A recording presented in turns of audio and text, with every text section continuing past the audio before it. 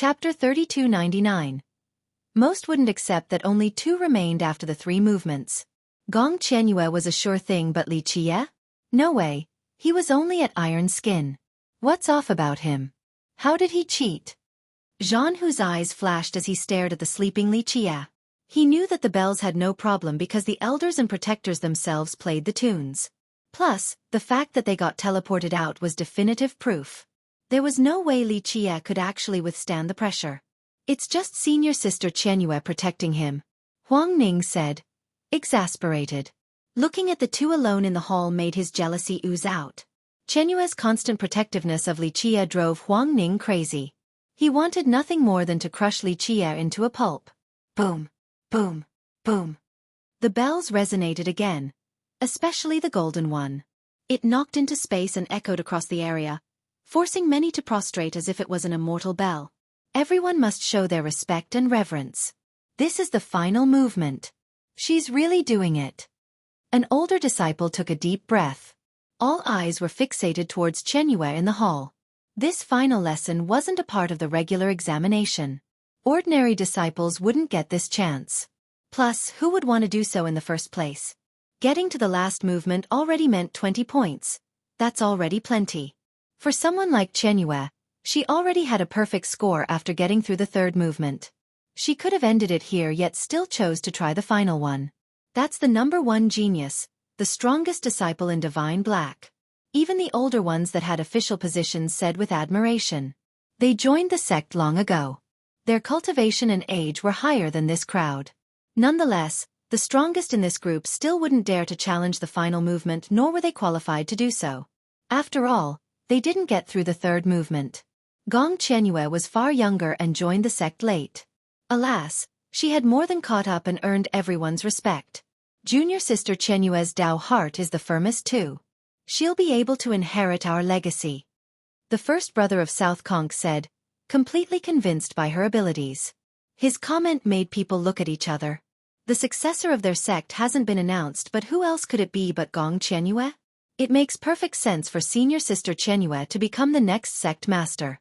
Both her Dao heart and talents are impeccable. The others agreed. No one among the 3rd generation of disciples objected to this notion. Our young master's Dao heart is impeccable too. One unhappy child from Lu suddenly spoke up. This ignited a wave of laughter among the crowd. One guy snorted. His Dao heart is impeccable? Then he wouldn't be at the Iron Skin realm. It's only due to luck and the senior sister's protection. Humph, if his Dao heart is considered impeccable, then my Dao heart is unbeatable.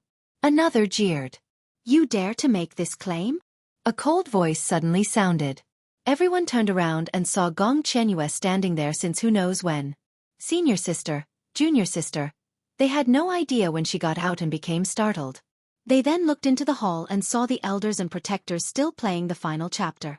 Only one participant was left, Li Qie.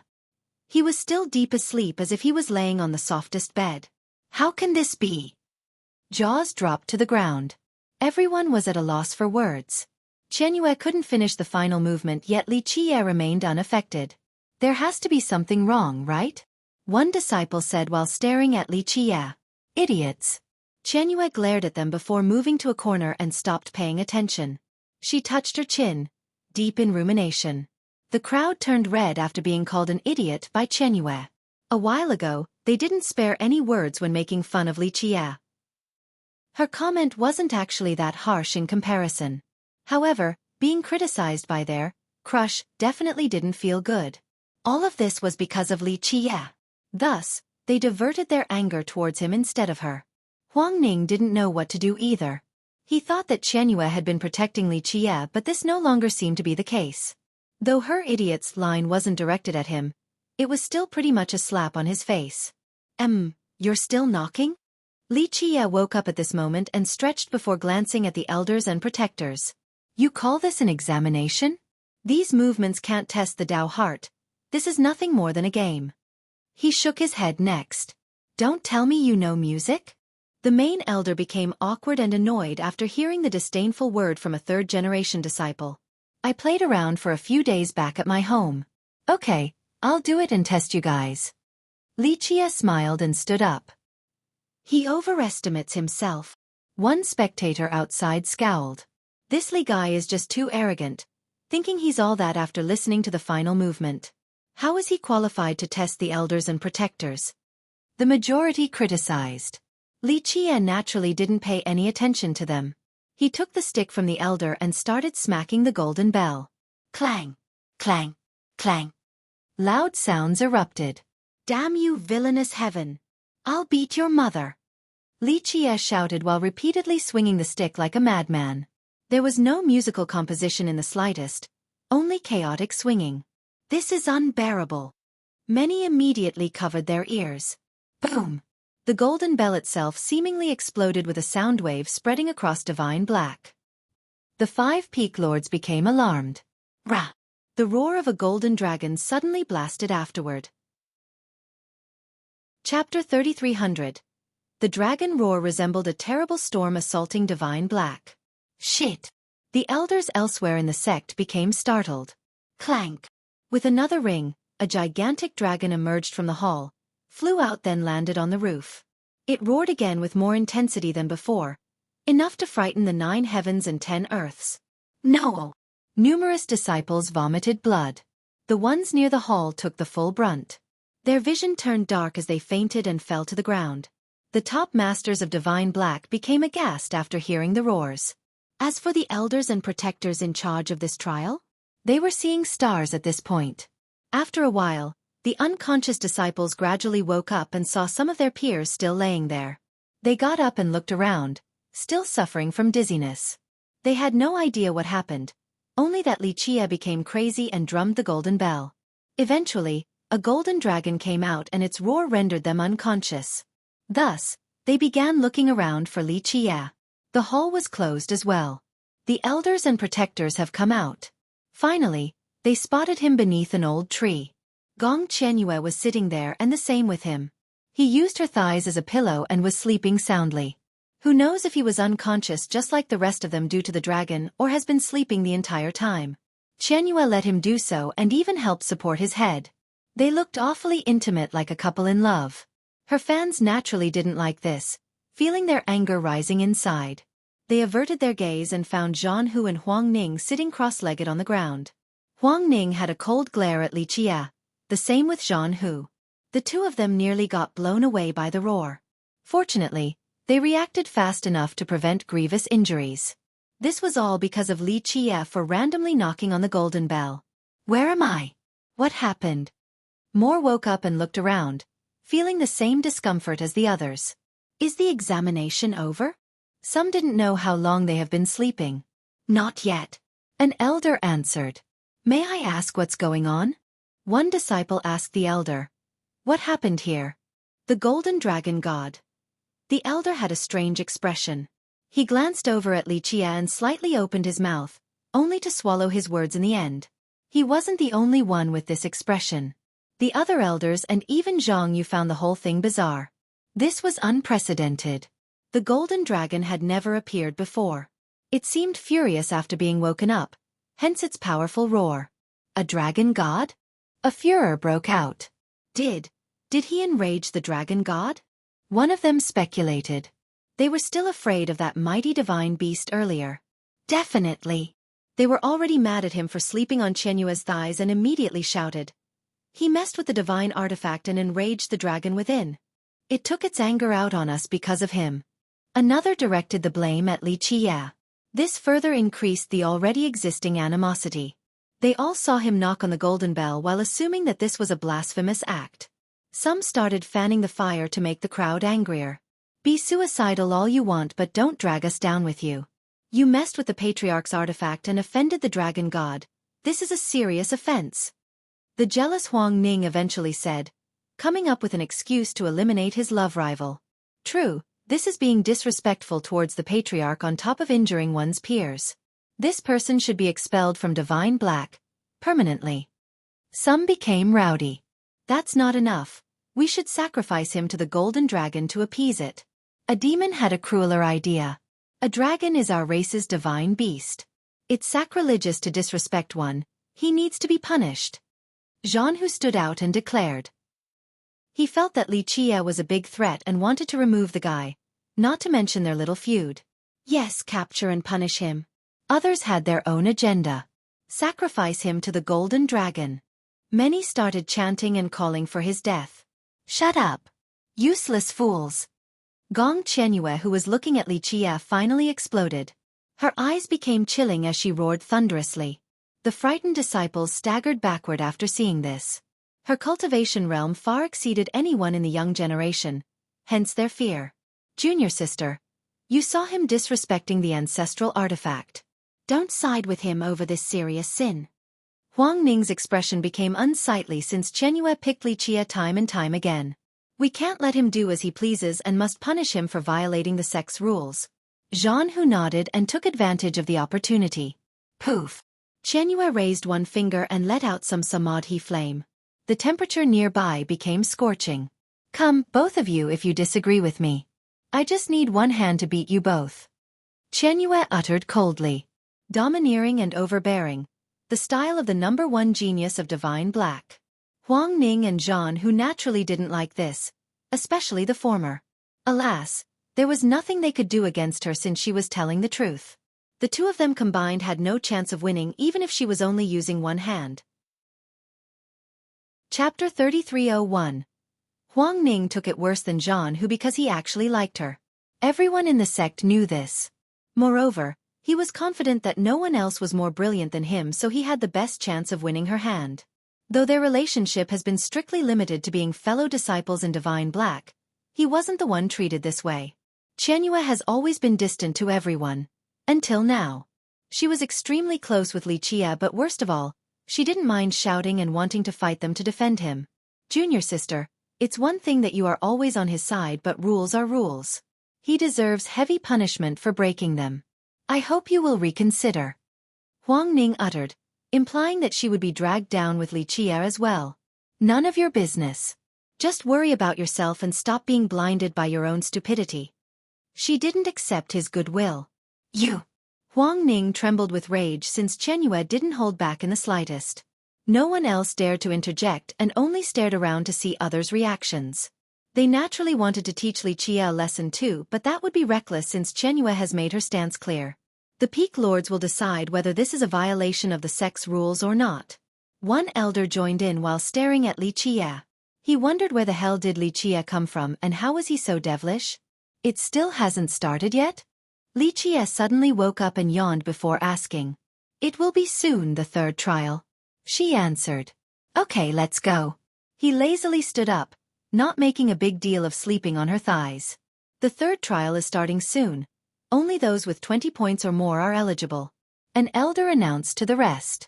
Those who didn't make the requirement became dejected and exasperated right away. Come, let's go to the third gate. There will be merit laws available. On the contrary, the ones with 20 points immediately moved upward. Since the beginning of the second trial, many began feeling the pressure from the ancestral peak. This would only increase during the climb. Creak. The iron door of another hall opened. This one was heavily guarded by the elite disciples of Divine Black. One elder would always be here to keep watch. The Dao Bone Warehouse. The examinees became serious and put on their best act.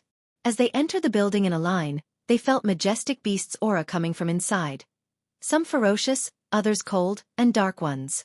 It was as if they were surrounded by beasts from all sides after entering a primal forest.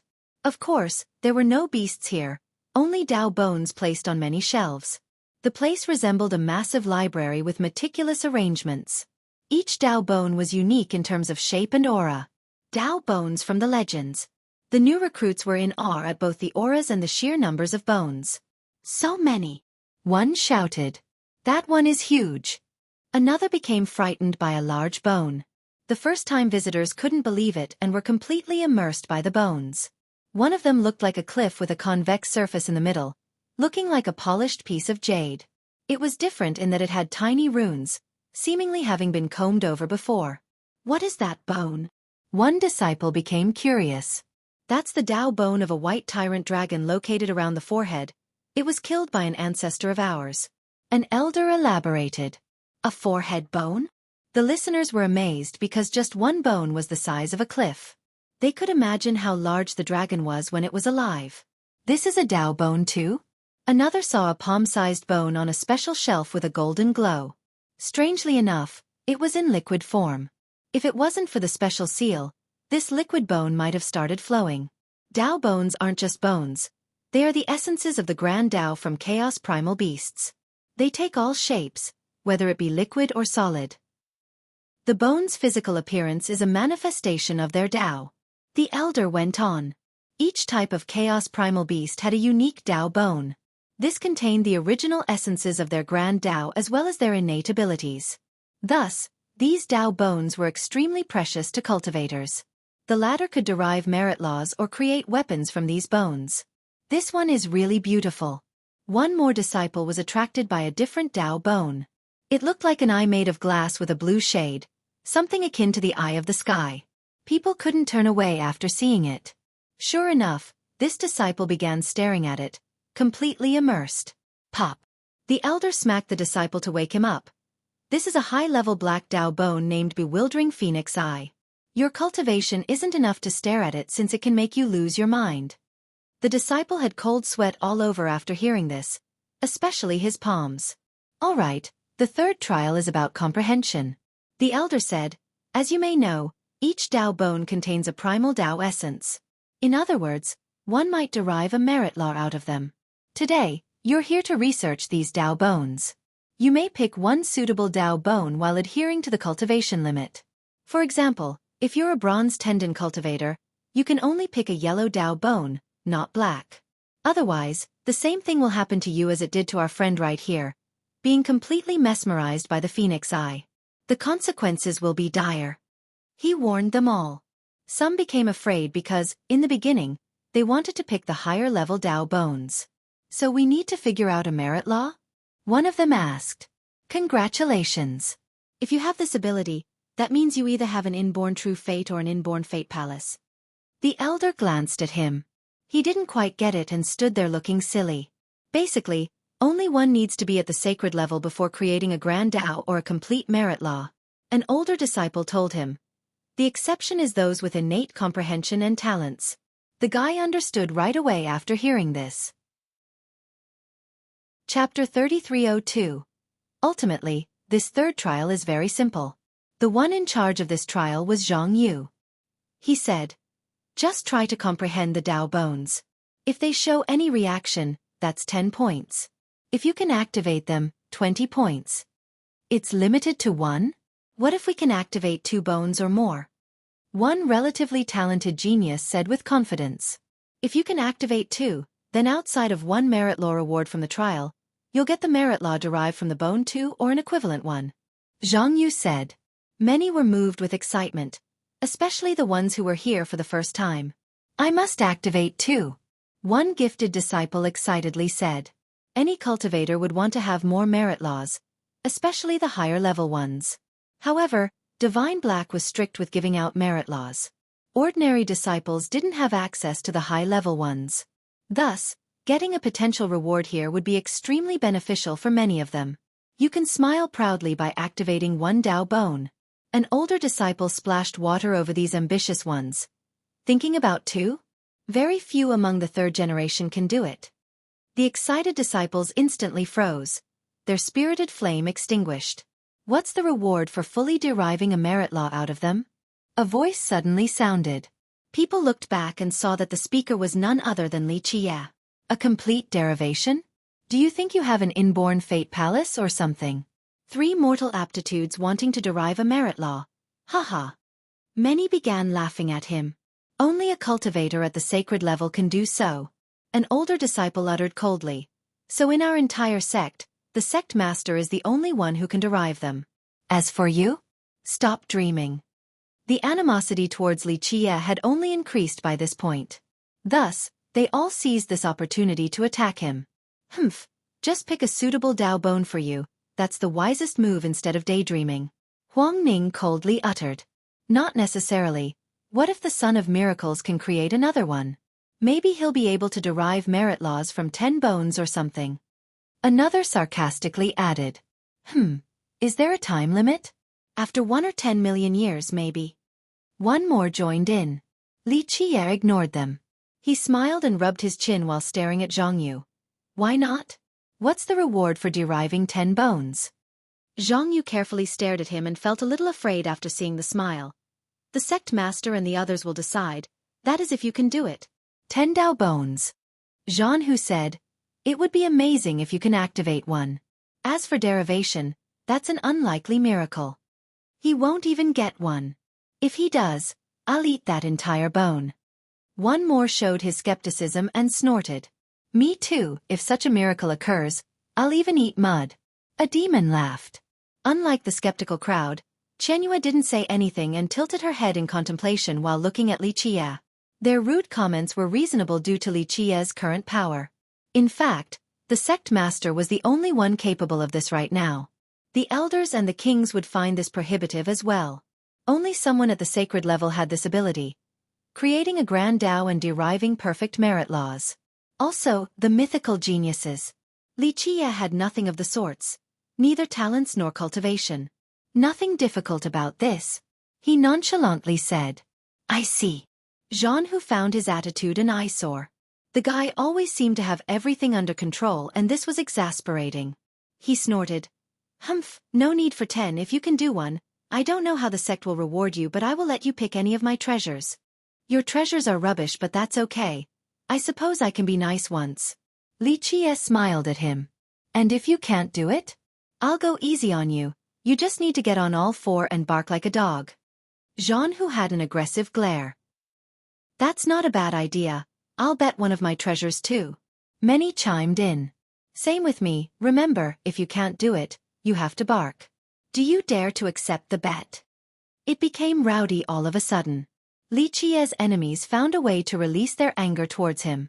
Just watching him humiliate himself was more than enough because they couldn't do anything to him otherwise. I'm betting my best treasure. Are you doing it or not? They began taking out their treasures. They simply didn't believe that he could succeed in this task. No one in the sect could do so outside of the sect master. Not even the peak lords and Gong Qianyue. That's why they were so confident in winning. If he were to bark like a dog in front of Qianyue, he would never be able to look at her again.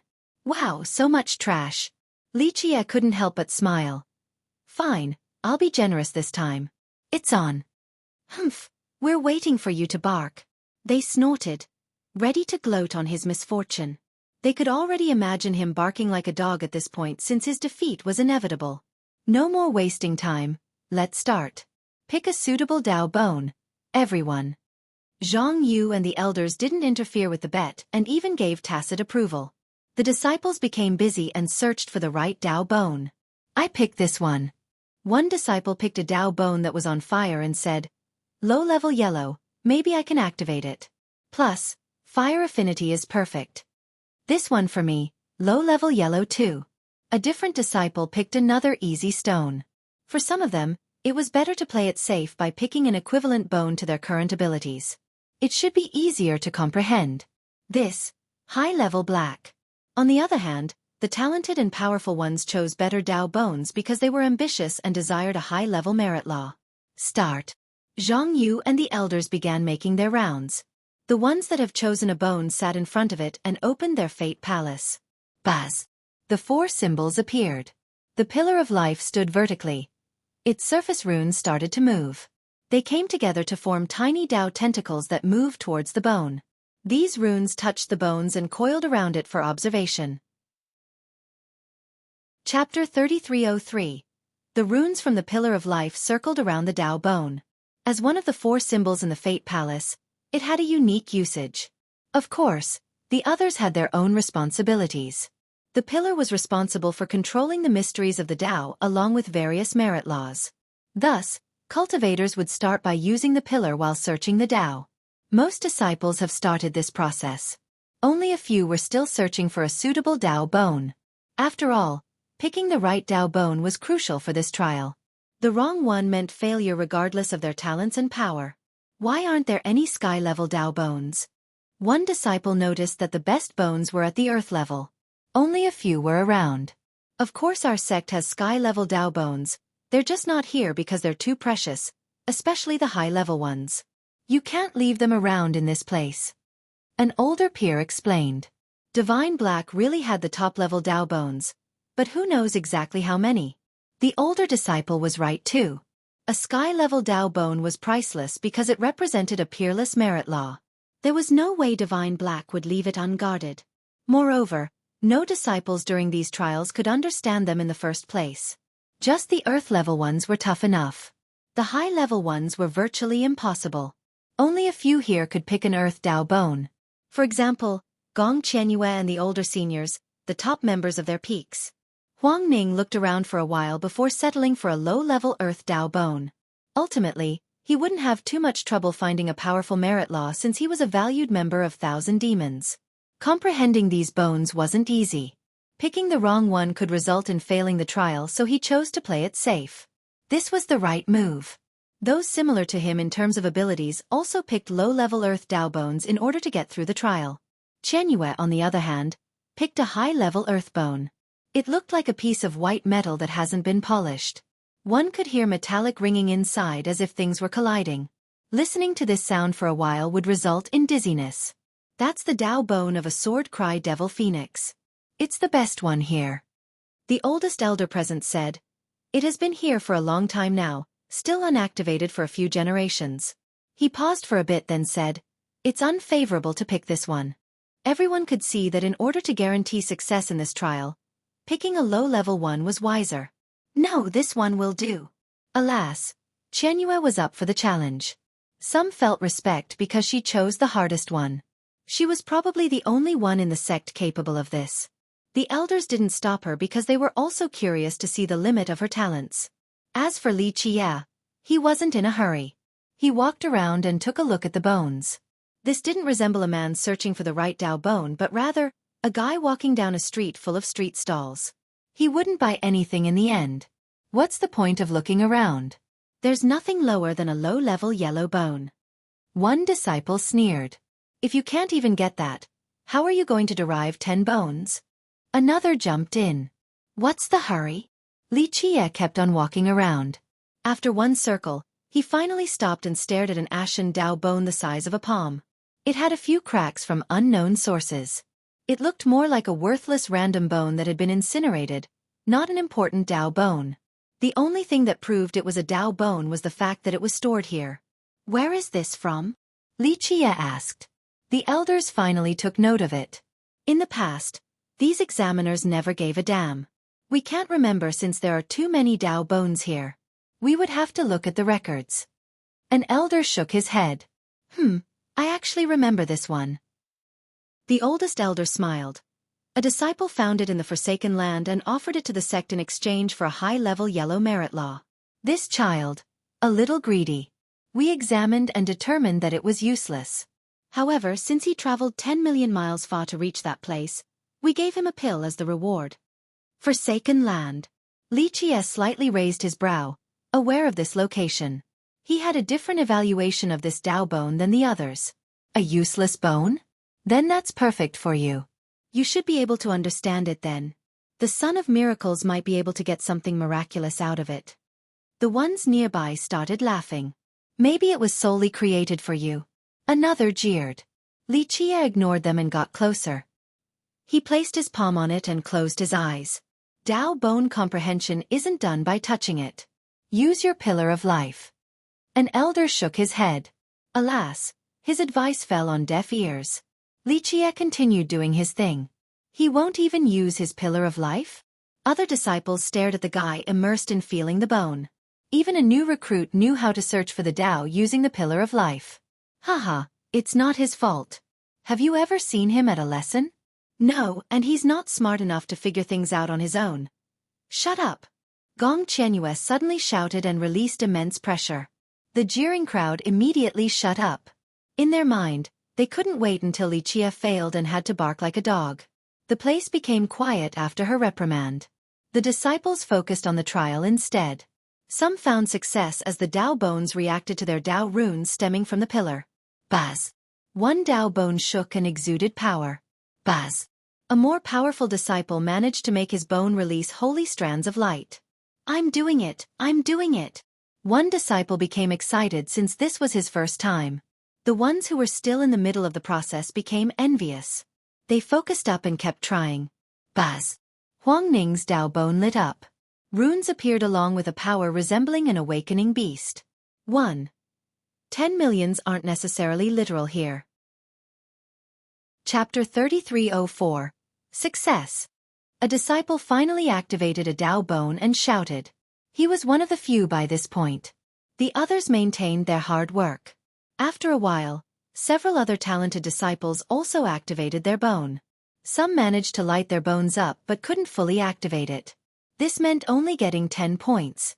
Some bones didn't react at all as the examinees tried their best to use their pillar of life. Alas, the runes couldn't force a reaction. A few wanted to cry as a result. If they couldn't get 10 points now, it meant that they would certainly be eliminated in the next trial. This was truly a time of crisis. Buzz! Huang Ning activated his Dao bone. A primal aura rushed out with immense force, causing the nearby disciples to shudder. Amazing! Senior brother Huang Ning's talents are incredible. One disciple said with admiration. That's one. He became confident, looking like he was on top of the world. He glanced over at Gong Qianyue, wanting to show off and gain her attention. Unfortunately, she was in a state of total focus to comprehend her own Dao bone. Huang Ning was somewhat disappointed by it, but he regained his focus for a second Dao bone. If he could successfully do another one, he would get another reward from the sect, 20 points, and a powerful merit law. As time passed, the crowd had mixed emotions. The happy ones had a successful activation and won 20 points. The sad disciples couldn't muster any reaction from their bones. Activate! Zhan Hu roared and his Dao bone became resplendent. A beastly aura erupted like a storm and runes emerged on the surface of the bone. Senior brother Zhan Hu did it too. One disciple said. Zhan Hu chose a high-level black Dao bone. This was about as high as possible given his cultivation, truly a difficult task. He was slightly pale due to the effort required to activate this particular Dao bone. He earned 20 points and chose not to try again. In reality, he was already very satisfied in winning this personal challenge. His next cultivation realm would turn him into an enlightened being. Black merit laws were no longer that tempting. He wanted to train in some earth-level ones next. He sat down and meditated to recover while glaring at Li Qie, who still had his hand on the Dao bone. The guy seemed to be sleeping like always. Of course, Zhan Hu wasn't in a hurry. It was only a matter of time before Li Qie's certain loss and utter humiliation. Clank! A sword hymn interrupted everyone's session. Qianyue's Dao bone started emitting strands of sword light containing powerful flowing runes in a continuous rotation. It felt as if a divine sword had been unsheathed, ready to cut down its foes. Numerous disciples became frightened. Some couldn't help retreating because they couldn't handle the pressure. That's worthy of being the best Dao bone here. Many became envious. Qianyue has successfully activated the Dao bone for 10 points. This was impressive because it was the hardest one here. It has been several generations since the previous successful attempt. She didn't stop there. Clank! Clank! Clank! Sword images began forming by the runes. The runes then intertwined together to form mantras and incantations. Rumble! Each connection resulted in a powerful blast wave. Some of the disciples were nearly blown flying. Fortunately, the elders reacted quickly enough by separating the area around her to save them. What is she doing?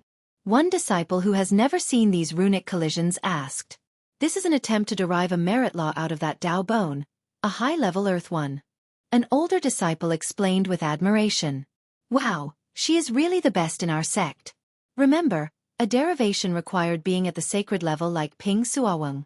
Now, she was attempting to do a derivation on a high-level bone. Quite an ambitious undertaking. Is it possible? A disciple was frightened by the powerful shockwaves. I don't know, I think there's a chance because she has an inborn true fate. A talented peer replied. In fact, even Zhang Yu and the elders were watching with bated breath. Seniors like them couldn't do this, but she might be able to. Clank! A sword hymn echoed across the 9 heavens along with rampaging slashes. A divine sword made from the runes emerged from the Dao bone, containing a mighty sword Dao. Is this it? The spectators were captivated by this scene. It's happening. Zhang Yu and the elders' breathing became heavier. Boom! Unfortunately, the divine sword shattered right on the cusp of success. The resulting explosion sent Gong Qianyue flying. The elders and Zhang Yu immediately took action to stop the explosion and were pushed several steps backward. It failed, one said with regrets. Albeit, this process was still amazing enough. Still not an inborn true palace, not enough to do so. Gong Qianyue shook her head and sighed. You're already amazing enough. The oldest elder in charge consoled. It has been a while since this Dao bone was comprehended by someone. You managed to activate it, that's matchless already. Though the runic combination failed, this is far beyond what most can do. He was telling the truth. She hasn't reached the sacred level yet still managed to take this step, definitely worthy of being their brightest disciple. It didn't take long before everyone stared at her with both adoration and respect. Buzz. Suddenly, another Dao bone was activated. Haha. I did it, that's 2 Dao bones. Huang Ning laughed and looked around with pride. He was the first to activate 2 Dao bones, a testament to his talents. Senior brother, you're definitely among the top 3 in terms of talents. One guy immediately praised and said something obvious. Junior sister, I activated 2 Earth-level Dao bones. He happily told Qianyue, wanting to impress and win her favor. Chapter 3305. Qianyue only gave him a glance before turning towards Li Qie. There seemed to be something charismatic about him that stole her unblinking attention. Huang Ning's smile froze at this sight and slowly turned into a grimace. His achievements so far were top-notch, enough for him to be elated while the rest of the crowd cheered him on. That's why he also wanted to be praised by her, and for her to know that he was a worthy suitor. Alas, she paid it no mind and only cared about Li Qie. This was truly humiliating. He noticed that Li Qie's hand was still on the ashen Dao bone. The guy had his eyes closed, seemingly meditating. In Huang Ning's opinion, Li Qie was only trying to be cool and mysterious, truly nauseating. Humph, are you comprehending the Dao bone or not? Doing it with your hand? No, just ask around if you don't know how to start. Stop trying to act cool. Huang Ning aggressively glared at Li Qie and said. The main reason for his animosity was still jealousy. He's just trying to get everyone's attention by acting mysteriously. A demon helped Huang Ning. Unfortunately, everyone just thinks it's stupid. He can do whatever he wants, but when the time comes and he still can't do it, he'll have to bark. Another disciple said. It was interesting how much they hated him despite not having any prior feud and grievances. Li Qie ignored all of this and continued to touch the Dao bone. In reality, Zhang Yu and the elders have been paying attention to him since he had done some insane things during the trials. First was Tortoise Fist, then his chaotic banging resulting in a golden dragon. This was no coincidence. They knew this much. There were so many Dao bones but he picked this particular one, inviting the curiosity of the upper echelon. It was randomly picked up by a disciple in the past and had been evaluated before. They found that it was useless since it didn't contain runes and the power of any chaos primal beast. Even if it wasn't a piece of crap, it would only be a low-level yellow bone at best. So why did this devilish youth pick it over the other bones? That's why they were watching to see if he could do something astonishing in this trial as well. After a while, he opened his eyes and pulled his hand back. Oh, the son of miracles, did you figure out any supreme merit law from that Dao bone? One disciple instantly jeered. The answer is clearly yes. He has the ultimate luck. Maybe he has figured out all the mysteries there and will be able to derive 10 merit laws out of the bones. Another snorted. I want this Dao bone. Li Qie simply told an elder nearby. It belongs to the sect so disciples can't take it out. The elder smiled and shook his head. Humph, this isn't your house, you can't take whatever you want. Huang Ning scowled at Li Qie's attitude, always acting superior. Qianyue found this surprising. Why did he want this worthless Dao bone? Elder, aren't there rewards for contributions to the sect? Qianyue immediately asked the elders for Li Qie's sake. This prompted Huang Ning to scowl again since she always picked Li Qie's side. That depends on the contribution. This Dao bone has limited value but on principles, the ones that are added to the treasury belong to the sect. Why do you want it? The oldest elder was interested in Li Qie's shenanigans. None of them could see how it was special. Fate brings us together. Li Qie smiled while looking at the Dao bone. Meanwhile, a different elder looked at the time and told the rest. There's not much time left. Keep on trying if you haven't finished. The still testing disciples became anxious after hearing this. Time's almost up, that's when you carry out the bet. Zhang Hu smirked and reminded Li Qiye. The other bettors finally remembered about this part. You're betting with a lot of people. I think you'll have to bark till sunrise. The same demon gloated on Li Qiye's future misery. He brought it upon himself for bragging without being able to back it up. Let's see how he'll derive 10 Dao bones with so little time. The others stared at him, not letting him renege. Oh, thanks for reminding me. Li Qiye smiled, still polite to the doubters. He then stared at the elders and touched his chin. Is there a reward for deriving 10 Dao bones? If you can get 10 merit laws that haven't been found before, then it's just not a regular contribution.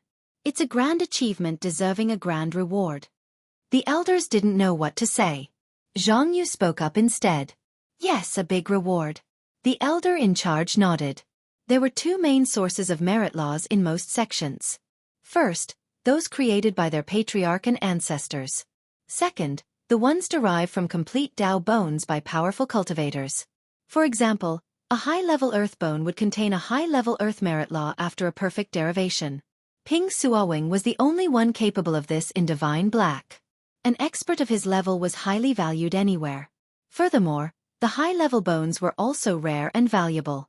This sect certainly had limited heaven-level Dao bones. Currently, this storage had plenty of lower-level Dao bones, but not all of them have been derived. Ping Suowing didn't have the time nor the energy to derive every single bone here. That would be a waste of time because Divine Black had enough low-level merit laws. Nonetheless, no sects would complain about having too many merit laws. The more, the better. That's why they would reward whoever can derive complete merit laws. Okay, I'll do 10 right now. No need for a grand reward or whatever, I just need this Dao bone. Li Qiye chuckled and pointed at the Dao bone. Chapter 3306. Li Qiye's confidence astonished Zhang Yu and the elders, causing them to stare at each other in confusion. They weren't looking down on Li Qiye. It's just that the feat seemed impossible. Deriving 10 merit laws wasn't a joke. Even their sect master would need a long time to do so for low-level Dao bones. After all, each contained numerous runes. Compiling them for a full derivation required both great power and amazing comprehension. Gong Qianyue had tried earlier and failed. It's impossible. Zhang Yu disagreed with Li Qiye. Though he had certain prejudices against the guy, he still considered Li Qiye a disciple of Jade Bird. Therefore, he wouldn't actively push the guy down. Cultivation aside, Li Qiye didn't have the necessary talents to do so either. Moreover, just the time constraint alone made the seniors doubt him. 10 merit laws? Don't you know that Dao derivation is an attempt to understand the worldly mysteries, not some random scribblings? Huang Ning sneered, clearly a doubter. If you can derive 10 merit laws, then I can become an immortal. Don't boast without being able to back it up. Another disciple snorted. They wouldn't believe Gong Qianyue if she were the one making this claim. Yes, 10 is just too high. Even the elder in charge shook his head despite his interest in Li Qiye. It seemed that Gong Qianyue was the only one who believed in Li Qiye. We don't lose anything by letting him try. She told Zhang Yu and the elders. This was indeed correct. Nothing was at stake here. Maybe just a little time wasted. Very well, if you can just derive a low-level yellow merit law, I'll give you this Dao bone. The oldest elder smiled at Li Qiye. That's what I like to hear. I have a good impression of you now. Let's get started. Li Qiye smiled back and picked a Dao bone.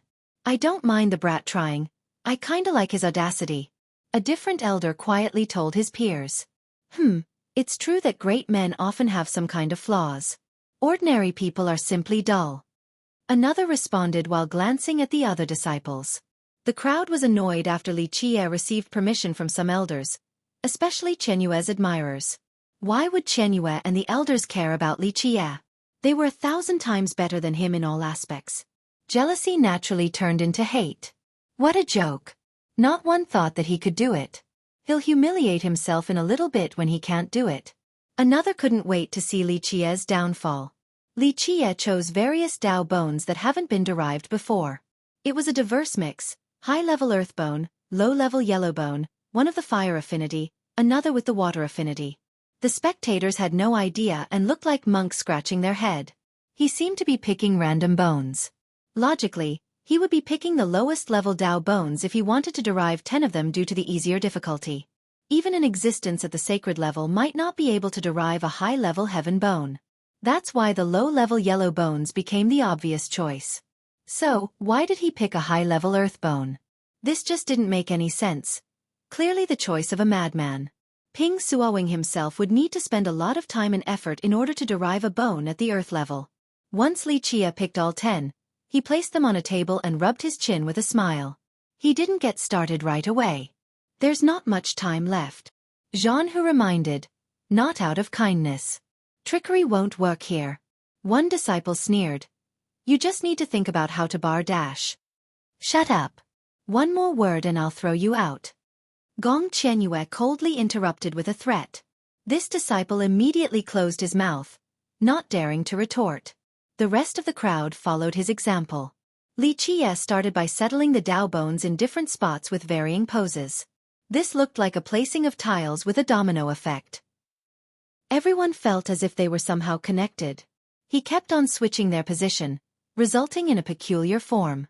The elders and Gong Qianyue couldn't exactly pinpoint why it was peculiar. They felt something very unnatural, a twisting of sorts. Space. The oldest elder said with uncertainty and felt that this arrangement couldn't be duplicated. He tried to remember it to the best of his abilities but still wouldn't be able to arrange them in the same way. Their memories were distorted, the same with space and what they see ahead. They had no chance of duplicating this at their current level, yet Li Chia was able to do so. Okay, it's starting. Time to watch the miracle. Li Chia smirked and gently flicked one of the bones. Once again, even a fool knew that Dao law derivation required using the pillar of life, not one's finger. Pop. However, the grand Dao power in this first bone had a slight ripple. This was akin to a drop of water falling on the lake and causing ripples. This bone was of the water affinity. A pleasant and refreshing water wave permeated the room right after. Chapter 3307. The bone sent out waves of water vapor containing its mystical source. The power of this Dao rushed out like a tsunami and struck the closest Dao bone. This resulted in an interaction between the two Dao sources. Pop. The second one lit up and entered a defensive state. This astounded everyone here. Dao bones were not living entities since they originated from fallen chaos primal beasts. They simply contained a mystical source with Dao runes. However, the second bone was reacting to the first. The spectators have never seen or heard of anything like this before. Pop. The two Dao bones seemed to be mortal enemies. The activated source of the first Dao bone instantly attacked the second with great accuracy, prompting a battle. Poof. Flame engulfed the latter, wanting to retaliate. Boom. The first Dao bone finally fell. Its sharpest edge aimed for the second bone center, the location of its source. The impact stimulated the second bone, causing an eruption of power from its source. The second bone started falling towards the third bone. Its flame engulfed and incinerated the latter. The third one's mystical source burned right away with loud pops and sizzles, akin to firewood. It looked like a dead tree capable of blotting out the sky. Just one spark of fire could burn the whole thing. A miracle emerged during the burning process. Normally, burning meant death, but in this case, a majestic life force returned to the third Dao bone. This was no longer a dead tree on fire but rather, one brimming with life with green leaves and long branches. Boom! The thickest part of the second bone fell on the source of the third, releasing this majestic life force. Normally, the power of the mystical source was sealed inside the bones. Now they were released, ready for a rampage. This life force manifested into a fiery tornado. Its target was the fourth bone. Boom! Boom! Boom! The bones were activated in just a short time and seemed to be coming back to life. This magnificent and shocking scene captivated the spectators. They have never imagined this before, not even the most imaginative mind present. They were stuck on the mindset that one would need to use the pillar of life in order to comprehend a Dao bone. Li Chia didn't do so at all. What he did could only be described as magic. He touched the first one and started a chain reaction. The activation relied on the power of previous bones. This mysterious process only belonged in legendary tales. Zhang Yu and the elders were astounded. Everything about the way the bones fell was perfect, from the angle to its power. This was the result of a perfect calculation without a single mistake. An apogee taking into account even the slightest flickering of a single spark. This precision was far beyond their station. As for the method of activating these Dao bones, completely unheard of. The regular disciples didn't know as much about the chain reaction but were still stunned. Boom! The final Dao bone activated. All 10 of them formed a wondrous momentum. A single block. This great momentum then shifted into a unique domain. What came next sounded like the eruption of 1,000 volcanoes. The bones released their Dao power and chaos true energy. This combined power could pierce through the earth. Fortunately, the connected bones and their domain kept this power under control. Boom! Thousands and thousands of runes oozed out like the source of a spring. They were still sealed by the unique domain, or this entire treasury would have exploded. Buzz! The bones became resplendent. Their individual runes began to arrange with one another, forming various mantras. The spectators needed to shield their eyes from the blinding light. Thus, they couldn't witness the runic derivations. So bright! No one could see a thing. It took a while before the bright flashes dissipated. They felt the power inside the domain growing stronger and stronger. They would have been sent flying by the shockwaves if it wasn't for the domain. This Dao power finally filled the entire space inside the building. Merit laws. They saw complete scriptures floating on top of the Dao bones, a total of 10. This meant that there were 10 merit laws from these bones, ranging from low-level yellow to high-level earth. Jaws dropped to the ground. Even the elders and Zhang Yu forgot to maintain their image. Their mouth was open wide enough to fit a goose egg inside. No need for the pillar of life. No need for searching. Just one touch was enough to derive 10 merit laws in such a short time. No one in the world should have been able to do something like this, not even in the long trek of history. The most brilliant Dao lords weren't capable of this. The strongest one needed time for comprehending and deriving a merit law. Yet, Li Qie had performed this impossible and unprecedented feat. More often than not, only a thin line separated genius from insanity. Virtuous nephew, you can reconsider this. The elder in charge seemed especially attentive towards him. It's young master, he repeated. The elders didn't know what to do. How could elders like them call a disciple of their sect this? Very well, young master. This elder actually gave up and smiled wryly. The other disciples widened their eyes in disbelief. Elders were the top dogs in their sect with plenty of power. Now, they have acquiesced to Li Qie's request. Could anything be more bizarre than this? These elders thought that they had met the most eccentric disciple possible as they smiled at each other. Of course, the wise thing to do was to keep him around at all costs. They must devote their resources into training him. I think I had a bet with some people here, right? Do I have to demand the payments from each of you? Li Qie then turned towards the crowd and said. Most remained silent. The active bettors turned red since they made fun of him earlier.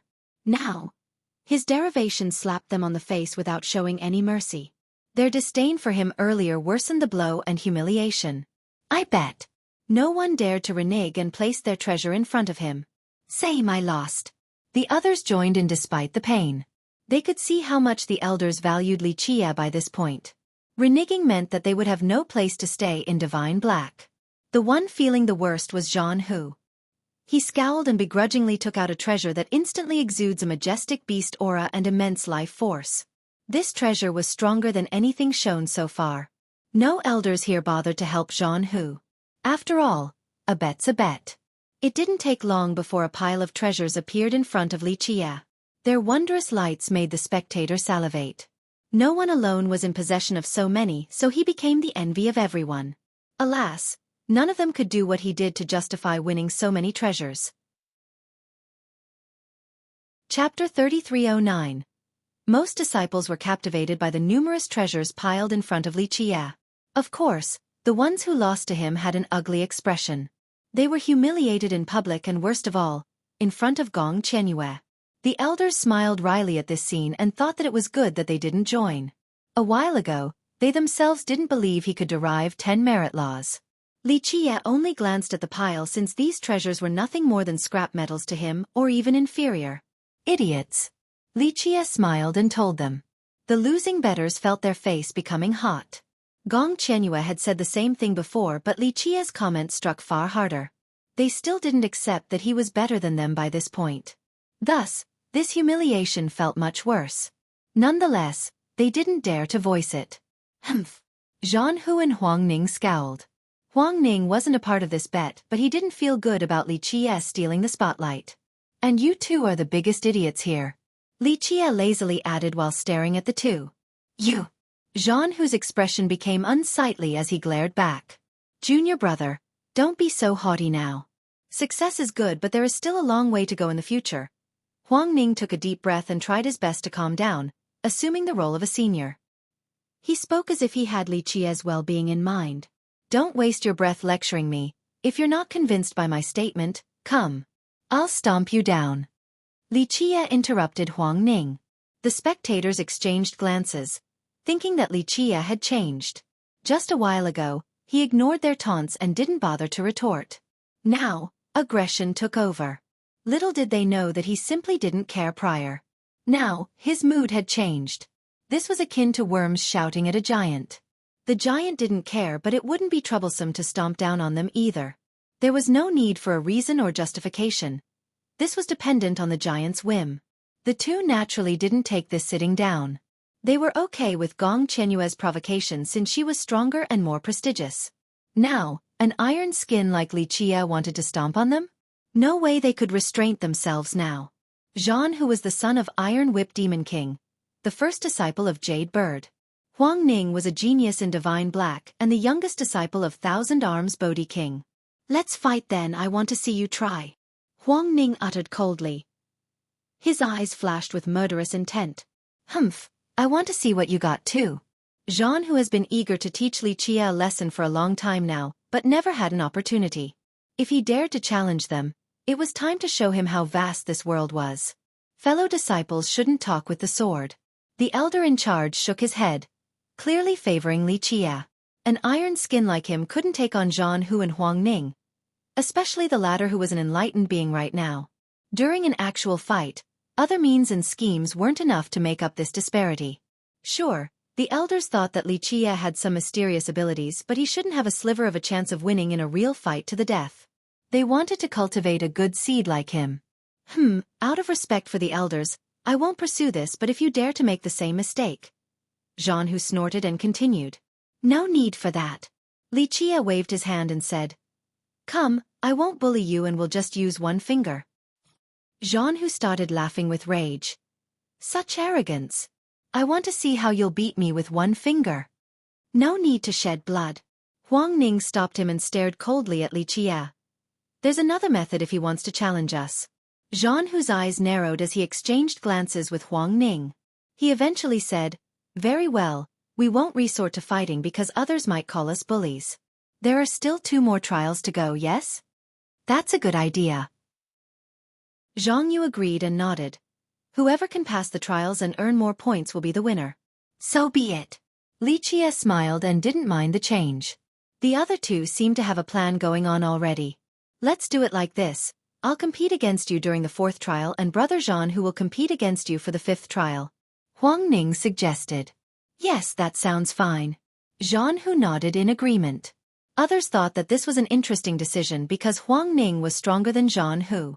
If anything, Huang Ning should have the 5th trial instead of the 4th. This will be fun to watch. Those who dislike Li Qie said, thinking that he was an arrogant parvenu. Okay, what is at stake? Li Qie smiled. The two mused for a bit. They naturally wanted to kill him but couldn't blatantly say so. Just a friendly contest is fine. No need for anything serious. The elder in charge immediately told those two, not wanting any injury to occur to Li Qie. If you lose, you'll need to leave Divine Black. Huang Ning eventually broke the silence. Not necessarily. The elder's tone became serious. He naturally wanted Li Qie to stay. Elder, I have made up my mind. Huang Ning then stared provocatively at Li Qie. Do you dare? He was completely confident in winning the 4th trial. If Li Qie were to leave, that would be an eyesore gone. If Li Qie were to refuse, then the guy would look bad in front of Qianyue. Maybe she would look down on him. Sure, and if you lose? Li Qie still had a smile on. Huang Ning hesitated for a moment before strongly replying. My ancestor has given me a treasure. It shall be yours if I lose. This bet is too serious. Another elder knew about this treasure and refused permission. Chapter 33:10. It's just a treasure, I can take it back later. Huang Ning glared at Li Qie and declared. It's on, why would I be afraid of rubbish? Li Qie nonchalantly said. Others viewed Li Qie with disdain and didn't try to hide in the slightest. Now, Li Qie returned the favor. Huang Ning naturally didn't like this, but he kept his cool despite not being able to hide a clandestine murderous flash in his eyes. If Li Qie were to lose and get kicked out, it wouldn't just end there. The guy would no longer be a disciple of Divine Black.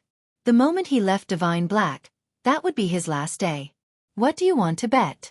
I had no choice but to take in your crap earlier, so don't use the same thing again. Li Qie stared at Zhan Hu and asked. You? Zhan Hu became red and glared at him. He was still mourning about losing the precious treasure earlier. This guy now chose to make fun of it too. He would definitely make a chamber pot out of Li Qie's head if the elders weren't present. He took a deep breath to calm down and snorted. Wait until you beat Brother Huang Ning before challenging me. I'll be waiting and ready at the 5th trial. Don't worry, he'll lose for sure, so go ahead, state the conditions. Li Qie chuckled. Just wait, I'll show you, brat. Huang Ning trembled with rage. Li Qie shrugged in response, not giving a care. If I lose, my life is yours. If you lose, I'll take your dog life. Zhan Hu didn't hold back. The disciples nearby took a deep breath. Zhan Hu was not playing around and wanted to kill Li Qie. No. Fellow brothers can compete and fight. No senseless killing. The elder in charge shouted and said seriously. The elders naturally didn't accept this bet. This was supposed to be a trial, not a fight to the death over some feud. They would need to come up with something else. Humph, consider yourself lucky. If you lose, get on your knees and lick my foot. Zhan Hu aggressively demanded. That's much better. No one will be injured in that case. One disciple shouted. There's no need for this. An elder shook his head but didn't stop it this time. Very well. Make sure you get every spot on my foot in a little bit. Li Qie smiled. So many shows today. Some disciples saw another contest and became excited. Humph, that Li guy has some incredible stuff up his sleeve, but the difference in power level is impossible to overcome. There's no way he can beat both senior brother Huang Ning and senior brother Zhan Hu. One disciple who didn't like Li Qie said. It's unlikely. Many shook their head, thinking that Li Qie wouldn't be able to win. These scrap metals take up too much space. Li Qie turned his attention towards the treasures and said, Little ones, take it and distribute it however you want. He then gave them to the children from Lu. This is for us? The children became stunned, especially the freckled young lady. Does your young master ever take back his words? All yours. Li Qie waved his sleeve. The children jumped up and down to celebrate before bowing towards him. Thank you, young master. Li Qie's generosity certainly surprised the elders. Some of these treasures weren't bad at all, especially Zhan Hu's. How could he just give them away without leaving a single one for himself? Even the greatest genius at the Iron Skin realm would desire a good treasure for various reasons. No one would say no to having more items. Alas, he acted as if they were too low quality to enter his eyes. This certainly confused the elders. How eccentric, one elder murmured. They couldn't predict anything when it came to Li Qie. The strangest things kept on happening around him. The other disciples couldn't believe it either. Li Qie gave so many treasures away without batting an eye. They haven't seen such a generous soul before, not even the seniors or the elders. They stared at the young children with jealousy and envy. The ones who lost felt even more annoyed. Their treasures were given away to someone else. Li Qie should have at least kept them. Ahem, the 4th trial, let's go. Zhang Yu interrupted the strange atmosphere and ordered. Everyone regained their wits and started walking towards the next trial. During this walk, Qianyue had her eyes on Li Qie the entire time. This has been the case ever since he derived 10 Tao laws out of those bones. She didn't have an answer to this puzzle. Remember, she was the first from Divine Black to see him. He came out of the pond at that point. Now, he was a member of Divine Black while carrying out all these strange things. This made her question the possible scenarios. Was it really a coincidence, or was there something else going on behind the scene? They climbed the stairs and made it to the gate of the fourth trial. After the gate was a platform situated between the ancestral peak and the school. One could see stairs leading all the way up to the clouds. Heaven climbs steps. An elder said while looking at the examinees. Many have heard of these steps before and began talking among themselves. I heard that the suppression up there is insanely powerful. No one has made it to the top. One said. Really, no one? A new disciple found this surprising. Yes, I heard that the first 100 steps are for the trial, the next 200 steps are for the seniors to train. No person during their youth has ever made it up there. Why?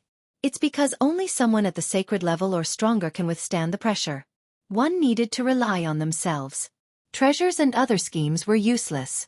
Thus, these steps became a good measurement for one's strength. Making it 100 steps meant that the person was a supreme genius. The first speaker responded.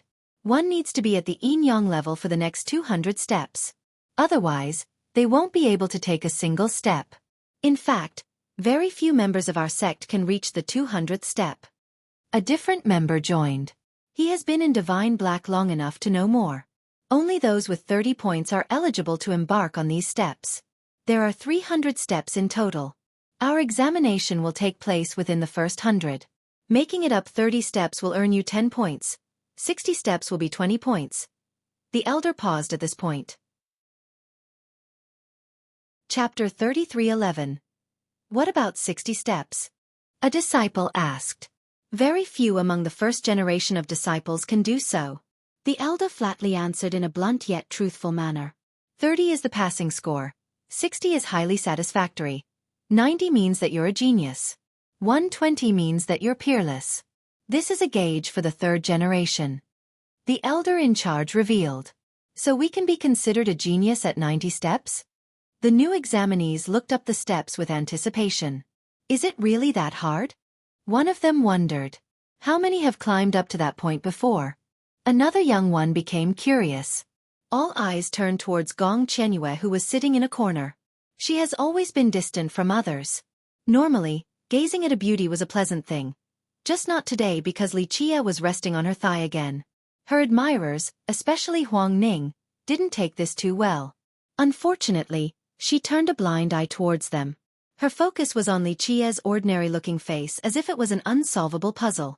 This only served to further exasperate her fans. Of course, this had nothing to do with Li Qie's attractiveness. She was merely trying to extract more information regarding recent events. I will get to 90. Huang Ning proudly declared for all to hear. That would be the genius classification. All turned towards him. No one thought that he was boasting because he was only second to Gong Qianyue in their sect. You can definitely do it. A disciple from Thousand Demons immediately supported. Victory is yours once you get there. Others definitely can't compare. Another demon said while glancing at Li Qie, on purpose or otherwise. The demons didn't care that Li Qie was the son of miracles. They would always stand on Huang Ning's side against a human. Victory is yours. Many shouted to voice their support. Huang Ning clearly had a prestigious status in the sect. The sect will have a special reward for those who make it that far. Any merit law at the same level. Zhang Yu nodded. Any earth-level merit law? The crowd clamored as a result after hearing the potential reward, only second to heaven-level laws. In fact, Gong Qianyue might be the only member of the third generation to cultivate heaven-level laws. The protectors didn't have access to them either. The earth level was already the highest for them. The next question became obvious for most. They turned towards Qianyue and started wondering about her result. She was stronger than Huang Ning, so how many steps would she be able to climb? Qianyue, what is your challenge this time? The elder in charge asked. 110 for sure. Then I will be challenging 120. Qianyue pondered for a bit before replying. That's a lofty goal. Even the sect master didn't dare to be so bold during his youth. An elder laughed. Senior sister Qianyue is definitely our top genius. One disciple said. Yes, she can do it if she tries. Others joined in. Huang Ning was relatively annoyed at his spotlight being stolen by Qianyue. However, it wasn't too bad because she had an inborn true fate. No one could compete with this. Qianyue remained aloof to the praises and continued to stare at the sleeping Li Qie. Now the crowd's next question became Li Qia's goal, but no one came up to ask. Young master, what is your target? Qianyue eventually inquired. Many didn't like her addressing him as young master. Huang Ning and the other fans scowled in response. How could their goddess call someone else young master? How is he qualified to be a young master? One disciple scowled. It's because the elders are calling him this. Senior sister Qianyue is trying to be considerate here. A fan consoled himself. What's the reward for 300? Li Qia lazily opened his eyes. 300 steps? Eyes widened as a result and shifted back and forth between Li Qia and the elders. No one can get to 200 steps without being at the sacred level. Ludicrous. One old disciple showed his skepticism. All the way to the top? The elders began talking. Zhang Yu's eyes became bright while glancing at Li Qia. Heaven climb relies on power alone. Nothing else. Your own power and your merit law's profundity determine how far you can go. Zhang Yu elaborated. I'm stronger than Qianyue due to age and I can reach 120. 300 is simply unheard of, at least in my memories. Right, elders? Yes. We had some heavenly sovereigns before and South Conch forefather. They never attempted this again after making a name for themselves. In theory they should be able to do it. There's just no record about someone being able to go all the way up. The elder in charge replied. How did South Conch forefather do during his youth? One disciple asked. They were referring to South Conch Tao Lord. Though the divine beast, Black Tortoise, was the patriarch of their sect, some actually said that the Tao Lord was stronger. The elders contemplated. South Conch forefather is the most talented disciple in the history of Divine Black. No one else comes close. The elder in charge finally answered. If I remember correctly, his best result during his youth was 156 steps, yes? Another elder recalled. That sounds right. The elder in charge nodded. Attention turned towards Qianyue again. If she could successfully finish her challenge, there was a chance of her becoming a Tao Lord in the future. After all, this wasn't her limit. She could still improve in the near future. See. South Conch Patriarch's record is 156 steps. I'm sure no one can beat this. Please be responsible when you brag. One disciple sarcastically told Li Qia. Many others shared the same thought. What a waste of time, if there's no reward for this. I'd rather go to sleep on a beauty's thigh. Li Qia lazily said. Humph, you can't get up there even if there's a big reward. Huang Ning couldn't help attacking. Unfortunately, Li Qia didn't respond to him. Meanwhile, the elders quietly talked among themselves. There is no precedent set for 300 steps in our sect, but we have discussed this. If anyone can surpass South Conch forefather's record, they'll get the highest reward possible. The elder in charge said seriously. The highest reward possible? The disciples took a deep breath and started fantasizing. No one can do it anyway, humph. One said. I don't think it's possible. An elder told his peers. Chapter 33:12. Not to mention the disciples, the elders themselves thought that reaching the top was impossible. They were aware of Li Qia's devilish and mysterious abilities. However, this climb required one's own power. Treasures and other means were of no use here. No way. An elder directly denied. Not even Ping Wowing with his current cultivation could do this. A disciple like Li Qia had no chance regardless of how mysterious he was. I doubt he can get up 300 steps. Even the humans didn't buy it, let alone the demons. He'll embarrass himself soon enough. Another sneered. Huang Ning and Zhang Yu naturally liked this development. In actuality, Huang Ning was worried that Li Qia might come up with something to surpass him and go up farther. But now, the guy said that he wanted to climb all the steps. This puts them in an advantageous position. He could beat them, but there was no way he could carry out his claim. He would turn into a clown laughed at by all. So ambitious, can't wait to see you try. Huang Ning said sarcastically. The elders and Zhang Yu didn't mock Li Qia but still found the task impossible. 300 steps, that's a miracle for the ages. Just don't force it because given your current cultivation, 30 steps would be amazing enough. 60 steps would be a miracle. The elder in charge shook his head, trying to help Li Qia. He extended a ladder for the guy to step down without facing humiliating scrutiny. He discreetly suggested for Li Qie to stop boasting before it's too late. He's right. Just pick a smaller goal. Focus on 30, then try to challenge 60. Your points are already enough to go to the 5th trial. A human elder said, wishing to protect Li Qie. A miracle for the ages? Fine, I'll create one for more points. Getting up there is no big deal anyway. Li Qie declared with a wide smile. The two elders didn't expect him to ignore their suggestion and kept on showing off. They glanced at each other and smiled wryly. The words have come out of the guy's mouth and they couldn't push them back in. 300 steps? He doesn't know his own limits. We'll see what he is gonna do then. A disciple snorted. Just think about it. The most talented Dao lord of their sect only made it past 100 steps. How could an iron-skinned disciple go all the way? What a joke. Girl, do you think I can do it? Li Qie smiled and asked Gong Qianyue. She stared at him and found his smile to be confident and natural with no sign of arrogance. His eyes looked deep and firm. This was unshakable confidence stemming from the bones. I do. You will stay true to your words, young master. She eventually nodded, being won over by his confidence. She looked like a maid right now to the astonishment and chagrin of the crowd. Normally, she wasn't an arrogant person but still maintained a distance from everyone else. Now, she seemed so docile and obedient when around Li Qie. This came unexpected and incited plenty of jealousy. Many disciples wanted to be in Li Qie's shoes. Ahem. Zhang Yu ordered. We'll start now in order. The examinees shifted their focus and took a deep breath in order to assume their best mental state. Lu Xingyan. The first disciple was called and he stood before Heaven Climb steps. He felt great pressure despite being an excellent member of Divine Black. This wasn't his first time either.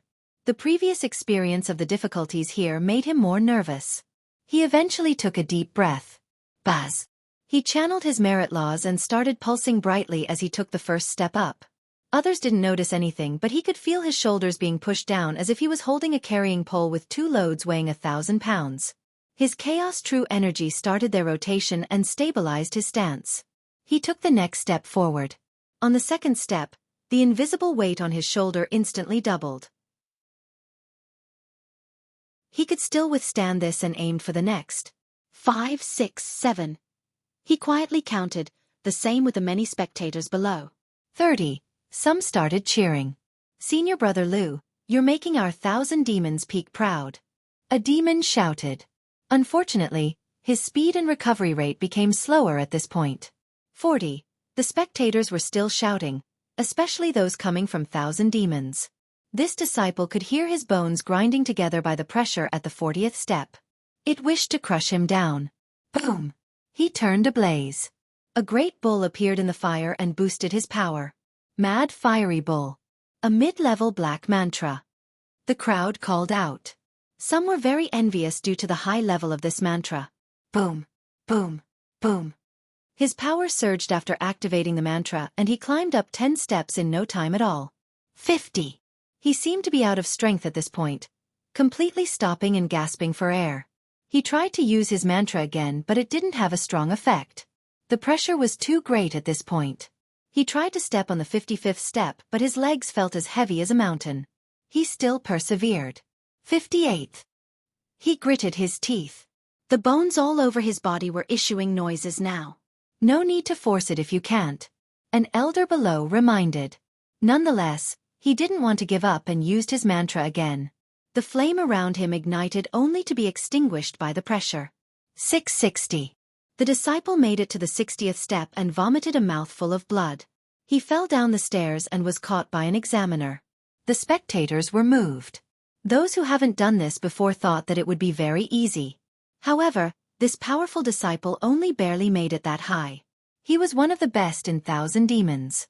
Bai Hang Kong. The elder named the next. He took the first step but unfortunately, this was his first time here. His cultivation was also shallow so he stopped after 9 steps. He couldn't help but cry after getting down because he had lost the opportunity to move on. Chapter 33:13. This trial was eliminating disciples at a rapid rate. The majority couldn't make it past the 10th step. Those capable of getting to 30 were all top disciples of the 5 peaks. Very few made it to the 60th step. These were definitely among the top 10 of this generation. More than half were done at this point. The first-timers were sad because they lacked both experience and power, unlike their senior brothers and sisters. This meant that they couldn't participate in the 5th trial. The older ones who only managed to reach the 30th step was fine with it due to the point system. They got 50 and this was enough to move on. The 5th trial was the most desired one anyway. Jean, who had an impeccable showing. He had no problem moving up the first 60 steps. The spectators from Jade Bird naturally clapped and cheered for him. Some from Furio's Tiger joined in as well. First brother should be able to do 80 steps. One member of Jade Bird praised after seeing his effortless ascend. No, I think 85. An older senior brother speculated. Jean, who started slowing down after 70 steps. Each subsequent step became difficult. A regal aura oozed from him just like a dominating king. He wanted to use his power at this point. Rah! A tiger roar chased away the clouds above. A tiger totem emerged, looking fierce and stately. Sky Roar Divine Tiger. A high-level black merit law from Iron Rod Demon King's branch. Many shouted after seeing this. His lineage's merit law empowered him and quickened his pace. The spectators became envious once more. Jean, who came from a prestigious clan. The members of this clan could learn their clan's merit laws along with divine blacks. This put Jean, who had a great advantage compared to other excellent disciples. 80. Shouts came about from the demons. Jean, who had the best results so far in this trial in the most dazzling manner. Those from Furious Tiger and Jade Bird took pride in this. However, he started slowing down despite the totem empowerment. Sweat beads could be seen everywhere from the overwhelming pressure. 85. His body trembled while the crowd cheered. 86. He still took another step and finally gave up at this point. First brother, you're something else. 86 is the best result so far. One junior cheered. Still not 90. He replied with a tinge of regrets. It's up to you, senior brother Huang Ning. Don't worry, I will try my best to not let you down. Huang Ning smiled in response. They have let go of their competition and formed an alliance to deal with a common enemy, Li Qia. Huang Ning really didn't disappoint. He easily climbed up 70 steps as his robe fluttered in a cool manner. He had a transcending aura like a crane among a flock of chicken, truly a handsome and elegant man. He's so handsome. Many girls from the 5 peaks were enamored with him since he looked so cool while climbing up the steps. He's definitely the best looking in 1,000 Demons. The ones from 1,000 Demons were the biggest fans. Yes, a man like him is the center of attention anywhere. He's so perfect and his charisma far surpasses others, yet a few still want to challenge him. So ignorant.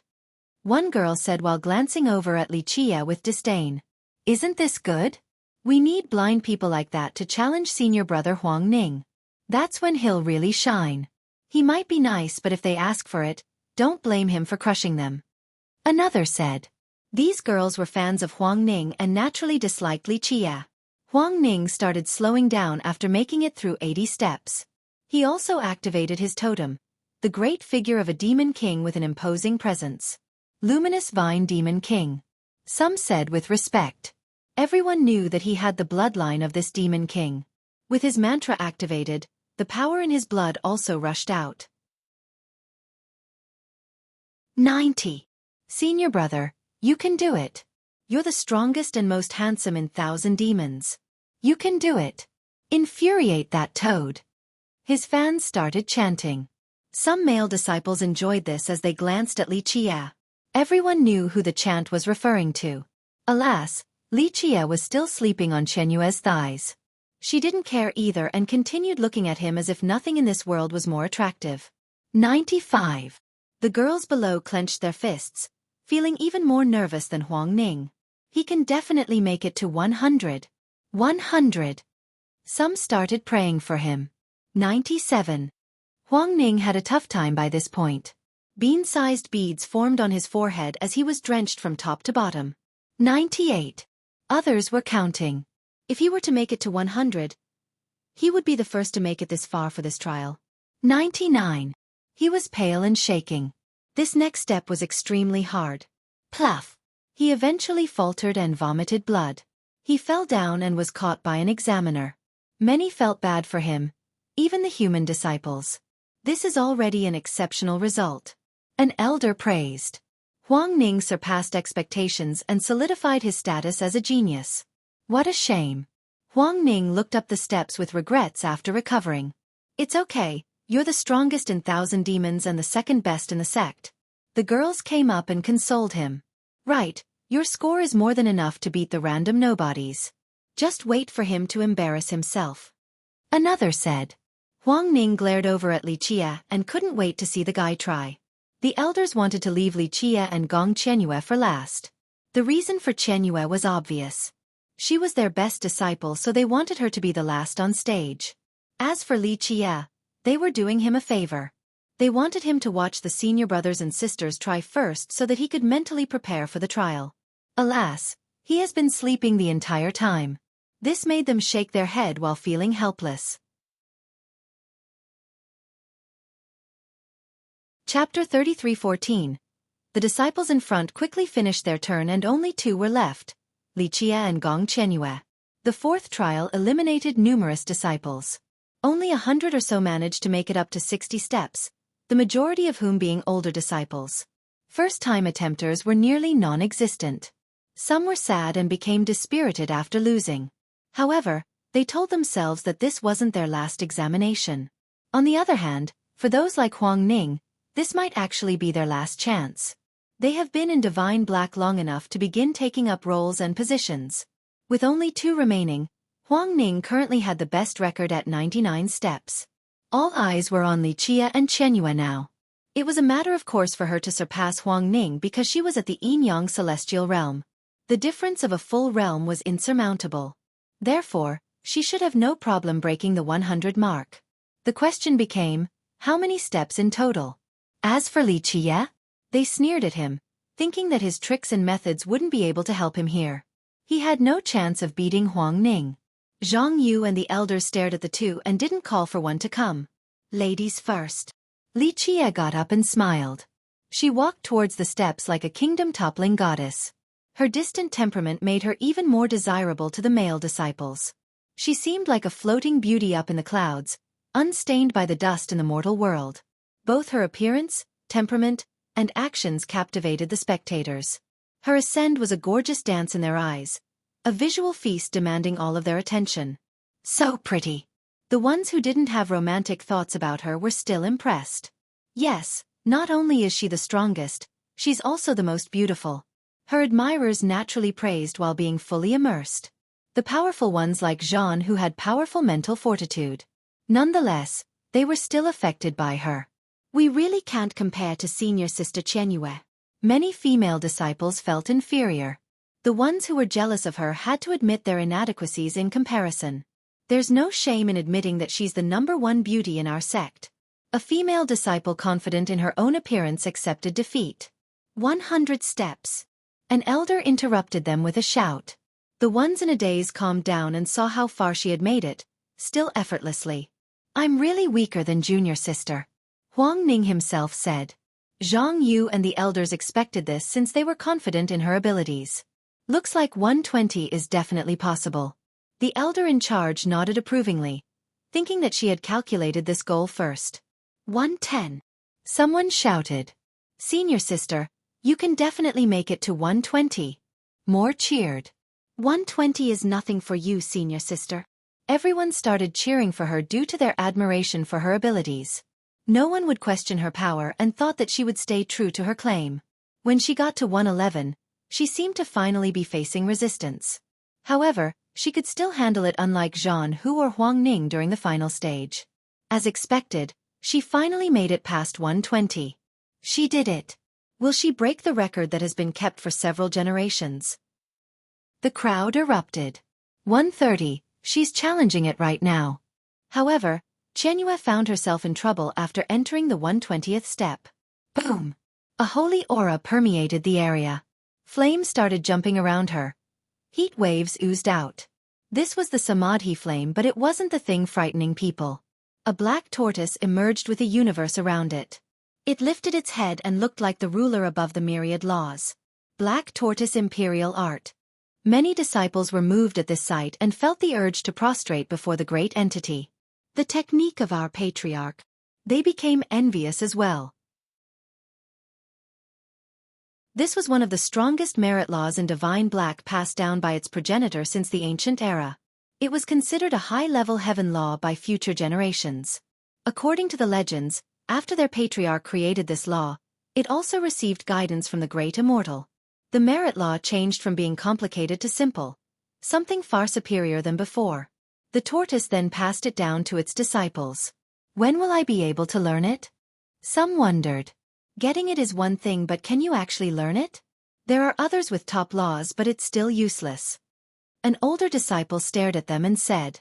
This group turned towards Xueqi after hearing this. Everyone knew that he got the 9 primeval laws, another top merit law of their sect. Alas, he couldn't learn it anyway. They had no chance of cultivating heaven laws before reaching the sacred level. One exception was to have an inborn true fate. Boom, boom, boom. Each of her steps had the power of a black tortoise. The world trembled, unable to withstand the force. So powerful. The spectators felt as if she was capable of opening a path to heaven at this point. Boom! She made it to the 130th step. The place became quiet. Even the elders were moved. Incredible, Zhang Yu said. He might not do better than her despite his current cultivation. Remember, he was 1 generation older with a full cultivation realm advantage. Unfortunately, she was shaking and drenched with sweat. Everyone could see that this was her limit. No need to keep going, you've already broken the record. The elder in charge said.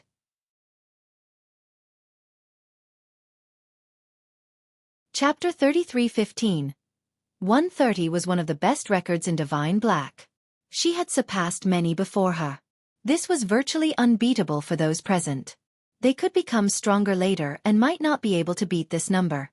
Gong Qianyue was pale, clearly unable to go on. Nonetheless, both the juniors and seniors were convinced by her prowess.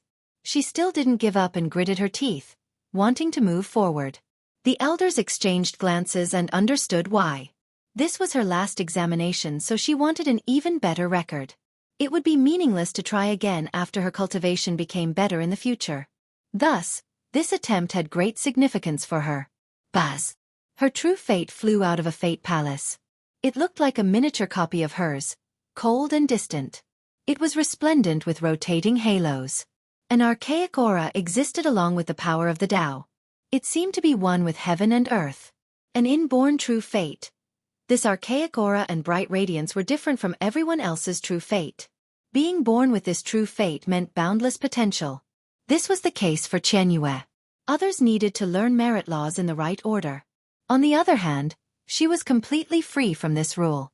She could still cultivate a high-level heaven law while being a mortal shell. This was the best thing about having this inborn true fate. Just imagine, being at the lowest realm and cultivating the best merit laws. This was a higher starting point than anyone else. Her true fate combined with the imperial law allowed her to enter her strongest state.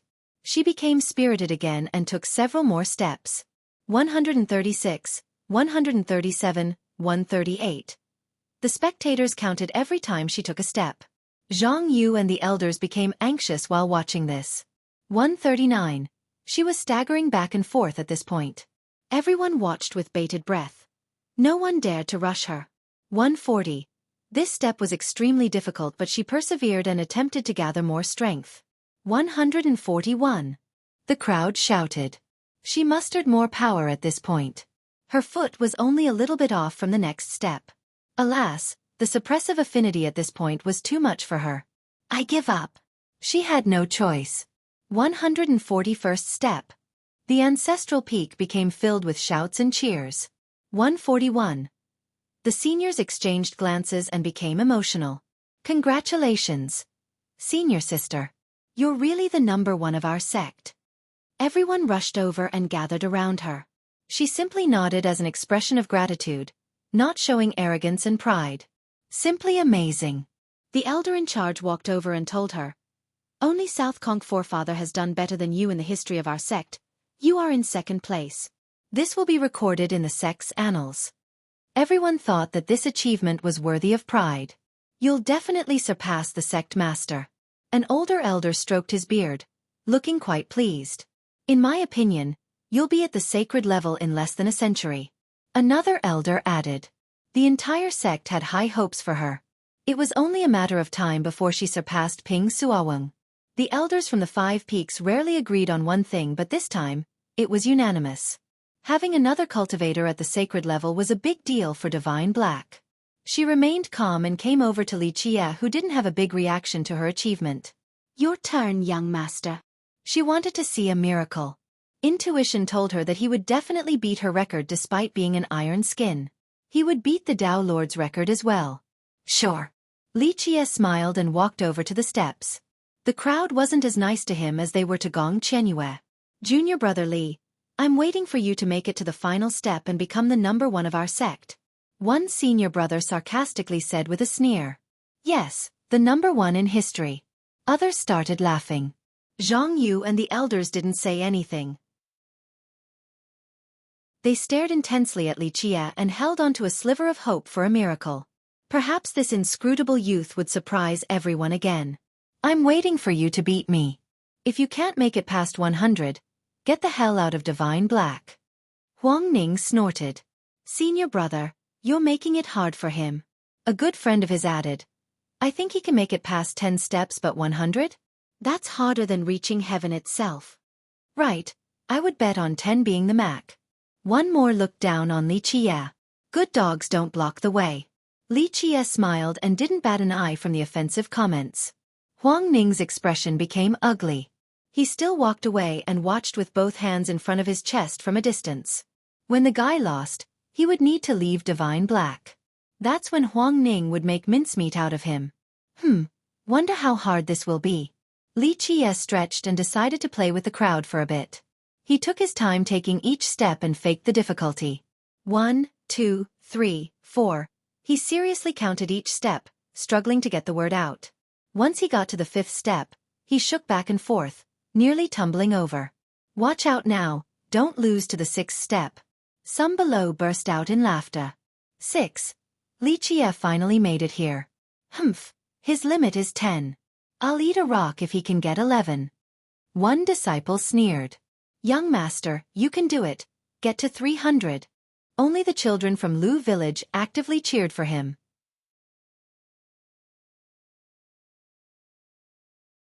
Chapter 33:16. Young master, you can do it. Become the best by reaching the top. The children cheered for him. Young master, first place is yours for the taking. Lu Daowei couldn't help but join. He didn't know how many steps Li Qie could do, but since he benefited so much from Li Qie's help and the previous bets, he bought everything for the number 1 spot and earned so much. Thus, even if Li Qie couldn't get the top 3 spots right now, he already won enough and had nothing but gratitude towards Li Qie. Some peers stared at him as if he was an idiot, but he didn't stop shouting for Li Qie. Many demons viewed him not only as a fool but also as a traitor. They certainly hated Li Qie mainly because of Gong Qianyue. In addition, he was also Huang Ning and Zhan Hu's enemy. Those two represented the side of the demons, so Li Qie was naturally their enemy as well. Now, a demon like Lu Daowei was supporting Li Qie? Traitor seemed like the right word here. That's why they threw an aggressive glare at him, no longer considering him as one of their own. Sigh, can't move at all, gotta take a break to catch a breath first. Li Qie seemed powerless after reaching the 10th step, heaving for breath while sitting down. The ones below started laughing at him. Ha ha ha, finally. See, I told you that he can't go that far with his cultivation. 10 steps is his max. A demon guffawed. Can't believe he challenged senior brother Huang Ning. What an ignorant fool. A friend of Huang Ning sneered. Get the hell out of the sect to save yourself from further embarrassment. Many demons and some humans showed their disdain. The latter joined in out of jealousy because of Gong Qianyue. Li Qie ignored them and took a deep breath. He smiled and said, Gotta keep going, can't give up that quickly. 11, 12, 13, he counted. Each step required so much effort. He needed to breathe at least 3 times before barely moving on. The ones laughing suddenly stopped since they were caught off guard. The last struggle so futile. Let's see how far you can go. One disciple snorted. He's at his limit, 20 is the very max. A demon added. 19, 20. Liqia's hands were on his knees while being drenched in sweat. Another step seemed impossible. Dang, too tired, I gotta rest for a bit. He heaved for breath and sat back down. Haha, see, I'm right. The demon earlier laughed. He won't be able to make it past this. Congratulations on your victory, senior brother. A few started flattering Huang Ning before an actual conclusion. It's still too early. Huang Ning replied, but there was already a smile on his face. The guy looked finished at the 20th step. His best would most likely be 30 steps, and even that was pushing it. Victory seemed to be up for grab. The smile turned into a smirk. His eyes flashed with murderous intent. Just accept defeat and roll down already. Don't waste everyone's time. Another disciple scowled. Okay, got some air back. Time to continue. Liqia ignored them and said. With that, he aimed for the next step. 21, 22, 23. He counted each step just like before. Okay, let's see how long you can last for. One disciple uttered. Well, 30 will be as high as he can go, no more. That's still useless though. A demon said with scorn. 30. Liqia made it up to this step and massaged his waist while lamenting. Sigh, just 18 yet already feeling old with aches everywhere. This isn't good, I need to rest. He sat down again. This was his third time resting. The spectators started talking about it. I doubt he can stand up or keep going anymore. One of them asserted. Liqia immediately proved him wrong by standing up and patted his butt. Have to move on, there are still 270 steps left. 31, 32, 33, the same thing repeated. The one who spoke earlier turned red, speechless with embarrassment. So what? He's not gonna get to 100. He added. But by this point, those who made fun of him earlier stopped and became awkward. The majority of them couldn't make it to 30. In fact, some lost after 10 steps.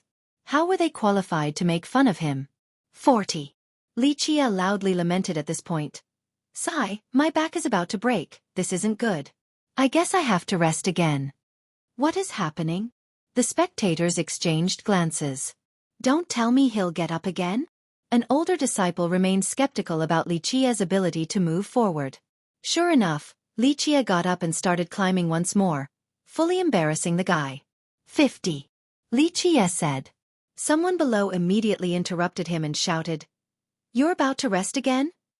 Yes, my bones can't handle this. Gotta take a break. Liqia smiled and sat back down. Gong Qianyue let out a smile after seeing his appearance. Unfortunately, the crowd wasn't lucky enough to see how beautiful she was because they were busy with Liqia. So this actually works? Someone wondered because none of them stopped to rest like him. Are you starting soon? One disciple asked. Enough rest for now. Liqia smilingly responded and went on. There's a problem here. He's resting while climbing every 10 steps. No one else did it. It's unfair. A demon protested. Idiot. Qianyue wasn't the one speaking this time but rather, the elder in charge. He glared at the demon and added, Try again if you're not convinced. Do 30 steps and I'll give you a treasure. This demon disciple only made it several steps. He naturally turned red after being chastised. You can't afford to rest up high because of the great suppression. Lingering around will only waste strength. Once you sit down, you won't be able to stand up at all. Thus, the climb requires taking advantage of continuous momentum. A first brother glared at the idiotic demon. Though they didn't like Liqia, it would be stupid by this point to question him. 70. Liqia made it to 70 in a fascinating manner. You're taking a break again, right? Do you actually need to? Some skeptical spectators shouted at him.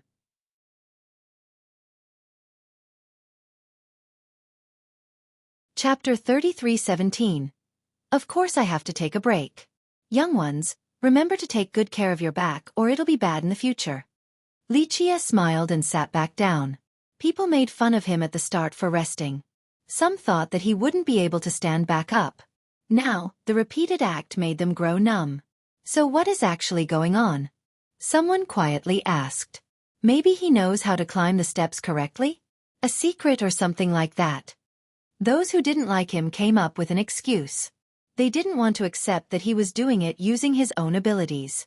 That's one possibility. There's no way he can get that high while being an iron skin. He found a hole in the steps, or is it that you get to rest every 10 steps? That's the best time to Rico dash. A demon snorted. Feel free to try. Zhang Yu coldly interrupted. Since you're so certain about this, start climbing so everyone can see how capable you are. The demon panicked right away. In reality, he was only speaking nonsense while trying to come up with an excuse to deny Li Qiye's achievement. Go. Zhang Yu's eyes turned colder. His pressure intensified. As the Lord of Jade Bird, this eruption of power from him made the disciple shudder with fear as if a wolf was glaring at him. He didn't dare to disobey and walked up the steps. He copied Li Qiye and sat down after 10 steps. He barely made it above this during his own examination. Now, once he sat down, he couldn't get up again. AAA. He roared and used all of his energy to stop the suppression, but it was useless. Everyone saw this and realized that there was no such thing as a flaw in these steps. Momentum was crucial during the climb. Stopping would only increase the pressure. The disciple eventually went down the steps, his face as red as can be. He called out Li Qiye earlier only to humiliate himself before his peers. This proved that Li Qiye didn't need to rest at all. So why did he stop each time? One disciple eventually understood. He was merely playing with them. At the start of his attempt, so many disrespected him vocally. Alas, they didn't even realize that he was mocking them. Some continued to laugh during the first 30 steps or so. Who was the fool here? Zhang Yu and the elders saw through this long ago. They knew that he was just toying with the others. However, they didn't know how he was withstanding the pressure given his shallow cultivation. The steps were just fine. It had no hole and flaws to take advantage of. By this point, they thought that he was completely unaffected despite being up high already. Li Qiye was definitely doing something special beyond their discernment. There's no word to describe how devilish this brat is. One elder eventually concluded. 91, 92, 93, 94. A group loudly counted beneath the steps. In the beginning, only the children from Lu supported him. As he moved up, the jeers stopped completely. Who would dare to laugh at him at this point? They themselves couldn't get that high. Doing so would be idiotic. Some became nervous, especially the demons on the side of Huang Ning. Li Qiye's victory would be the same as him slapping them in the face. Huang Ning had an ugly expression. He realized that Li Qiye could really beat him. He would lose a precious treasure on top of being humiliated in front of Xueqi. He was in second place with 99 steps finished. This made him stand out among the crowd and caused quite a stir. He hoped that this would be enough to win her attention and favor. Moreover, beating Li Qiye meant banishing the guy out of Divine Black. His achievements during the trials might also impress her. Alas, he could see his dream crumbling as Li Qiye drew closer to the 99th step. 99. Everyone shouted with astonishment. Li Qiye was now even with Huang Ning. Just one more step and Huang Ning would become the loser. Sigh, so tired, one more time. Li Qiye broke the rule this time and stopped. Everyone stared at him and patiently waited. However, he took a while this time around, swinging his legs back and forth while sitting on the step. Sigh, my legs are not listening to me. He massaged his legs and lamented. Junior brother Li, if you're having a tough time, no need to force it. It's already amazing that you have it this far. I have nothing but admiration for you. Huang Ning spoke, acting very familiar. The suppression of these steps is no joke. Forcing yourself might end up with lasting damages to your Dao foundation. He spoke as if he cared about Li Qiye's well-being. In reality, he only wanted Li Qiye to stop so that it would be a tie instead of a loss. Li Qiye didn't answer him. He smiled at Xueqi and said, "Girl, my weary legs are not listening to me anymore. Come massage your young master?" This request naturally stunned all the listeners.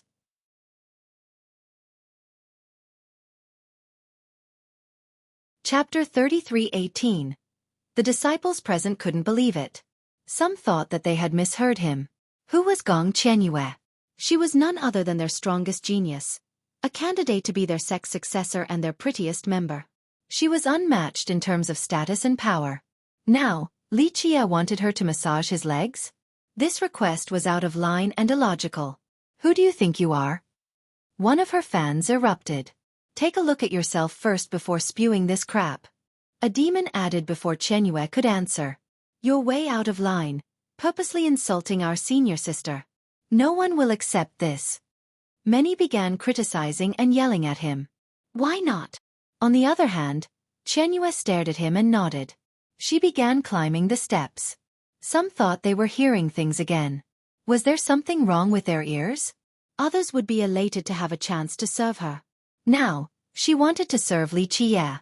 This whole thing was inconceivable. Once they calmed down, they saw him sitting there with his legs relaxed.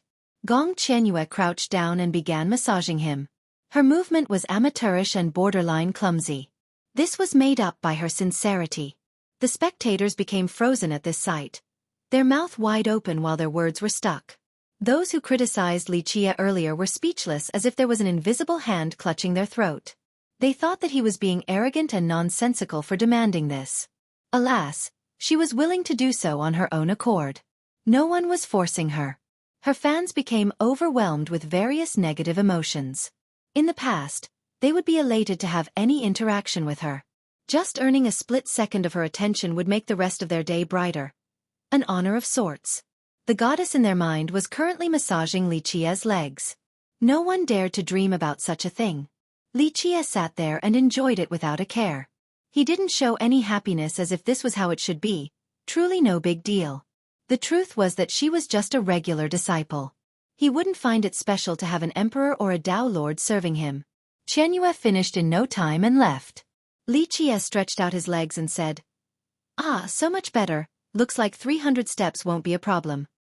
He stood up afterward to Huang Ning's chagrin. The latter's heart skipped a beat. He clenched his fists, more nervous than anyone present. He wanted nothing more than for Li Qie to stop, but since the guy stood up so easily, he had a bad feeling about it. 100. Some shouted after seeing Li Qie's next step. They then instinctively turned towards Huang Ning. Though they didn't make fun of him, they still thought about the bet. Huang Ning lost. It was that simple.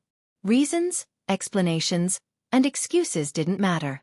He was full of confidence after getting 99 steps, believing that there was no way an iron skin cultivator could defeat him. But now, the reality was that Li Qie was standing on the 100th step. He could feel his face burning as if he had just been slapped. It wasn't just one treasure but all of his reputation. He also lost the chance to impress Gong Qianyue. No, even worse than that, he looked like a clown right now. His complexion kept on changing color, from white to green. Li Qie stood on top of the 100th step and looked down below. Incurable idiots. His tone was casual and nonchalant, yet it mercilessly struck the crowd. They all became embarrassed with their face hot. Huang Ning felt the worst since the comment was aimed at him the most. Embarrassment turned to anger as he glared at Li Qie. His expression became twisted. The elders only smiled wryly. Li Qie won the right to pay back after reaching that checkpoint. The humiliated crowd was obviously livid but had to keep their mouths shut and swallow their anger. They couldn't retort without having a better record than him. Okay, 200 more are waiting for me. Not gonna play with you all anymore. Time to finish this. Li Qie stretched again and moved forward. 103, 104, 105. He was so many times faster than before, almost like running up the steps. People had a hard time keeping up. A while back, he heaved and struggled after each step, then needed to rest after every 10. Now, he showed no signs of struggling, no rapid breathing nor back pain. The crowd became astounded again. They knew that the higher up, the more difficult and stronger the pressure. Li Qie seemed completely unaffected by the suppression, moving faster and faster. It became apparent that he was only playing around the first 100 steps, merely faking his fatigue. They viewed him as a clown or a piece of trash a while ago. Now, it appeared that they were the clowns. This sudden shift left them in an uncomfortable position.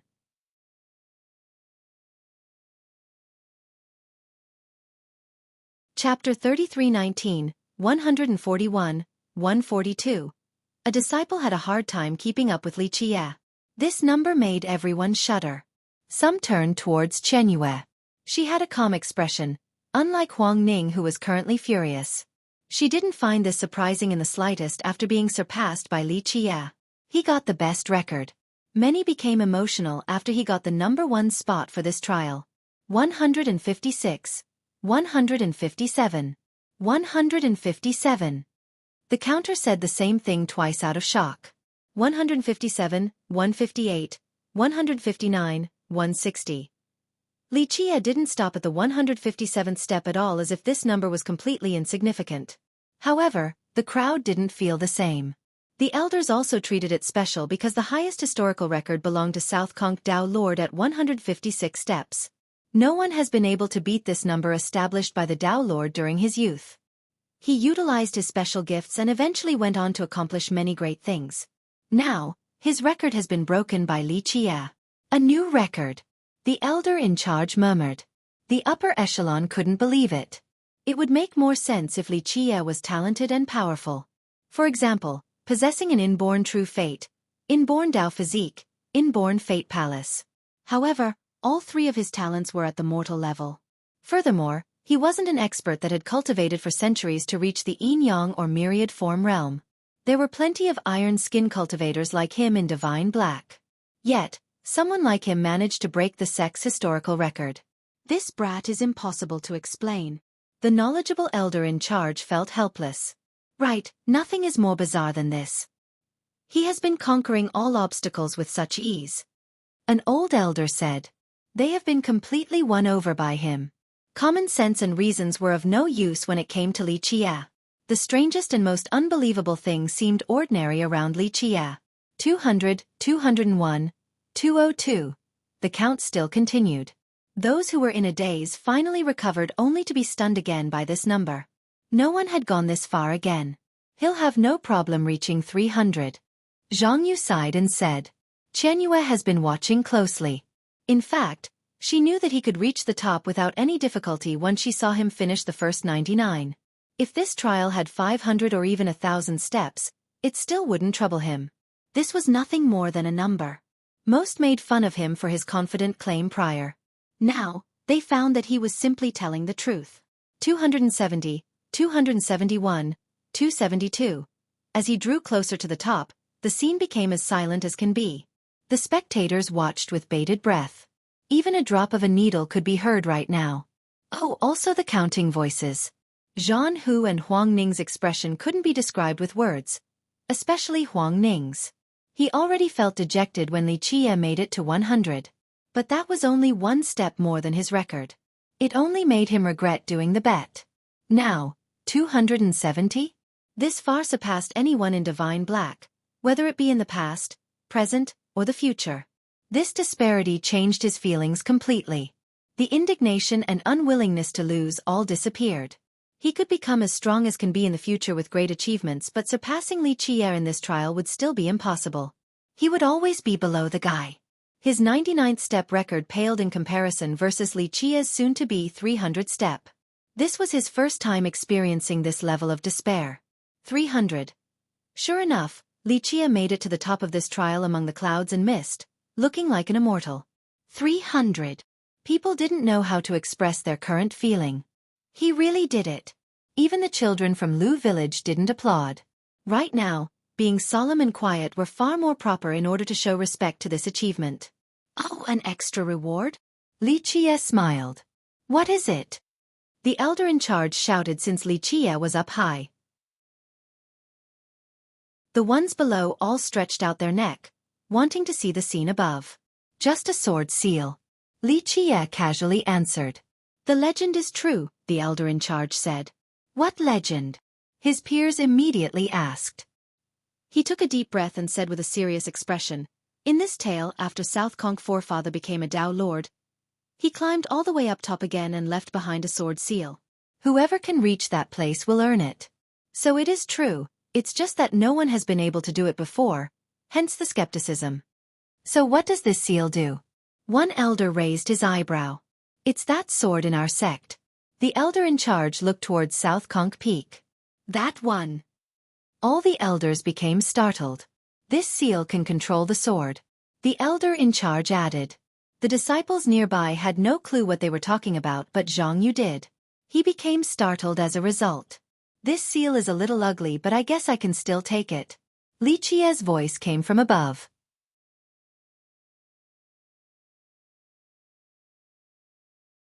Chapter 33:20. A little ugly. The elders didn't know how to respond. This peerless seal allowed one to control the divine sword without facing any restriction and encumbrance. So many seniors yearn for something like this. Even their sect master has been wanting to control the divine sword. Thus, this seal was a priceless treasure only obtainable through fortune. Now, Li Qiye seemed hesitant in taking it in. The elders didn't know whether to be jealous of him or otherwise. Clank. After Li Qiye grabbed the seal, a sword flash rushed to the sky and split open the firmament and the myriad realms. This flash could suppress the ages and all the gods and devils. The myriad Tao returned to the source, a testament to its invincibility. It shocked everyone in divine black, from the ordinary disciples to Ping Suowing himself. Ping Suowing's eyes became resplendent because the divine sword in front of him was the source of this power. It finally unleashed a slash upward to show its supremacy. Suowing staggered backward and took a deep breath. Who is it? He gazed over at the ancestral peak, realizing the reason for the harmonization. He didn't expect that someone in this generation would be able to do it.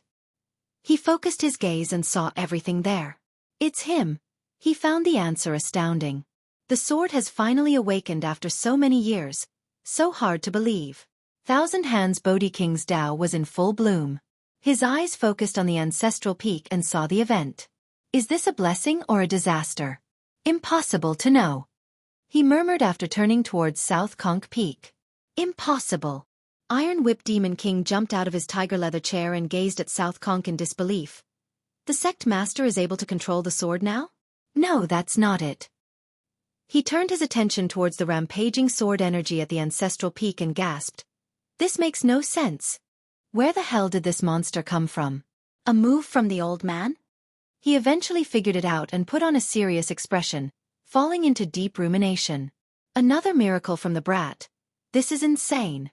On 8 Zhang, Mountain Bearer King's expression changed. He also started contemplating. He thought very highly of Li Qiye all this time, but for some reason, his heart became heavy. If it's a disaster, there's no avoiding it anyway. What will come shall come. He eventually concluded. Meanwhile, everyone below the steps stared at Li Qiye in awe. The seal has fused with Li Qiye, so he started shining. There seemed to be thousands of divine swords flashing within him. The strands pierced through his body, seemingly wanting to make it explode. This heaven-suppressing power robbed the breath away from the disciples. Some dropped to their knees. This commotion alarmed everyone in divine black. The experts here started staring at the scene and saw the radiant Li Qiye, becoming envious in the process. South Conch Sword Art. A protector recognized the move and said, he got it. There is no justice in this world. He already got the 9 primeval laws after joining. Now he got this sword art too? What about us? One jealous disciple blurted out. This sword art was naturally created by the titular Tao Lord. It was the strongest sword technique in divine black. The only current user was their sect master. Very few members were qualified to even take a look at the manual. Now, Li Qiye has gotten it. Zhan Hu and Huang Ning had amazing backgrounds and talents. However, putting aside their abilities to learn it in the first place, they weren't qualified to read the manual, let alone being able to train with it. The elder role was the lowest starting point. Normally, one needed to be a peak lord first. Now, a third-generation disciple like Li Qiye had gotten it. Zhan Hu and Huang Ning could only stare at Li Qiye, thinking that the whole thing didn't make sense. Everyone here accepted how bizarre this was. As Li Qiye slowly walked down the steps, eyes of various emotions were fixated on him. Fools, don't be so sure of yourself next time. Li Qiye glanced at the vocal commentators earlier and shook his head. These words slapped them on their face, especially the ones who laughed at him earlier. They felt their face turning hot while they seethed with rage.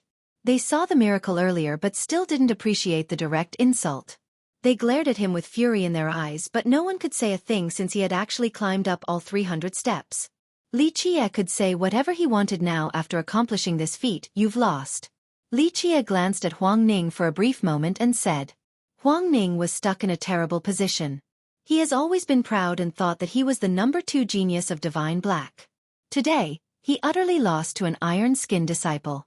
There was no chance of rising again, akin to being stomped down on the ground. You've won, I have nothing to say. Huang Ning scowled and took out his precious treasure, then tossed it towards Li Qie. His heart was aching because the thing mattered too much to him.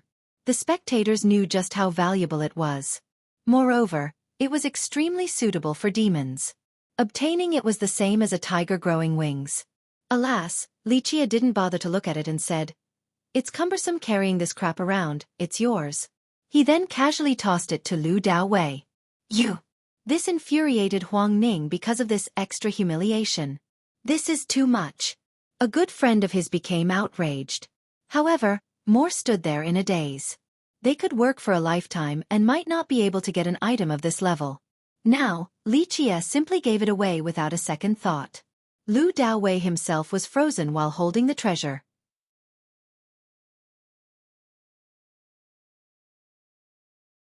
Chapter 33-21. No one expected him to give away this wondrous treasure just like that. They stared at Lu Daowei with nothing but jealousy and envy in their eyes. It would be so great if they were in his shoes right now, gaining something for nothing.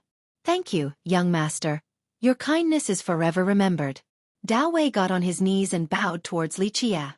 For Lu Daowei, it would require immense effort and resources to gain something like this in the future. That's why his gratitude was immense. No one laughed at him for bowing because they would be more than willing to do the same for it. It became awfully hard for Li Qie's haters to say a word right now. They had no choice but to keep their grievances to themselves.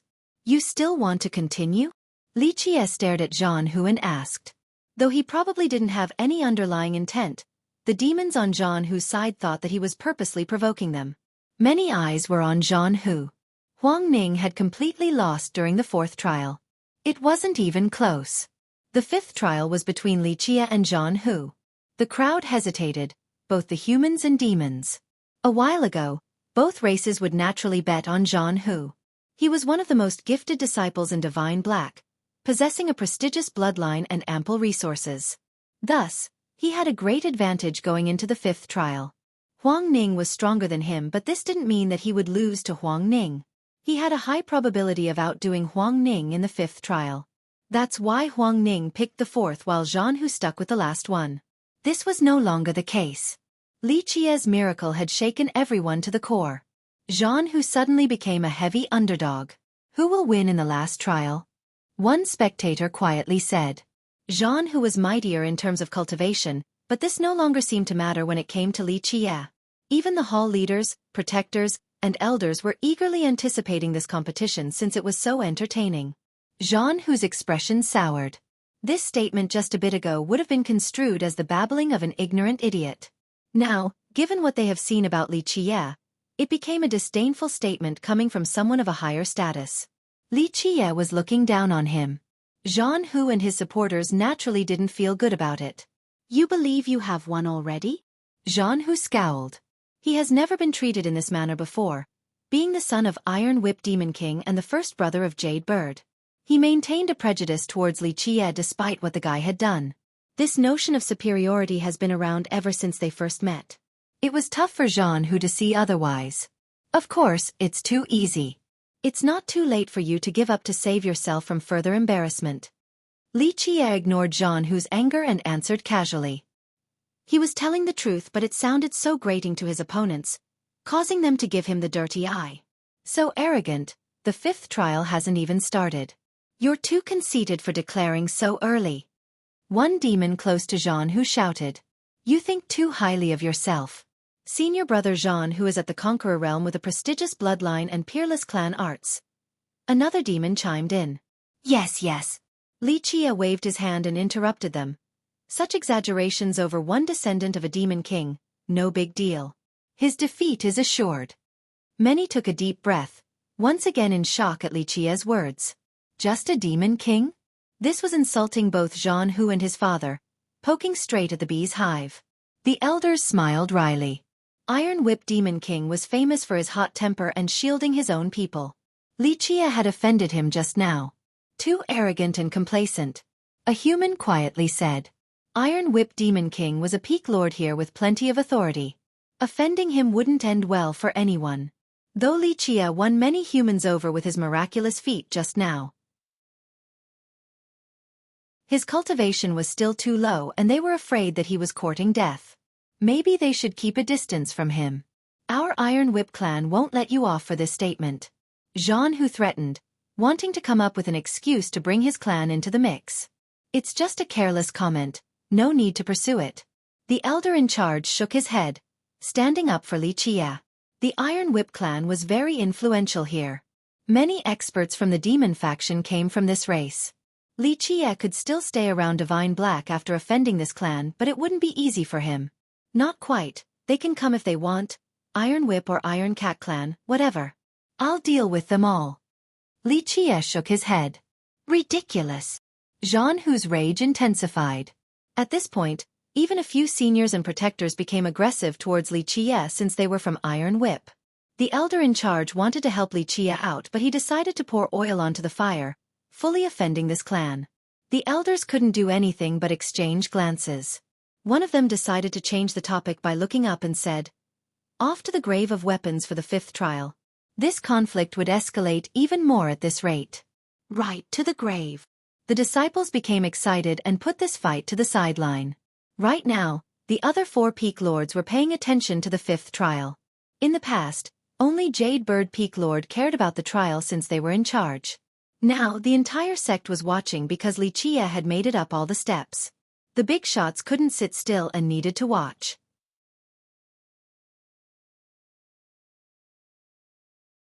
Chapter 33-22. The Grave of Weapons was located by the halfway point of the ancestral peak. Well, given the actual height, it wasn't quite that close. However, since the peak was covered in clouds and mist, no one knew how tall it actually was. The grave was at the highest reachable location. Any place higher had too much pressure. The place was not actually a cemetery but rather, a large pit. At the halfway point, more steps were available leading to the top. Next to them was a large pit, also covered by fog with no bottom in sight. It wasn't steep enough and looked like a walkable hillside. The area beneath the pit became larger and larger as if it was its own separate domain. Quite extraordinary. Entering the pit didn't give a better perspective of its depth either. This was the 5th trial of Divine Black, known as the Grave of Weapons. Some addressed it as the Sword Pit or the Cave of Myriad Weapons. Grave of Weapons was the most common name. The reason why it had this name was due to the artifacts and weapons being buried down there. For many generations, the experts of the sect ranging from the elders to the sect masters would leave one weapon behind in this place before dying. As for the ancestors at the ancestral level, their weapons were smart enough to fly all the way back here after their death away from home. This didn't mean that they were abandoned with no chance to see the sun again. These artifacts were waiting for those capable enough to take them out so that they could see the battlefields again. Divine Black wasn't as strong as it used to be, but during its golden age, it had plenty of experts at the sacred level and no lack of ancestors who were heavenly sovereigns. After millions and millions of years, this grave had plenty of weapons ranging from the lowest to the highest level. The examinees looked down below and saw barely visible weapons. Some were half buried in the mud. Others floated in the air or hid behind the mist. The place exuded a mighty presence since it was an ultimate weapon treasury. Others couldn't help but tremble after sensing the bloodthirst. Many disciples didn't dare to come close to the edge of the pit. So this is the Grave of Weapons? A first-timer was impressed by this pit while keeping a distance. In reality, they were already having a tough time standing up due to the pressure in this place. Some didn't have enough points to join the 5th trial but were still strong enough to get here. So many weapons, all black level and up too. The first-timer's eyes brightened at this sight. I must get an Earth level one. One of them decided. Why are there so many? Won't they break down eventually? Another became curious. I heard there's a great vein down there capable of nourishing them. An older peer explained. The existence of the treasury remained a mystery. For what purpose did weapons come back here? According to the legend, a great vein with the essences of the world existed in this place.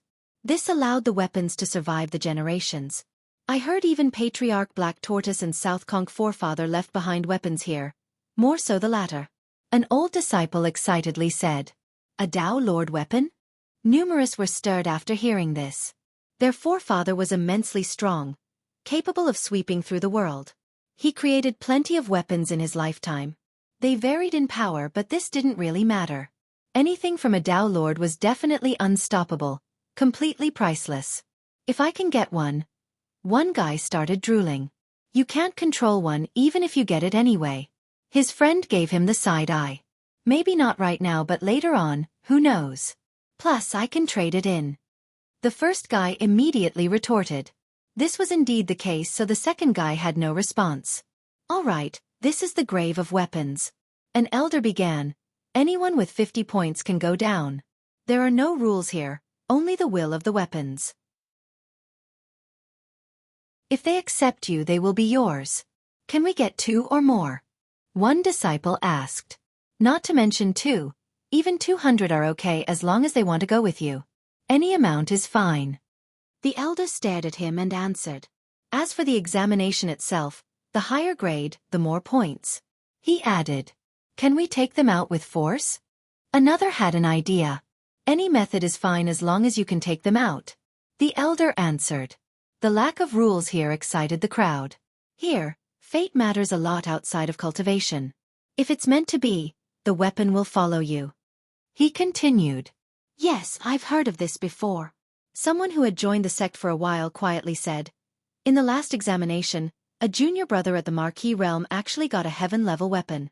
Fate brought them together, or at least that's what people say. The excitement among the crowd intensified, especially those who were eligible to enter. So we can really get a heaven-level weapon? They became eager to try. I'll definitely get an earth one at least. The majority was very ambitious. They tried so hard in the previous trials just to get to this one in order to obtain a good weapon. Brother Huang Ning, which one are you thinking about? Zhan Hu asked. This wasn't Huang Ning's first time here. He had gotten some weapons previously. The forefather's sword, lithe. Huang Ning's eyes flashed. The older disciples knew about the Tao Lord weapons here. Lithe was one of them. It's definitely possible. Many commented. Huang Ning was strong enough to control earth weapons now, even the highest grade ones. Plus he had some earth weapons at this point. Only the heaven weapons interested him. Especially this sword. Very decisive. Zhan Hu praised. I don't dare to think about Tao Lord weapons. I'm more than satisfied if I can get the heavenly demon horn. That's a horn left behind by a demon king at the heavenly sovereign realm. Its sound can deter demons and take away souls. A disciple said. Many stared at Zhan Hu. This particular horn was very devilish and dangerous. Junior brother Li, what are you aiming for? An older disciple asked Li Qie.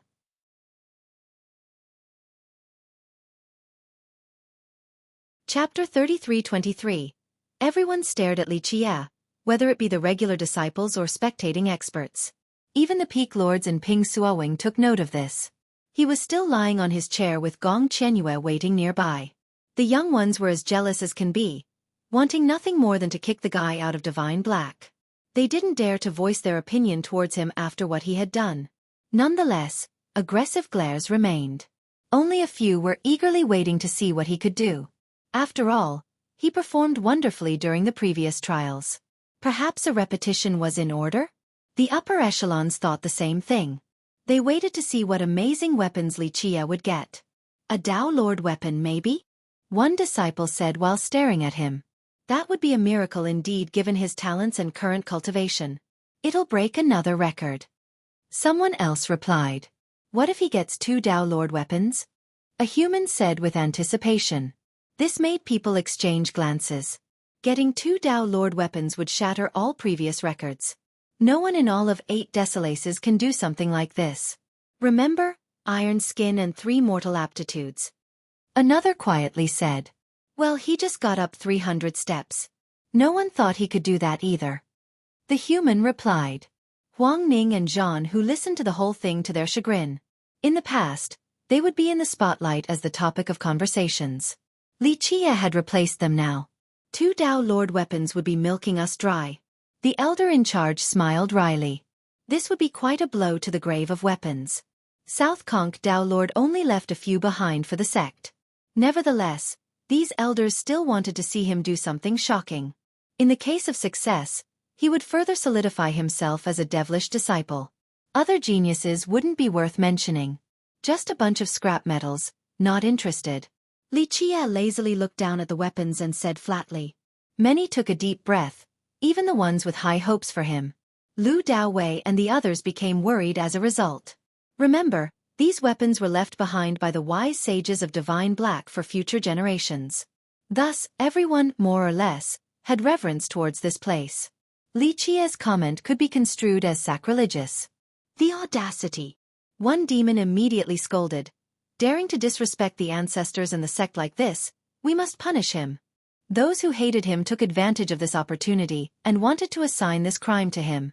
Yes, heavy punishments are necessary. Other demons chimed in. Unfortunately, Li Qie and the seniors didn't bother responding to them. They had no choice but to stop eventually. It was a waste of time to do this without the backing of the seniors. The conversation eventually shifted into curiosity. The grave contains Tao Lord and Heavenly Sovereign's weapons. If you consider them to be scrap metals, what are treasures in his eyes? One disciple asked. He's pushing it too much. He'll offend everyone from the Peak Lords to the Elders. A human disciple added. Only a few in Divine Black had access to these weapons. Now, Li Qie called them scrap metals. This was akin to making fun of the Elders and Peak Lords. They naturally wouldn't appreciate the comment.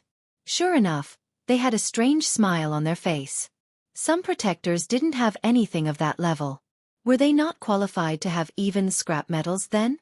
Virtuous nephew, what is considered okay in your eyes? The elder in charge smiled wryly. He wasn't angry at all since he had grown used to Li Qie's ridiculously overbearing style. In Divine Black, only one or two are usable. For example, that legacy weapon. Li Qie smiled and glanced over at South Conch Peak. Regular disciples didn't know. Only the older ones valued by their seniors understood what he was talking about. The elders became tense, also aware of this particular weapon. Legacy weapon? A new disciple became curious. Left behind by the Tao Lord. An older one answered with a serious tone. So just a Tao Lord weapon? How is it different from the ones found here? The new disciple asked again. Unfortunately, no one elaborated. This brat is finished. Too ambitious and greedy. A first disciple couldn't help but say. Why? His peer didn't get it. It belongs to South Conch Peak. Not many in our sect have seen it since it belongs to the sect master. He is breaching the seniority ranking, wanting to usurp that sect master's position. The first disciple answered. The ones nearby shuddered and fell into silence. This topic was rather taboo. One mistake could result in being branded as a traitor, resulting in banishment. The elders didn't comment at all.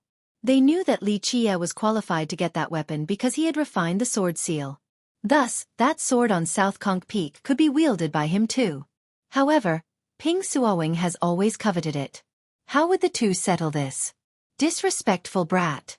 That weapon is the symbol of our sect, the representation of the sect master's authority. Are you trying to rebel? Zhan Hu uttered.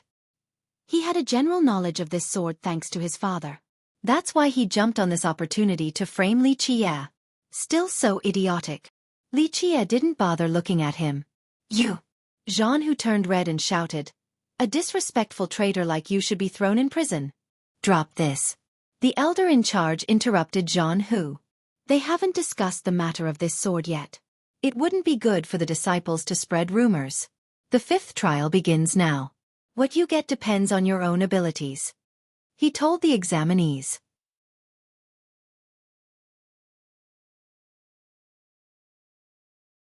Chapter 33-24. Wait for me, my little treasures. Those qualified to enter jumped into the pit, hoping for the best. As for the unfortunate ones, they could only stare enviously and wait for the next examination. It didn't take long before they crowded the area. A few experienced examinees started by channeling their energy and vitality through their merit laws before entering the pit. Sure enough, one could hear buzzing noises right away. The hasty ones who went in without preparing were hurt by the auras of the weapons below. They bellowed and bled before running back up. The latter group was protected by their arts, so they continued downward. They also had a target already, so they moved with purpose in order to save time and energy. After all, the offensive energies from these weapons grew stronger the farther down. At a certain level, their barriers built from chaos true energy would falter, resulting in injuries. Junior sister, my goal is feather and yours is probably a Tao Lord weapon too. We should work together in order to reach the depth of this place. Huang Ning invited Qianyue. He found this to be another potential chance to work with Gong Qianyue and earn her favor. She didn't answer him and stared at Li Qie instead. Young master, which weapon do you want? Huang Ning became uncomfortable and continued. Junior sister, the sword energies below are extremely powerful. Bringing baggage along will be disadvantage.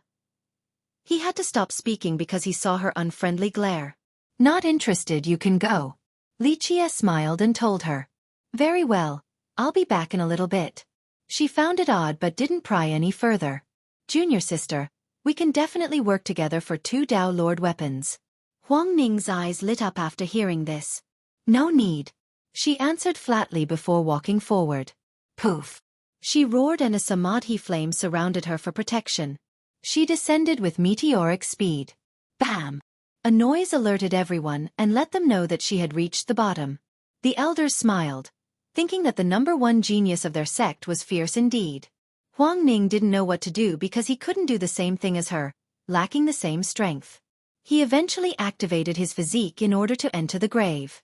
His pace was solid and smooth, looking like a gallant warrior. The female disciples couldn't get enough of him. How are you going to beat me without entering the grave of weapons? Zhan Hu asked Li Qie. Beating you will be as easy as pie. Li Qie glanced dismissively at him. Okay, I'll be waiting to see how you'll get out of this then, humph. Zhan Hu uttered coldly before entering the grave. Those ineligible to enter stared curiously at Li Qie. Everyone knew about the ongoing bet between the two. How could Li Qie win without actually entering the grave? However, he looked so calm right now as if everything was within his calculation. Just wait and see. A demon snorted. So what if he actually goes in? Senior brother Zhan Hu will obtain the horn of the heavenly demon. The only way for him to win is to get a Dao Lord weapon or it'll be a waste of time. Li Qie closed his eyes and let these guys say whatever they wanted, seemingly asleep. The experts, elders, and even the peak lords high in the clouds were surprised to see this. They were ready for another miracle from him but he chose not to take any action. A few became disappointed as a result. Are you really not trying? The elder in charge came over and quietly asked him. He actually felt that if Li Qie were to go inside, the guy would be able to get a Dao Lord weapon. He wanted to see the extent of Li Qie's devilishness. This was another opportunity for that. Thus, he came to urge the guy to give it a shot. What's the point? Just a bunch of crap. Li Qie leisurely smiled. Some experts nearby didn't like this.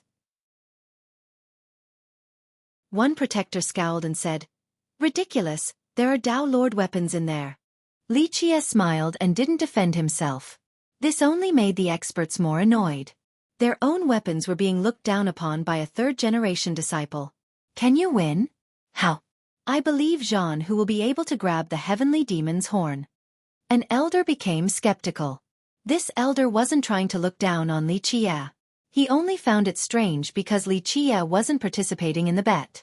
What was he trying to do? Unfortunately, Li Qie didn't answer. The elders felt itchy inside out of curiosity but there was nothing they could do outside of waiting. Buzz. Some disciples have obtained weapons in the grave. I got a high-level black weapon. One disciple rushed out to show off what he considered a good result. I got one too. Many excitedly returned and reported back to their seniors. Buzz. A rainbow originated from the pit and soared above. Low-level heaven. An elder slightly raised his brow. That's the first heaven-level weapon. It's junior brother Xueqi from Thousand Demons. He got a sword. This news traveled quickly. Xueqi? What cultivation realm? Many seniors haven't heard of this disciple. Silver carapace. One guy in the know revealed. What? A silver carapace got a low-level heaven sword? Everyone found this astonishing. So lucky. Envy and jealousy came next. Peak lords used weapons of this level.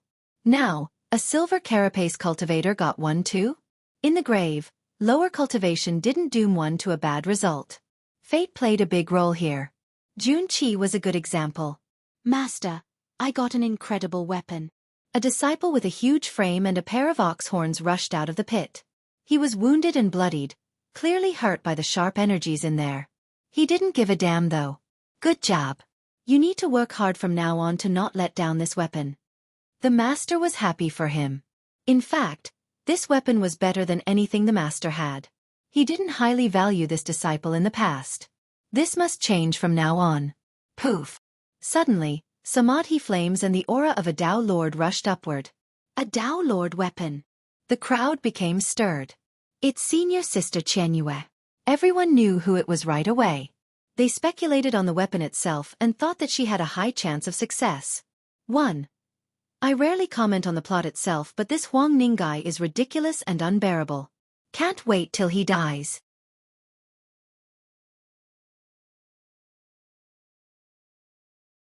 Chapter 33-25. The grand aura of a Tao Lord made people feel as if one was here in person. Numerous weaker disciples sat down on there but, shaken. This wasn't even the eruption of its aura, only its natural form. It was still more than dominating enough, a testament to its might. Many became frightened because this weapon could render them to ashes without a direct hit. Would be so nice if I have one. One disciple quietly said. You can't control or use it anyway. His friend immediately snorted. The first naturally shut up and stopped dreaming about the cruel reality. A Tao Lord weapon was classified as a high-level heaven weapon. Thus, only the top cultivators could control them.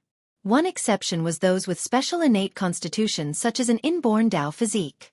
Otherwise, the starting point was myriad form sanctity.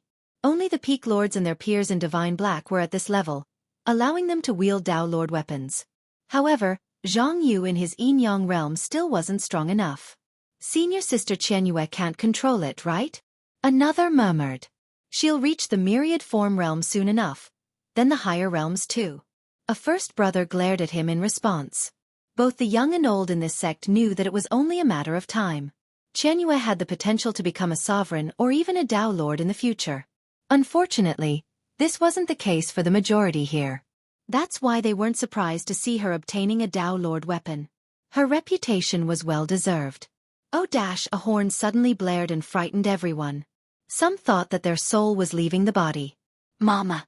Someone with a weak Tao heart felt their legs giving in. Their complexion turned pale. The horn of the heavenly demon.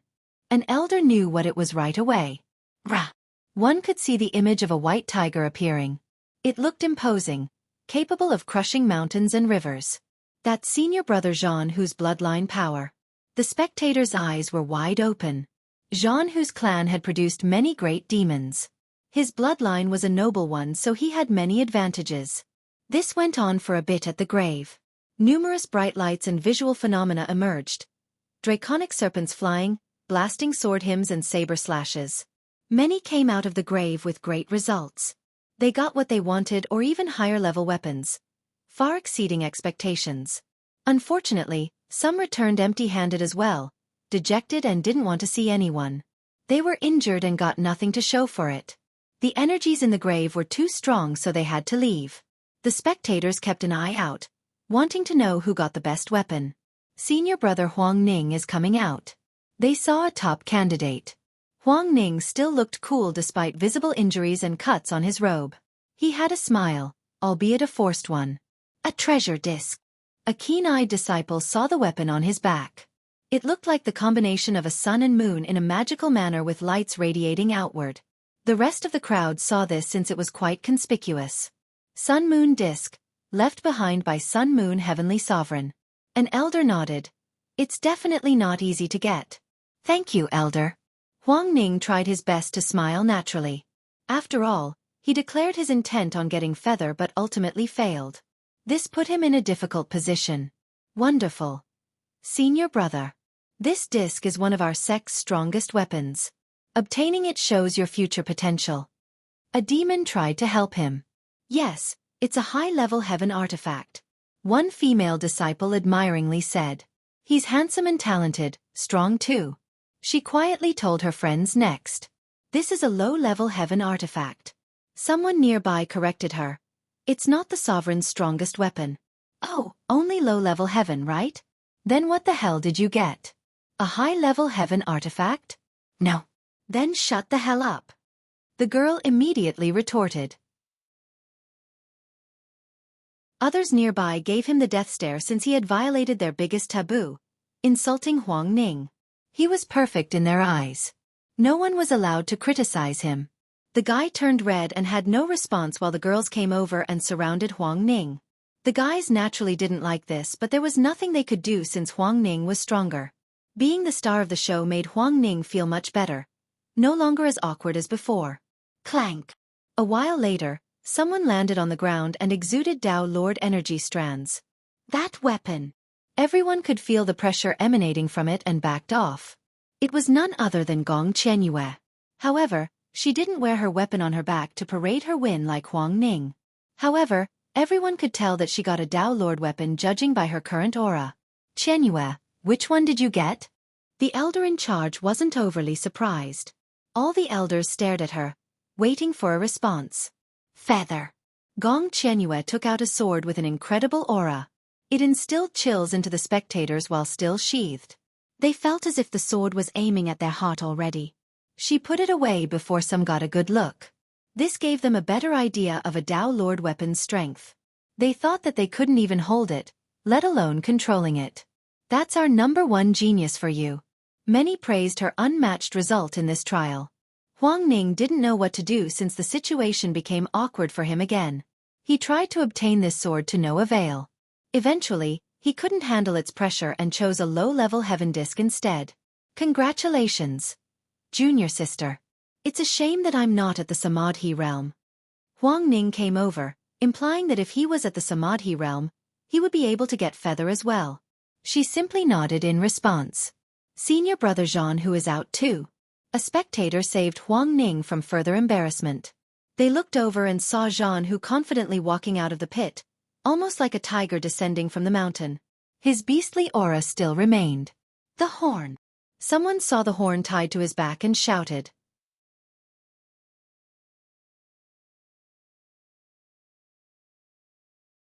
Chapter 33-26. The horn emitted a golden light along with the presence of a heavenly demon. This great being seemed to be on the verge of awakening. Jean, who had it tied to his back. No one was blowing on it yet, but one could still faintly hear the horn. It demanded attention and fear. The disciples here felt their soul trembling from the indistinct sound waves. Senior brother Jean, who actually did it, he got the horn. Some started cheering, especially the demons who were quite rowdy and ready to blow off steam. This horn was left behind by an ancestral demon of the sect. Many demons have thought about obtaining in the past because it was an incredible artifact. Unfortunately, they were met with failure. That's why Jean, whose success came as a surprise. Of course, the demons took pride in this since it was stronger than Huang Ning's sun-moon disc. This was the reason why Jean, who chose the 5th trial despite being weaker than Huang Ning. Jean, who had the ability to get this horn due to 2 reasons. His power and bloodline. The latter played a larger role. He looked around in an arrogant manner. Obtaining this horn emboldened his confidence in victory. Senior brother Jean, who got this for sure. Nothing below Dao Lord weapon can compare to it. A demon became elated and said. The other demons started staring at Li Qie with a sneer on their face. Humph, let's see what he's gonna do now. Senior brother Jean, who will make him kneel. One of them gloated. He deserves this for not knowing any better. Does he think he's an unbeatable general or something? One more added. The neutral group became nervous for Li Qie. One side had an amazing artifact while the other had nothing. This wasn't a contest at all. Huang Ning sneered, finally gaining full confidence this time. A miracle wasn't possible without an actual attempt. You've lost. Jean, who walked over towards Li Qie and declared. Who says? Li Qie lazily lay there and only opened his eyes slightly. Virtually all of his opponents so far were offended by Li Qie's nonchalant and lazy attitude. He wanted to stomp down on Li Qie's face to let the guy know his place in society. Nonetheless, he calmed down and saw that Li Qie was empty-handed. He snorted and said, You have no weapon, how are you going to beat me? Oh, time's up? Li Qie smiled. Very well, I can wait until the end, you won't be able to prolong this. Jean, who was slightly surprised before adding. The elders and the protectors found it weird too. What was Li Qie up to? He needed a Dao Lord weapon right now, but it seemed too late at this point. There's not much time left. You should go now and try for one. The elder in charge reminded Li Qie again. He did it once at the start, but Li Qie didn't listen to him. Can't accept defeat and wants to buy time? Those on Jean, whose side started laughing at him. Humph, it's no use because there's a time limit to the 5th trial. Another sneered. Stop embarrassing yourself. Just accept defeat already. The crowd became louder with whistles, boos, and jeers. Junior brother, where is your Tao Lord weapon? You can't beat Brother Xuanhu without one. Huang Ning mocked him. Haha, Tao Lord weapon? Maybe in his dream. A female disciple immediately helped Huang Ning. The girls disliked Li Qie because he defeated Huang Ning in the previous trial. Thus, they naturally picked Huang Ning's side right now. He can't even get a black weapon given his cultivation, let alone a Tao Lord weapon. Never in his lifetime. Another girl snorted with disdain. That's right. Just concede instead of dawdling around like a woman. His enemies took advantage of this chance to kick him while he's down.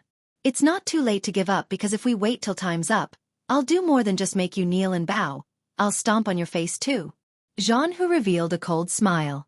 Ah, so confident, aren't you? Li Qie smiled. Xuanhu didn't believe that Li Qie could do anything to win due to the time constraint. It was too late for him to try and get a Tao Lord weapon. That's right. I will be the winner today. Kneel and bow 9 times and I will spare you for now. Xuanhu laughed heartily and demanded. Did you hear that? Kneel before first brother. His followers shouted. Junior brother, there's no shame in losing. Just bow, no big deal. A man can handle losing. Huang Ning pretended to help Li Qie while acting kind. Still haven't learned anything, idiots. Li Qie shook his head. Okay, I will show you what absolute victory is. He got off his chair afterward.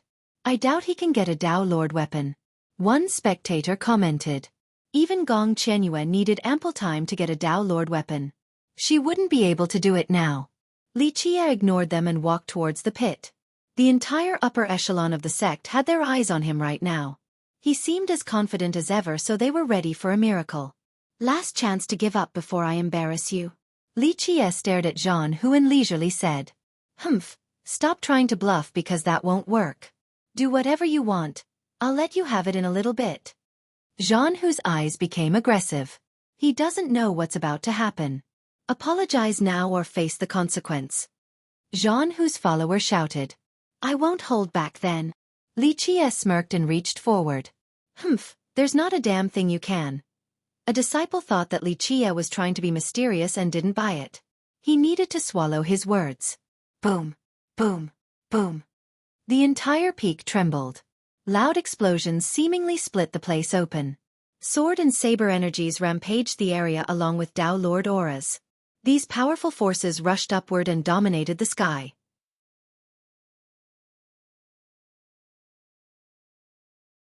Chapter 33-27. Boom! The Tao Lord auras completely suppressed the spectating disciples. What's going on? They were pale and frightened, unable to get up from the ground. Clank! Clank! Clank! All the weapons in the grave started flying out of the pit, a divine saber pulsing with a red glow, a heavenly sword with a majestic radiance, and a cauldron with torrential violet flames. Thousands of weapons floated above Li Qie. Rainbow sword, violet cauldron, decapitation saber. A stunned elder murmured the names.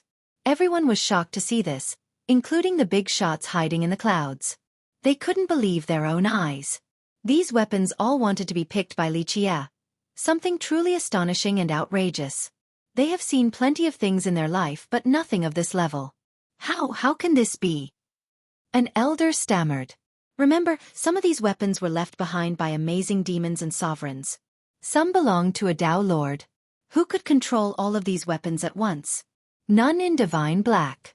However, Li Qie simply lifted his hand and they seemed to be heeding the summon. Which one do you want to compare with? Li Qie asked Xuanhu. The frightened disciples were speechless, especially those who taunted Li Qie earlier. Plus, they couldn't get up either, so it was hard to retort. The looks in their eyes suddenly changed with added respect. This monster could summon thousands of weapons with one hand. No one else in the world could be as devilish. The elders didn't know how to describe their current emotions either. Xuanhu seemed to be struck by lightning. He had no choice but to accept this unbelievable feat because he witnessed it in person. No way. He still staggered backward. He thought that victory was his after getting the horn. He was ready to enjoy Li Qie prostrating before him. Unfortunately, everything changed in a split second. Li Qie did something that should only be in the legends. He had to accept this reality since he was powerless to change it. This was the case for the rest of the spectators. Huang Ning was white as well. A while ago, he still had hopes of taking down Li Qie and stomping the guy. Now, true despair rocked him. He thought that he would never be able to defeat Li Qie for the rest of his life. How about this Dao Lord weapon? Li Qie made the weapons above rotate like a turntable before stopping at one. This weapon emitted strands of Dao Lord auras. Some spectators actually didn't have the courage to look straight at it. The protectors and the elders salivated at the sight of this Dao Lord weapon. The elders in Divine Black normally used heavenly sovereign weapons. Now, Li Qie had access to even Dao Lord weapons. These weapons were letting him choose them, the opposite of normal convention. It's so frustrating to watch this guy. The elder in charge smiled wryly. I risked my life for a heavenly sovereign weapon back then. Now, he gets to have whatever he wants. The other seniors and experts agreed with him. They felt like beggars compared to Li Qie. The worst part was, he was only a regular disciple in the sect. So who would be kneeling now? Li Qie chuckled while playing with the Dao Lord weapon.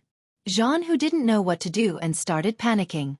He never thought that he would lose to an iron-skinned disciple in this trial.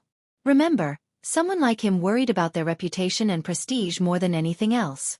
How could he kneel and bow his head right now? Jean, who became frozen. His followers didn't speak up for him either because they felt the same dread. Carry out the bet before it's too late. Don't force me to take action. Li Qie said flatly. Don't push it. Jean, who had nothing else to say and started shouting. I'm the one pushing it? Didn't you try to convince me to accept defeat earlier? Li Qie chuckled. Let's talk this through, I'll meet your demands. Jean, who turned red and eventually requested. Kowtowing to Li Qie in public was worse than dying. Thus, he wanted to trade treasures or anything else in exchange. My demand? You can't handle it. Li Qie moved his hand again and the weapons above rotated once more. This successfully ruined Jean Hu's plan. Li Qie could grab any weapon from the treasury right now. He had nothing to offer the guy. Or something else. Jean Hu would rather die than kneel. Enough. Kneel now or I'll stomp you down. Li Qie interrupted him and threatened. Li, you think I am afraid of you? This is Divine Black. Jean Hu's expression became ugly after being pushed to the edge. Fool. Li Qie ordered a seal floating above him to suppress Jean Hu. Activate. Jean Hu roared and a white tiger attacked the seal. Boom. The white tiger was crushed instantly. Stop here. Zhang Yu became startled and rushed over. Wu dash, a wolf howl could be heard as he unleashed a claw attack to stop the seal. Boom. This still wasn't enough. The seal pushed him backward. Jean Hu became suppressed by the seal and got on his knees, unable to move. Accepting defeat would have been much easier. You asked for this. Li Qie stood before the guy. Li, touch a hair of mine and you'll have no place to stay in Divine Black. Jean Hu furiously roared, having never experienced such humiliation before.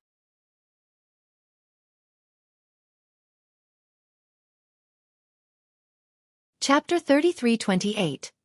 Jean Hu looked like a mad dog at the end of its rope. Nonetheless, his threat still carried relative weight. He was the first brother of Jade Bird and had his own group. Moreover, his father was a peak lord and their tiger clan had a pivotal position here. Offending them would make it hard for one to stay around in the sect. Thus, all eyes were on Li Qie. They wanted to see what he would do. Anyone else would exercise restraint because he had already won in a perfect manner. Sparing Jean Hu now would actually add to his reputation for being merciful. This would also solve the grievance. Unfortunately, the person in question here was Li Qie, not someone else. Is that so? I want to see how that'll happen. Li Qie answered with a smile and added more force to his foot. Boom! He stomped Jean Hu's face down to the ground. You! Jean Hu couldn't handle the intolerable humiliation. This was happening in front of his peers and seniors. The spectators took a deep breath, astounded. They exchanged glances and became afraid. This Li Qie was too ferocious and actually went so far. How could Zhang ever keep his head up from now on when walking in public? Yes, me. Li Qie smiled. Still not giving up? Then here you go. Li Qie stomped down harder. Don't injure him. A roar came from the far furious tiger peak. This tiger roar was torrential and could drown everything. Many became frozen before this bestial sound wave. A massive figure emerged on the horizon and soared through the sky. Li Qie seemed like an ant versus the shadow. Everyone looked up and found themselves to be insignificant as well. The thing above them turned out to be a massive palm. Iron Whip Demon King had performed a technique crossing through 1,000 miles. This power far exceeded any regular disciple. Zhang Yu himself wouldn't be able to block it. A grand avatar. Many pale spectators shouted and became horrified. This was a technique gained after reaching the myriad form sanctity realm. A user at this realm could grow to an immense size capable of stomping on the sun and moon.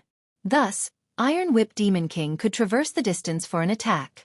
This palm was filled with billowing chaos true energy. Everything below would be reduced to dust. Li Qie slightly raised his eyebrow in response to this mighty move.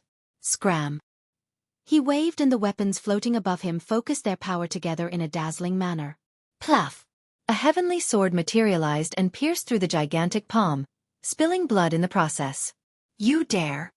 The Demon King pulled his hand back and furiously shouted while feeling a sharp pain.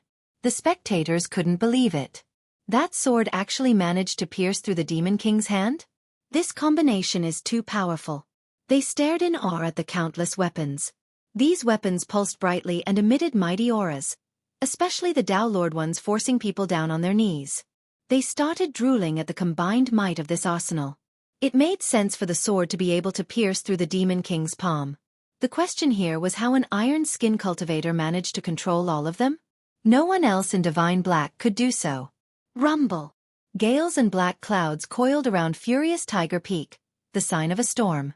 It was as if 1,000 tigers were roaring in there. The Demon King is furious. Many spectators trembled and glanced at Li Qie. It seemed that the great expert would attack again soon. It has been a long time since furious Tiger Peak Lord fought someone. It'll be an incredible move. One disciple said as his legs trembled. His wrath will be as strong as a heavenly tribulation. A few gloated again at Li Qie. The Demon King was famous for protecting his own. Now, his son was being stomped on the ground by Li Qie. He might want to kill the guy. Senior brother, let the young ones deal with their own matters. No need to exercise our old bones. A voice came from 8 Zhang. Strands of radiance brimming with power seemingly tore the azure apart. A middle-aged man appeared in this radiance, looking scholarly and refined. However, his ordinary frame seemed capable of shouldering the heaven and earth, tough and unyielding. Mountain Bearer King. Many young humans bowed towards him. He was one of the strongest humans in Divine Black, a pillar of this race. Its prosperity relied on him. Why? Another top expert of the human race was their sect master. However, because of his position, he rarely showed himself and maintained neutrality. That's why Mountain Bearer King was more popular with the human disciples. The Demon King snorted after seeing him. 2 suns seemingly emerged within the misty peak of Furious Tiger. They pulsed brightly, eager to devour people. That's the Demon King's eyes. An older disciple shuddered. The others found this horrifying. Just his eyes were that large? What about the rest of his body? A storm was coming due to his wrath. Black clouds blotted out the sky, resulting in a tense atmosphere. Everyone held their breath and got far away from Li Qie, not wanting to be dragged into this mess. Eventually, the black clouds dissipated. It seemed that the Demon King had restrained his anger and chose not to take action. The radiance back in 8 Zhang also dispersed. Both the Peak Lords disappeared from sight. The spectators exchanged glances. The older disciples understood that 8 Zhang Peak has chosen Li Qie's side and would always back him up.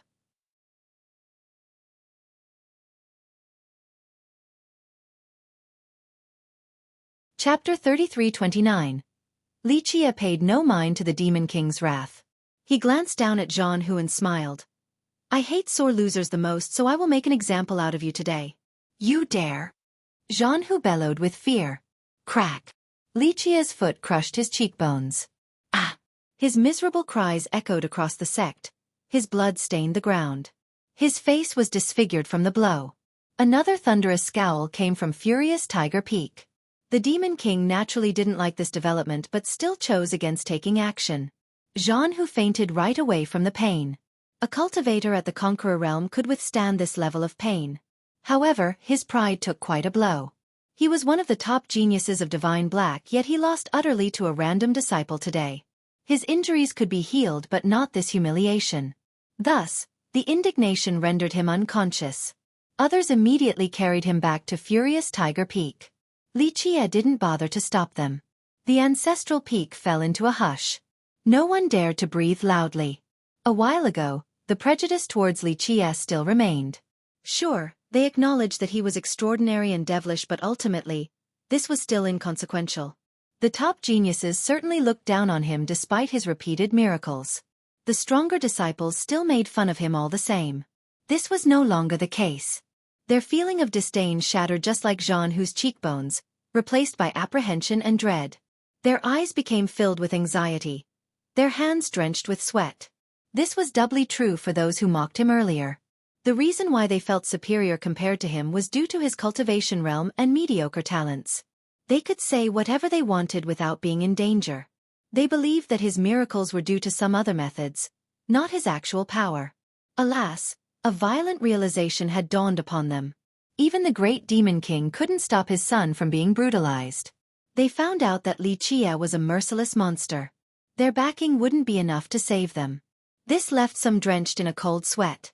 Of course, a few were celebrating the fact that they didn't offend Li Qie earlier as well. Buzz! Li Qie raised his hand again and the rotation of the weapons began. They seemed to be circling around him in order to win his attention, wanting to be chosen. The Tao Lord weapons were no exceptions. This scene was beyond reasonable limits. Other disciples, even the geniuses, would be happy with just one. The heaven weapons were extremely hard to get. As for the Tao Lord weapons, they didn't even dare to think about it. The older experts of their sect have failed in this regard. Comparing themselves to Li Qie left them in despair. I tried so hard during my youth to get a Tao Lord weapon and got nothing from it. They look like toys in his hand now. The Bodhi King up in the air smiled wryly after seeing this. So many weapons. Li Qie only glanced at them, not really paying attention. Virtuous nephew, pick one if you're in the mood. No, actually, pick several, take whatever you fancy. The elder in charge smiled while rubbing his palms together, looking slightly like a sycophant. Many couldn't believe this. This chief elder wasn't weaker than the peak lords at all. Of course, the other hiding seniors were nervous for a different reason. They knew what this elder was doing. He was afraid of Li Qie taking everything away. Afraid that I'll take them all? Li Qie casually revealed his true intention. Well, the elder coughed after being revealed. Yes, the treasury would be useless if this were to happen. The grave of weapons would be weaponless. The worst part was, none of them would be able to prevent him from doing so. After all, he was playing by the rules. How to make a little money from this? Maybe pawn all of them? Li Qie mused. Ping Xueqi himself became anxious just like the other elders. The disciples present were astounded. Who would actually do something like this? Well, that's certainly one option. The elder in charge had a weird expression as he tried to convince Li Qie. But, this grave is left behind by the sages and ancestors of the sect. It is our legacy. Removing all the weapons would be very disrespectful to both the ancestors and future generations. Virtuous nephew, maybe just take that into consideration. Leave a little behind for the young ones. The sect needs a place like this, don't you think? He was basically begging at this point while putting up a miserable expression for an emotional appeal. As a chief elder, he never had to do something like this before. Alas, this was for the sake of the sect. He had no choice but to throw away his face and beg Li Qie. The other elders and Ping Xueqi didn't dare to say anything in order to not provoke Li Qie. That would be a big blow to Divine Black. Alright, don't act all pitiful now, you're about to cry and make this awkward. I'm just playing around. Li Qie shook his head. You're right, virtuous nephew. The elder in charge smiled right away. If I were to take them away, I'm sure none of you will be able to eat for days. Fine. Li Qie chuckled and waved his hand. Boom! The thousands of weapons flew back into the pit like birds returning to their nest. Their auras and powers created a massive rainbow, causing the ancestral peak to shake. This lasted for a while. The grave returned to its original state, still brimming with weapon energies. The disciples stared at the grave and found the whole thing surreal. It was as if they had just woken up from a dream. The guy they looked down upon stole the spotlight. He could summon all of these weapons in such an effortless manner, truly enviable. The elders heaved a sigh of relief. They could have become sinners of the sect and wouldn't be able to meet their ancestors down in the Yellow River. Li Qie's generosity was actually unexpected as well. He actually returned all the weapons to the pit.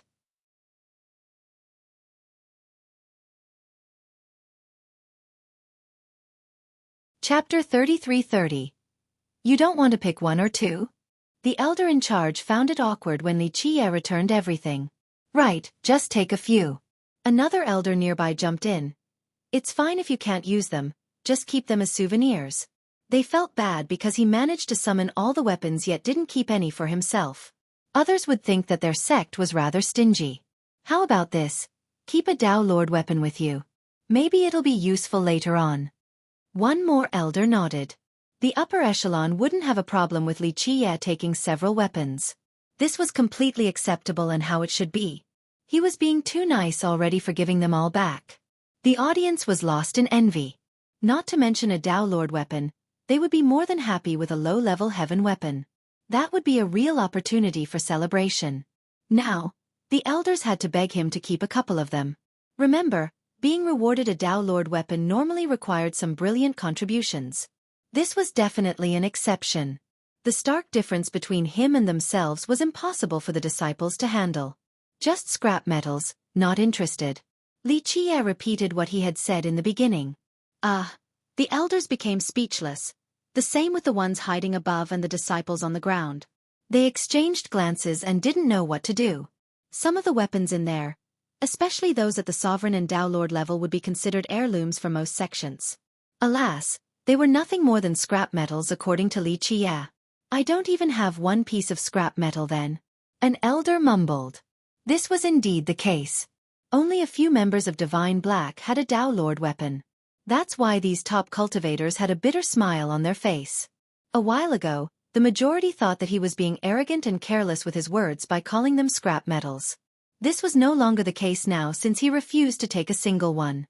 He backed up his statement with action. I'm just telling the truth.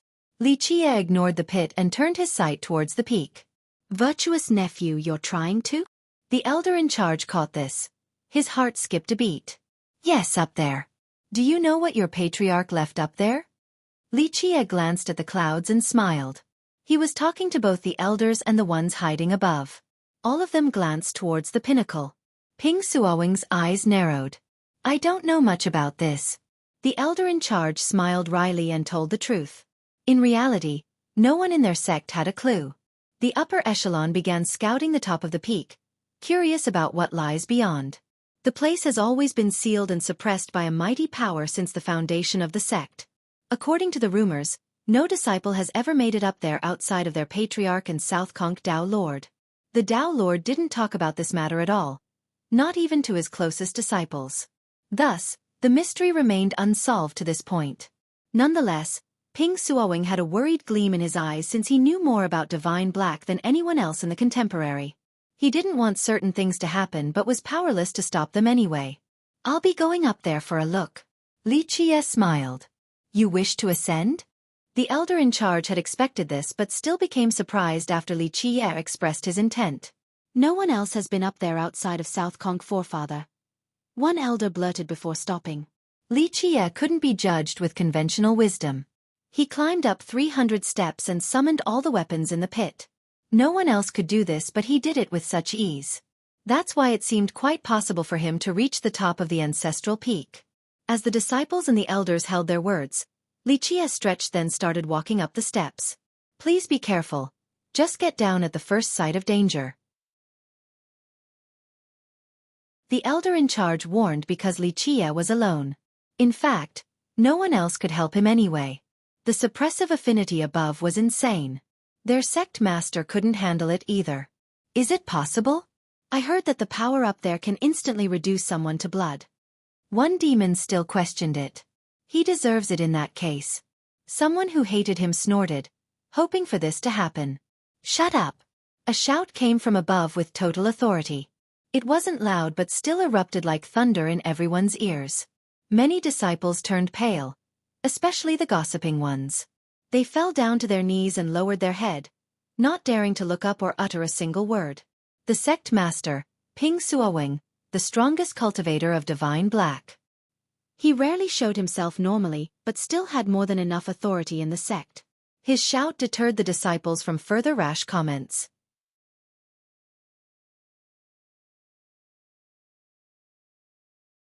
Chapter 33-31.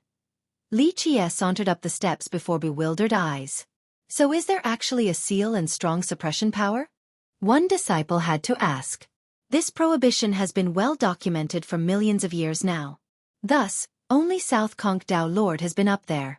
However, Li Qie appeared so leisurely right now as if there was no power affecting him.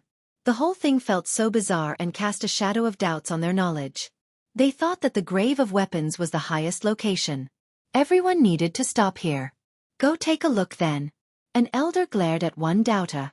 The disciple immediately became afraid and didn't have the courage to give it a shot. However, one of his peers didn't buy it.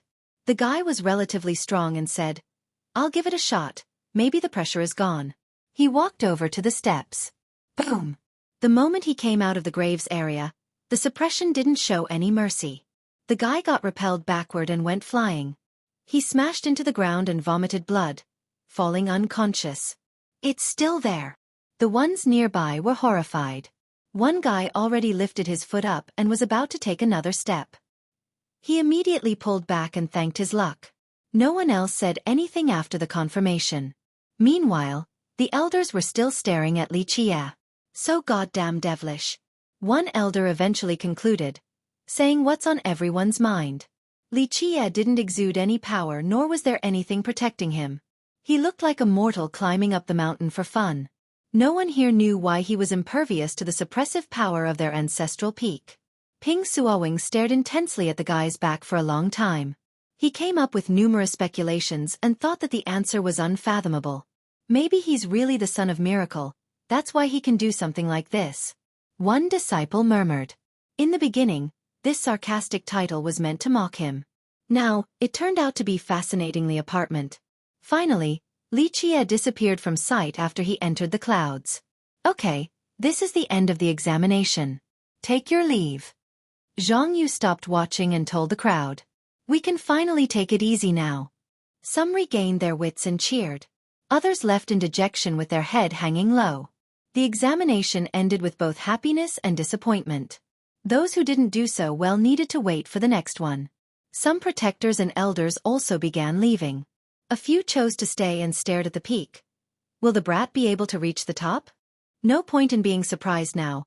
What miracle can't happen when he's around? A different elder smiled wryly. Some time passed and everyone left the ancestral peak.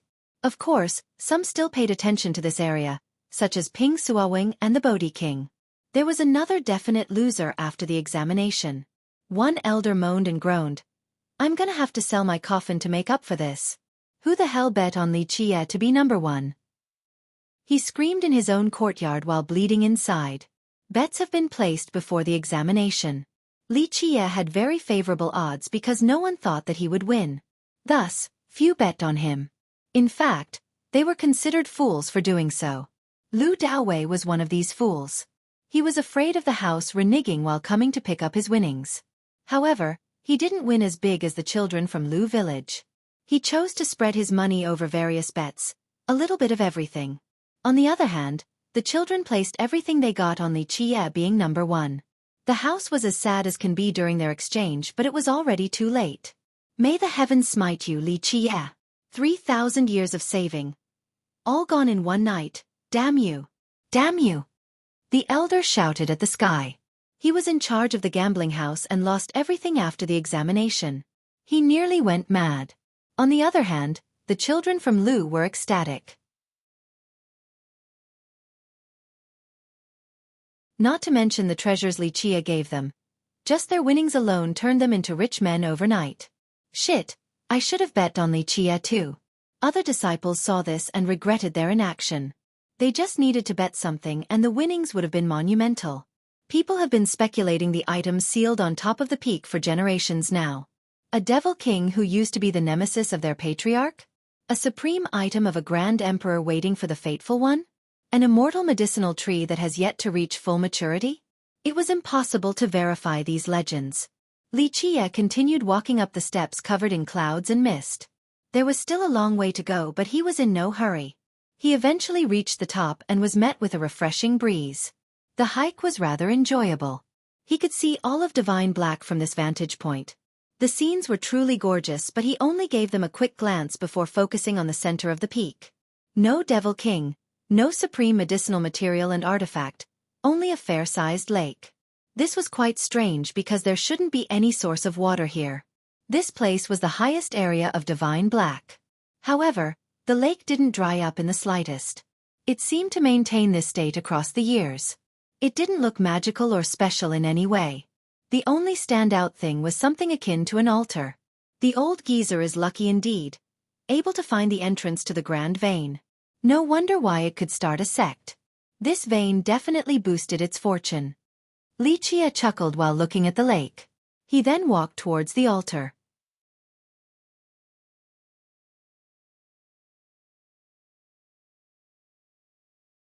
Chapter 33-32. This altar was actually just the mouth of the seal. It was made from unknown rocks and stones, perfectly carved by a great master. Each cut demanded nothing but perfection. From the beast veins. Li Qie touched the materials and shook his head. This tortoise, quite crafty I see. So it picked up a few things. In Divine Black, some records stated that their patriarch had entered immortal lands and paradises.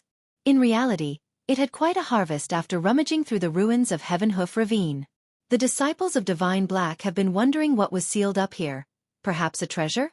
In reality, it contained the entrance to a grand vein, the reason why the tortoise chose this place to build its sect, resulting in boundless potential. Alas, during the Great Disaster, everything collapsed. The 9 worlds came to an end and no one remembered this old legend. Li Qie just happened to be one of those who still remembered. He had entered the ancestral source of this place before and knew all the secrets there. The fact that he appeared in Divine Black was a coincidence. Nonetheless, since he was already here, he still wanted to take a look. These secrets were heaven-defying and worthwhile for regular people, but they weren't much in his eyes. He focused on the runes carved on the rocks. They were added by more than just one person. First was the Black Tortoise. Another for certain was South Conch Dao Lord. The Dao Lord certainly added more seals for the sake of Divine Black. However, one of the ones before him left behind even more impressive runes, better technique and mightier strokes, far more profound as well. Both the Black Tortoise and the Dao Lord paled in comparison. This rider was far stronger than the tortoise and still stronger than the Dao Lord. It's meant for me. Li Qie chuckled. He knew who it was and touched the runes. Not bad, quite a visionary. Other emperors can't compare to these achievements. These runes were beyond the comprehension of ordinary people due to the innate complicated Dao. However, this wasn't difficult for Li Qie at all. You do get me. Li Qie smiled and channeled the runes. Creak. The entire altar started moving as a result. The individual rock and stone shifted and spun like gears. Next came the flashing of the runes. Eventually, he placed the runes in all the right spots. Boom! A beam shot up and tore apart the sky, reaching the highest empyrean. Many in Divine Black became startled and followed the beam shooting through the clouds. What's that? The frightened disciple began shouting. From the ancestral peak. It took them a moment to realize where the beam was coming from. It has to be Li Qie, he made it to the peak? One disciple blurted out. I can't believe it, he's really the son of miracles. This became the only topic in the sect. Everyone found this astonishing, but he had actually done it. They became convinced of his abilities. First the steps, then the grave of weapons. Now the ancestral peak too? Is there anything he can't do? The protectors and elders felt the same way as the rest of the disciples. Huang Ning and Zhan, whose expression became as ugly as can be. They clenched their fists tightly, speechless. Just Gong Qianyue alone had stolen their spotlight. Now, Li Qie completely buried their ambition and reputation. He turned them into clowns and made it hard for them to walk around. As long as Li Qie was around, they would have no chance of rising up and taking the mantle of Divine Black. He reduced their future into ashes, so they wanted nothing more than to cut him to pieces. Boom! From the crevices of the sky came a boundless imperial aura. It swept through 8 desolaces with absolute domination. Reclusive sovereigns and peerless ancestors woke up from their slumber after sensing this force. Strangely enough, the weaker cultivators didn't feel a thing while their ancestors became suffocated. Yin Yang Gate, Buddha Holy Ground, Three Truth Sect, Dragon Phoenix Valley. The ancestors from these powers all stared at the sky in awe. A supreme figure appeared on West King's horizon. It was ethereal and faint, yet all sovereigns were ants in comparison. Immortal Assailant Emperor. An ancient sovereign's legs trembled at this sight. I'll be waiting at the ancestral source. The figure left behind this eternal mantra then disappeared. The mantra could only be heard by the top ancestors and took them like a storm. They didn't calm down even long after the figure was gone. The legendary emperor. One ancestor took a deep breath. The ancient era was no more, but the tales of this emperor remained. Some memorized every word. Waiting at the ancestral source? Another ancestor speculated. Did the emperor leave behind a legacy? Maybe all of the emperor's treasures and scrolls are there. One more wondered. Go, tell the sect master to go to the source right away. Another commanded. Send down this message. A great treasury will appear in the near future. One ancestor came out of reclusion. News of an emerging treasury traveled through northern West King. Of course, only Li Qie really knew what the message was about. Why bother remembering such a little thing after so many years? Li Qie chuckled and shook his head. He knew who the emperor was and the location of the ancestral source. This emperor wanted to get even with him. Very well, let's see what you want. He stroked his chin, clearly amused.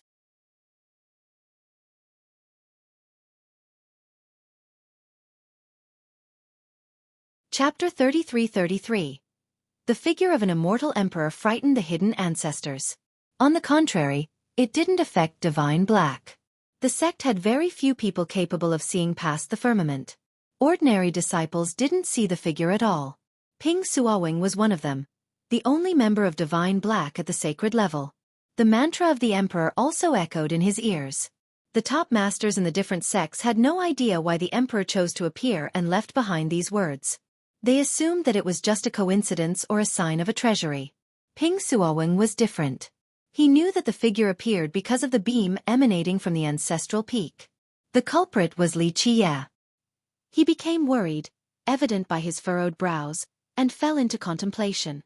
He knew many secrets about his sect, especially those relating to the ancestral peak. He didn't have all the details, but he knew that the sect was connected to a grand vein, perhaps the best one in all of West King.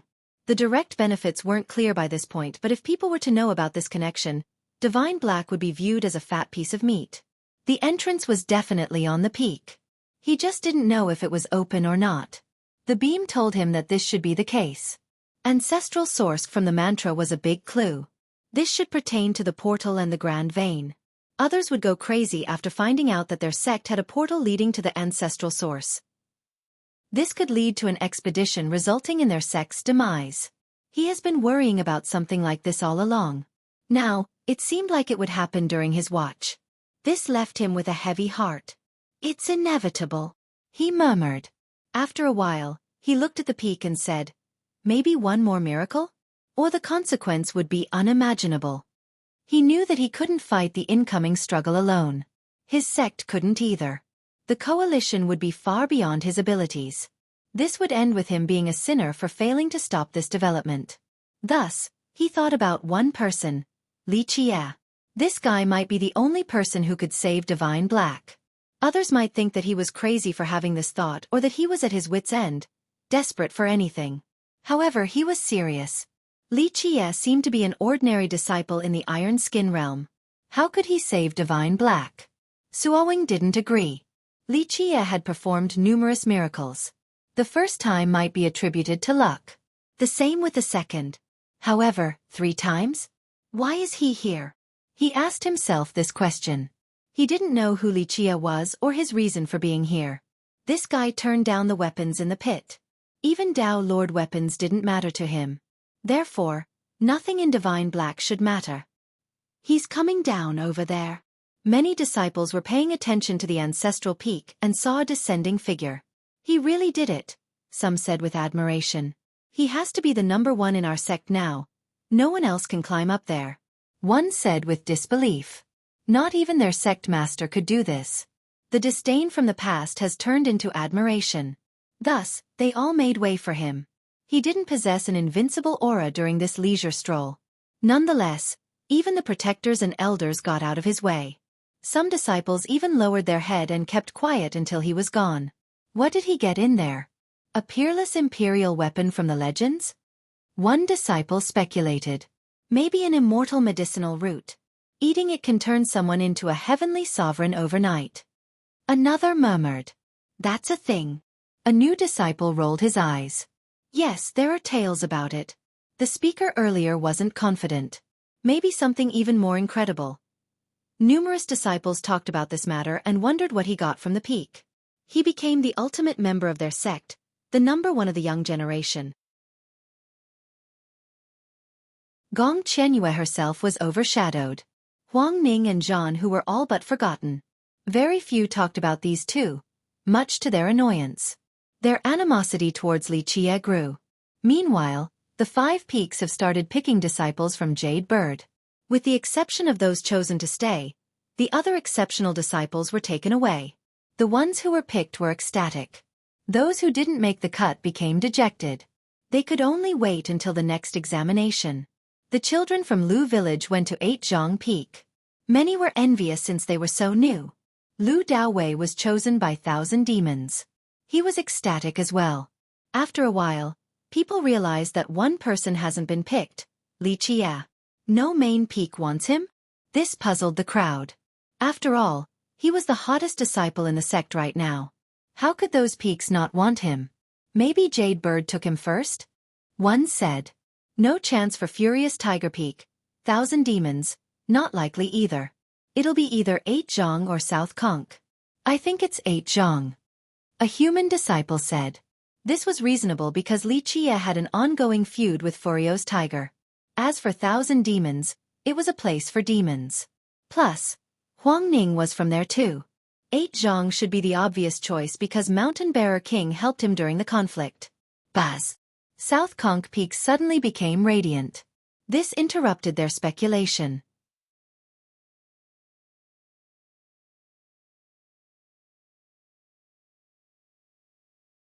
Chapter 33-34. Poof. A grand Dao force engulfed Divine Black. True energy chaos came like a tsunami. Everyone could sense a certain power surrounding their sect. It seemed to be connected to heaven and earth. They became tense because other grand Dao were being contained by this one, nearly melting into one. Thousands of runes came together and turned into a divine bridge starting at South Conch Peak and materializing towards Jade Bird. The sacred level. The crowd gasped in response. Many bowed towards the direction of the bridge while putting on their best act. The protectors, elders, and peak lords were alarmed as well. Sacred level was a short name for the Grand Dao Sacred Physique Realm. Those at this level were the strongest beneath Dao lords and heavenly sovereigns, only one step away from the peak. Ping Suowing was the only person in Divine Black. Thus, everyone knew that it was him on the move. All eyes turned towards South Conch Peak. The sect master is leaving. Many found this surprising, if not astonishing. In recent years, Ping Suowing rarely showed himself, always staying at South Conch. Only a few managed to see him. Some gossiped about his inactivity. One speculation stated that he was training to become a heavenly sovereign. Another said that he was trying to comprehend a supreme artifact. A few believed that he was old now and no longer cared about ordinary matters. Thus, another topic came up. The next successor of Divine Black. The sect master is actually coming here in person. An elder realized something after seeing the bridge. Looks like he's viewing this with great importance. The sect master normally didn't interfere with mundane matters in Divine Black. This had to be something he considered serious. This elder also knew that it was because of a disciple, Li Qie. I don't think the sect master has ever taken in a disciple in this manner. The older disciples of Divine Black became surprised. This was an unprecedented honor. Both Su Su and Gong Qianyue never got this pleasure. An old man appeared on top of the divine bridge, looking just like a mortal wearing a cheap robe. He had wrinkles all over his face, but his fingers were long and strangely vibrant, brimming with youthfulness. They looked like 10 swords. Those who knew about him were also aware of his South Conch sword art. This technique solidified his position as the strongest in Divine Black. That's why when people saw his fingers, they immediately connected it to this art. Ping Suowing used the bridge to instantly arrive at Jade Bird. Sect Master Zhang Yu, many protectors, and the disciples came to greet him. However, Li Qie was nowhere to be found, let alone coming to greet his sect master. This seemed rather pompous. Nonetheless, no one dared to voice their annoyance before the sect master. It would only bring needless trouble. No need for formalities. Suowing was rather amiable and approachable. He told Zhang Yu before going towards Li Qie's place. Zhang Yu heaved a sigh of relief after he was gone. Though Zhang Yu was also a peak lord, he was the newest and the weakest of the 5, only at the Yinyang realm. He felt great pressure and dread while standing in front of Suowing, even though the guy didn't release his aura. Back to your post, he ordered with a solemn expression. Everything in Jade Bird needed to be perfect with Suowing around. The other disciples could read the atmosphere and acknowledged the command. They immediately went to carry out their duties. Meanwhile, Li Qie was as leisurely as ever inside his room, a stark contrast to the tense atmosphere outside. Ping Suowing's presence didn't change anything. He still lazily lay in his chair with Gong Qianyue serving him tea like a maid. She bowed after seeing Suowing while Li Qie remained still, only staring at the guy. Anyone else would find this to be extremely disrespectful and chastise him for it. After all, Suowing was the sect master. No one else had a higher status than him in Divine Black. Other peak lords needed to stand up to greet him. Now, Li Qie didn't bother saying anything. This inaction made him seem arrogant and thoughtless. Suowing didn't mind and sat down nearby, staring straight at Li Qie. Gong Qianyue poured him a cup of tea, prompting him to nod approvingly. Suowing's brows furrowed at Li Qie, not because of the perceived disrespect but rather, he couldn't see through the guy. A cultivator at the sacred level might not be unbeatable in the Northern West King, but was still a great character. Anyone meeting him would have to tread carefully. This wasn't the case for Li Qie, as if he was nothing more than a random passerby on the street. He felt a little defeated. His confidence cracked a bit. This had nothing to do with pride, but for better or worse, he was still a powerful cultivator and the sect master of Divine Black. It was rather frustrating to be treated in this manner. He focused up and continued on checking the guy out. He confirmed that the guy was really an iron skin cultivator, not someone hiding their power. Suowing couldn't believe this. How could an iron skin cultivator manage to do so many insane feats? Miracle was the only word to describe them. He himself witnessed all of it and still found it perplexing. Maybe the elders were right. Only the word devilish could describe him. Virtuous nephew. Suowing chose to be as friendly as possible. The other peak lords didn't have this privilege. Call me young master. Li Qie finally sat up straight and corrected. This was Suowing's first time experiencing something like this. Young master. He smiled wryly and strugglingly said the words. The moment he uttered those words, he felt as if Li Qie was a supreme master while he was nothing more than a servant. This feeling couldn't be resisted and felt so natural when Li Qie was around. Good. Li Qie nodded and said. Spill it, you're not here for no reason. The guy looked so lazy and carefree, yet Suowing thought that he was looking at the ultimate ruler of everything. This was an insane thought, yet once again, it felt so natural.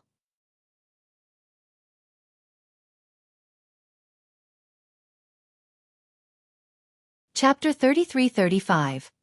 Ping Suowing took a sip of tea and adjusted his mindset. He pondered for a bit before starting. Young master, may I ask where you are from and what's your destination? He chose his words carefully, not directly asking who Li Qie was. He normally didn't need to exercise such caution when speaking to someone else, not even when in front of someone like Yinyang Gate Master. However, he felt like prudence was the right choice. Intuition told him that Li Qie was far beyond his imagination. His curiosity was at an all-time high. Just who was this man? He didn't buy that this mysterious guy came from Lu village. A shallow pond like that couldn't produce a true dragon like Li Qie. His fingers on the cup tightened as he became nervous. It has been a while since he felt this emotion, ever since he became the sect master of Divine Black and reached the sacred level. He had experienced plenty of hardship and survived numerous perilous trials while keeping his cool. But now, he had a tough time waiting for Li Qie's answer. Li Qie narrowed his eyes and Xueqi saw the eyes becoming extremely profound and all-devouring. From where I belong and going to where I should. Li Qie smilingly said. Where do you belong and where do you should go? Xueqi didn't expect this and asked for elaboration.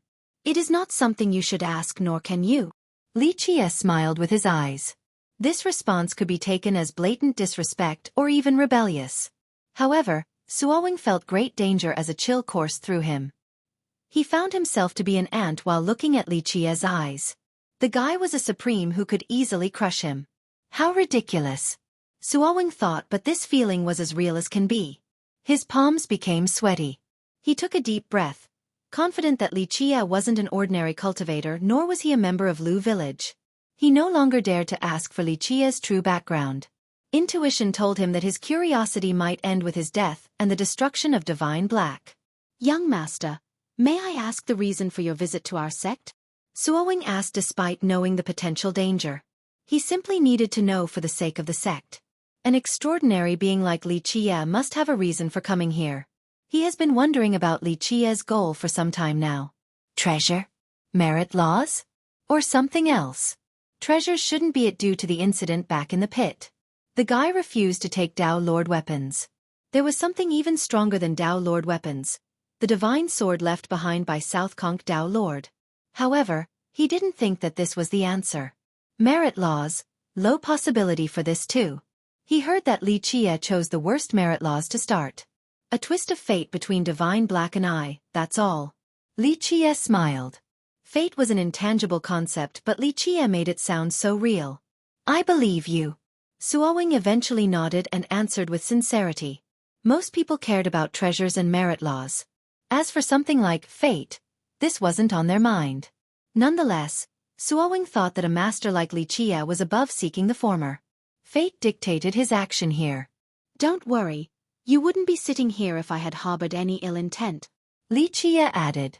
Xueqi heaved a sigh of relief since this wasn't the worst-case scenario. This was the answer he wanted to hear. Young master, what was up in the ancestral peak? This was the second important matter to Xueqi. You already know the answer without asking me. Li Qie glanced at the guy. Nothing could escape his eyes. Xueqi became awkward after being read like a book. He smiled wryly and said, I only know very little, that there is a way to reach the Grand Vein up there. I lack the details. Sounds about right.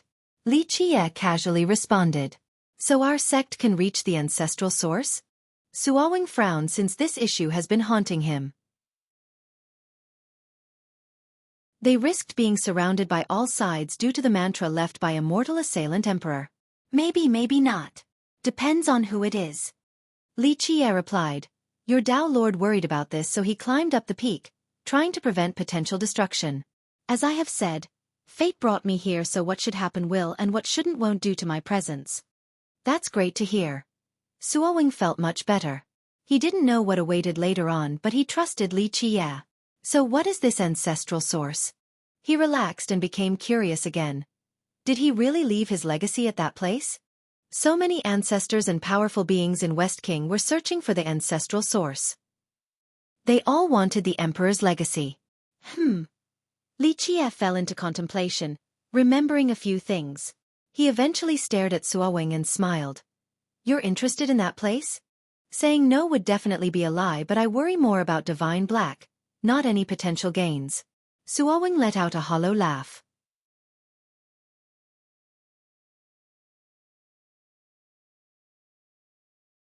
Chapter 33-36. The ancestral source isn't meant for the world to see. Those who come there will only be seeking death. Li Qie revealed. Then why did a mortal assailant emperor talk about waiting there? Xueqi was startled for a moment before asking. Not waiting for you. Li Qie put on an implicative smile. Xueqi didn't expect this response. Now that he thought about it, there was a problem with a common interpretation of this line. I'll be waiting at the ancestral source. The first impression of this line was that the emperor was speaking to future descendants. And that maybe in the ancient era, the emperor had left behind a legacy and treasury for the fateful ones. Now, Xueqi thought about it again. Maybe the line wasn't meant for everyone currently. But if it was meant for a specific crowd, then who?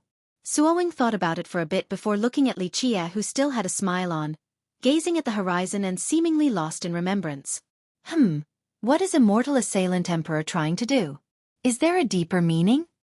Xueqi murmured. The emperor was a brilliant existence, one who followed the past and heralded the future.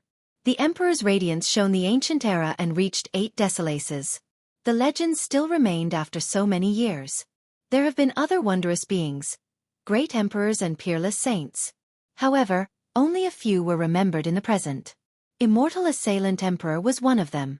As the last emperor of the Nine Worlds epoch, this emperor completely dominated that era despite the numerous geniuses and top masters, never tasting defeat. Eventually, she no longer needed to fight. Just one word was enough to take down gods and devils. She eventually became a peerless legend. The most shocking thing was during the days of darkness when evil entities fell from above. She showed up and proved her might. Everyone still heard about that battle until now. Other Dao Lords showed up later, such as the Duck's Egg Buyer, Pure Sun Dao Lord, Blessed Dao Lord, and many others. Nonetheless, she still remained at the top in the river of time. So what kind of sign was this?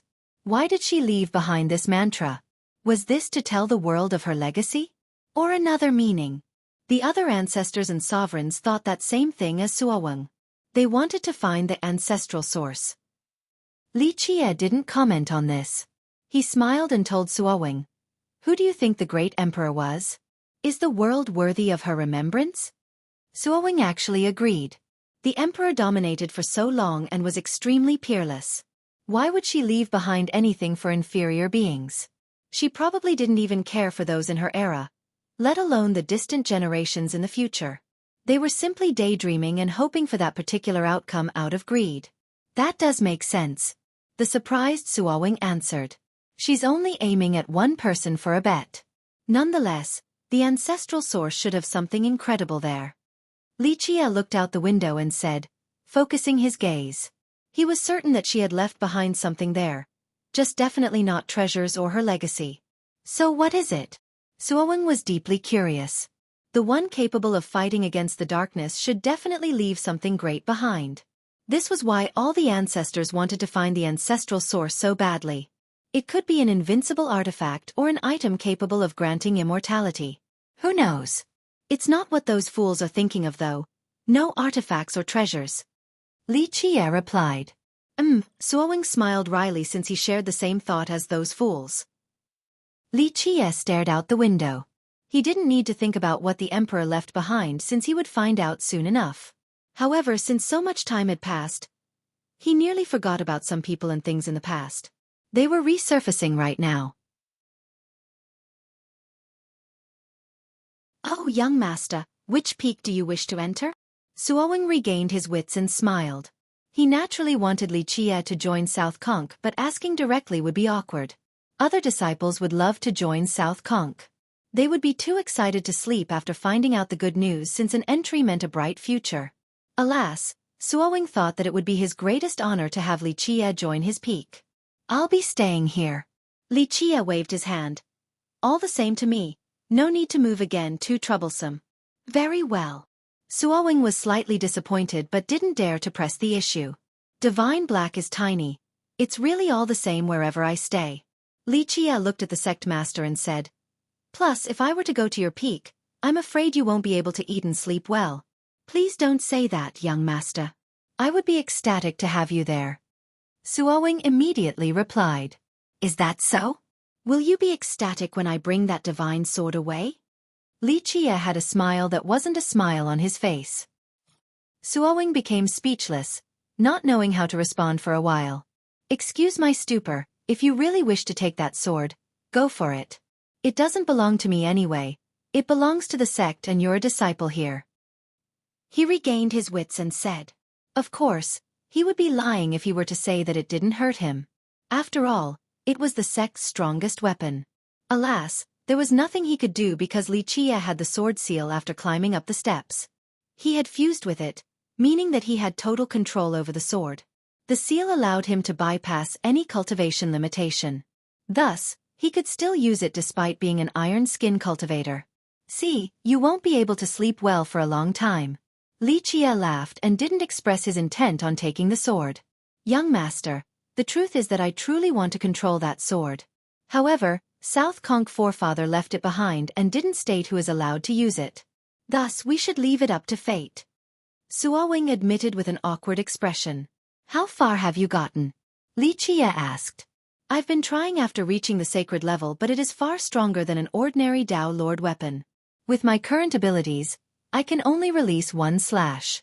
I won't have the strength to even hold it afterward. Xueqi smiled wryly. It was considered a patrimony weapon, far stronger than an ordinary Tao Lord weapon. The latter was under the classification of high-level heaven. Those at the myriad form real could use them. 1.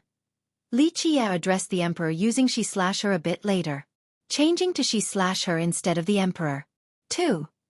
The duck's egg buyer thing, I don't know. I need more context to understand this title unless it is just a name, my Yaden. But no one would have a name like this. 3. The author uses a he/him pronoun in the narrative while Li Qie is using she/her. The he/him here can be gender neutral, although mostly male. I saw the he in the narrative first and had to change the first part. Then Li Qie used she/her and I had to change it to female. Now, the narrative is using he/him and I don't know which is right. Keeping it as female for now.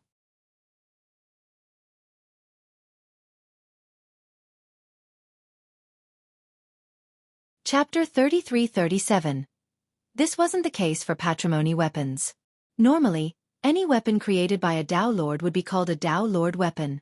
The method, type, and materials didn't matter. The requirements were far more stringent for patrimony weapons. The 3 things listed above had to be done just right. The weapon also had to be as strong as its creator. A Tao Lord weapon could represent 30 to 40% of its creator's power. A patrimony weapon had to be at 100%. Under normal circumstances, anyone weaker than the myriad form realm wouldn't be able to use a heaven weapon. For Ping Xueqi, it wouldn't be hard for him to control a Tao Lord weapon. The same couldn't be said for a patrimony weapon. The latter had an unimaginable power, enough to kill all foes. Xueqi has been trying to learn this sword ever since he made it to the sacred level. He spent plenty of time and effort, yet the best he could do was just one move. He would be completely drained afterward due to its immense power. Nonetheless, he still wanted to keep on learning. Divine Black would never lose if he could master it regardless of the perilous situations. One move? That's not bad. Li Qie smiled. Young master, you can control it now. It'll be extremely effective when the time comes. Xueqi put on a serious expression. Right. Li Qie casually replied. In reality, he could still control this sword without the sword seal. Not a single weapon existed in this world that he couldn't use. You should come to South Conk Peak to be familiar with it. Xueqi eventually made up his mind. Li Qie was clearly connected by fate with this sword. It was extremely important for Divine Black's safety when the time comes. Can you actually handle it? Li Qie asked while staring at the old man. Fate decides, not me. And you're a disciple of Divine Black anyway. Xueqi sighed and responded. Divine Black needed someone who could reverse the tides. He cared more about the sect than his personal wishes. When the world knows that the ancestral peak here could lead to the ancestral source, they'll surround us. Thus, having a capable user of this sword is of paramount importance.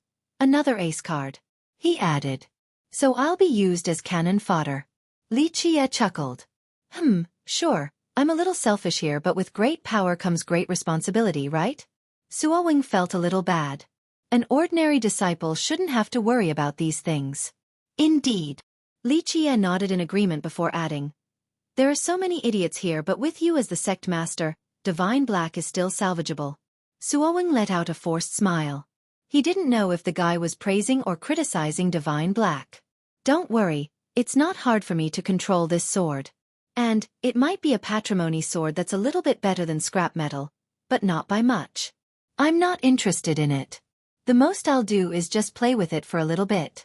I won't take it away from Divine Black, so feel free to keep on learning. It'll be more useful in your possession in the future. Li Qie nonchalantly said. Xueqi felt so much better after this conversation, and left even though Li Qie didn't wish to go to South Conch. The disciples in Jade Bird noticed their sect master leaving by himself. They assumed that Li Qie would be going to South Conch for sure. Why is he still staying in Jade Bird? They quietly discussed among themselves. Even a fool knew which to pick between Jade Bird and South Conch. That's why Li Qie's choice came as a surprise. The next move from Li Qie confused them even more. He went to the library and picked another manual. Chaos Mantra. He's a bronze tendon now. More started gossiping.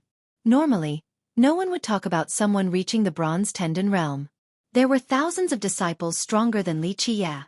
However, he was the son of miracles and performed insane feats despite being an iron skin. Thus, his cultivation improvement was a big deal. Some started wondering when he would reach the silver carapace realm. The disciples here enjoyed talking about him right now. Even the protectors and elders chatted on this topic. This annoyed Zhan Hu to no end. Recently, he had just become an enlightened being, the third youngest to do so behind Gong Qianyue and Huang Ning.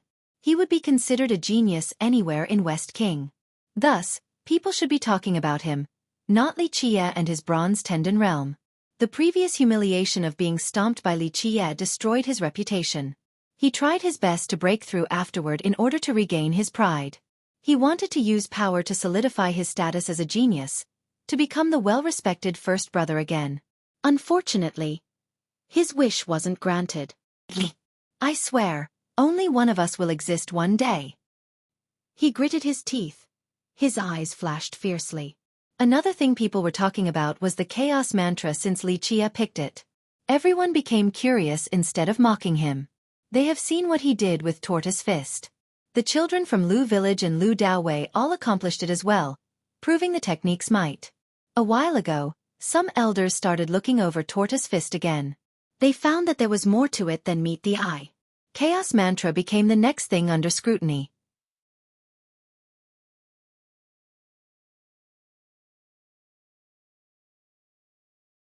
Chapter 33-38. Though many elders noticed something odd about Tortoise Fist, they couldn't get through the essential gap. It was separated by a thin layer, almost like watching dancers behind a silk curtain in the imperial court. They could see the faint figures, not the actual appearance. The elders were helpless but still couldn't throw away their pride and ask him for guidance. Ultimately, Tortoise Fist was still only an entry-level martial art. They had no reason to go ask a junior about it. Nonetheless, this changed their impression of him since he learned something they couldn't. Therefore, Chaos Mantra became the next focal point. This was one of the 7 common mantras. As simple as can be.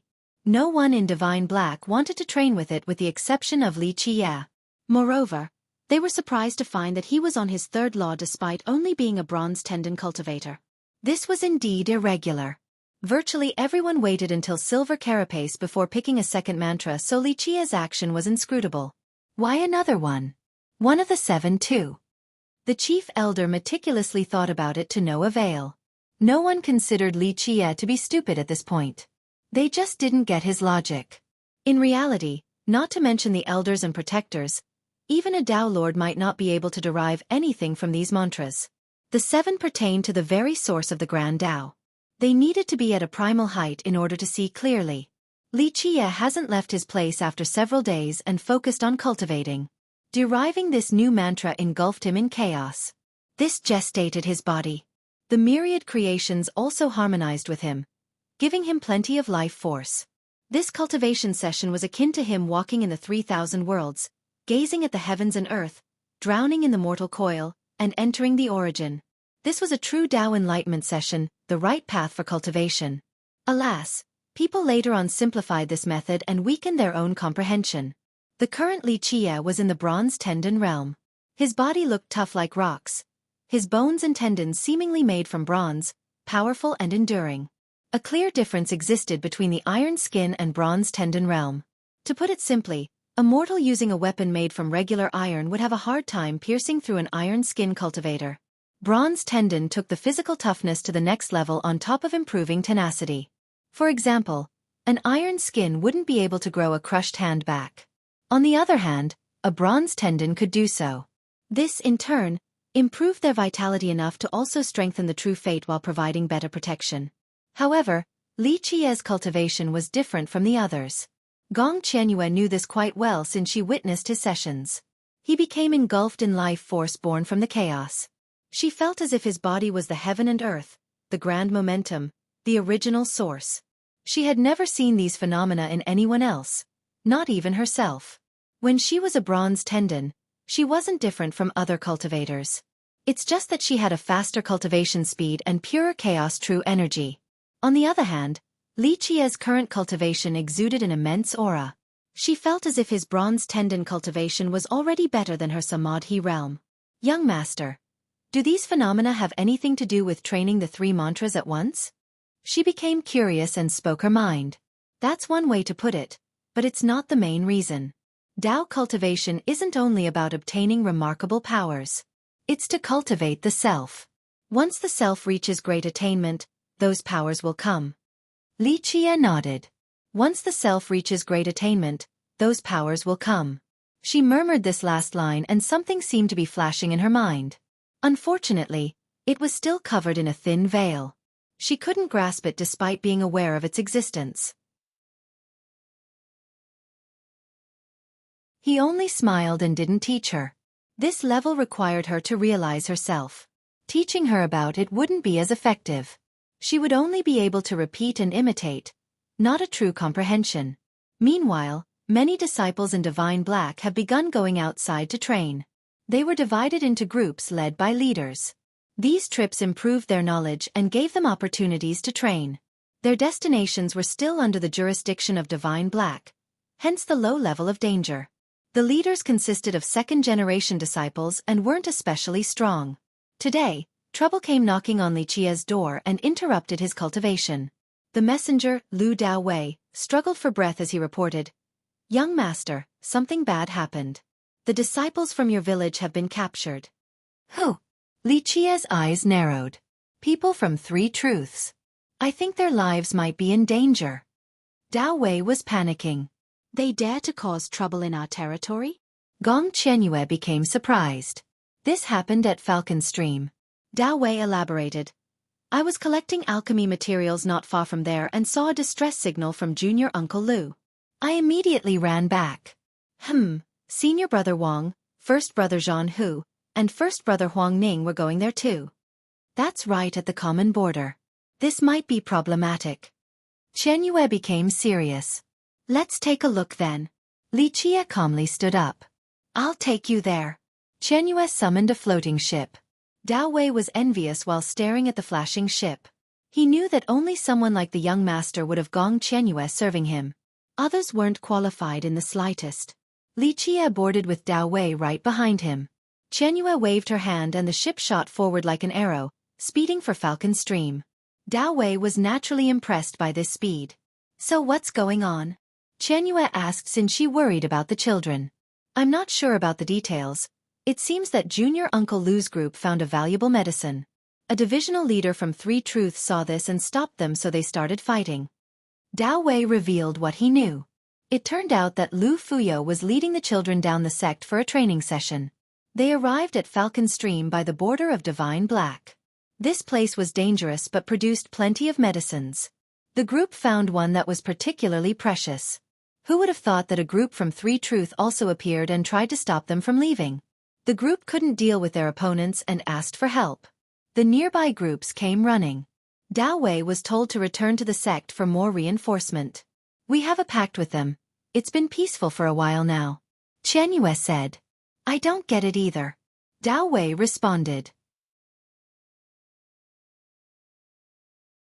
3 Truths was another big sect in the northern West King. A human sect created by 3 Truths Tao Lord. They had a certain prejudice against demons and coincidentally enough, their neighbor was a demon sect. Conflicts were common between the two. Several decades ago, a large fight broke out with heavy casualties. The two sides negotiated for a peace pact. That's why this skirmish surprised Qianyue and Dao Wei.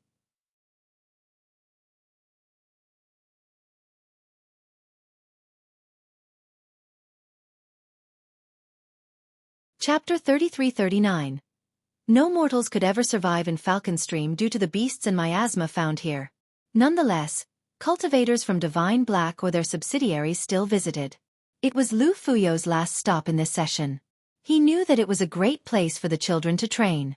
They were fortunate enough to not meet any dangerous creatures and found plenty of valuable medicines. The most exciting part was when they saw a 500,000-year-old spirit blood ginseng. Using it as medicine could strengthen one's constitution, cure injuries, and prolong life. The children were still fortifying their foundation. This ginseng would be able to add more vitality to their core, allowing their cultivation to improve greatly in the future. Fuyo picked the root and planned to refine them for the children later. Alas, their excitement was cut short. Two middle-aged men and their disciples stopped them from leaving.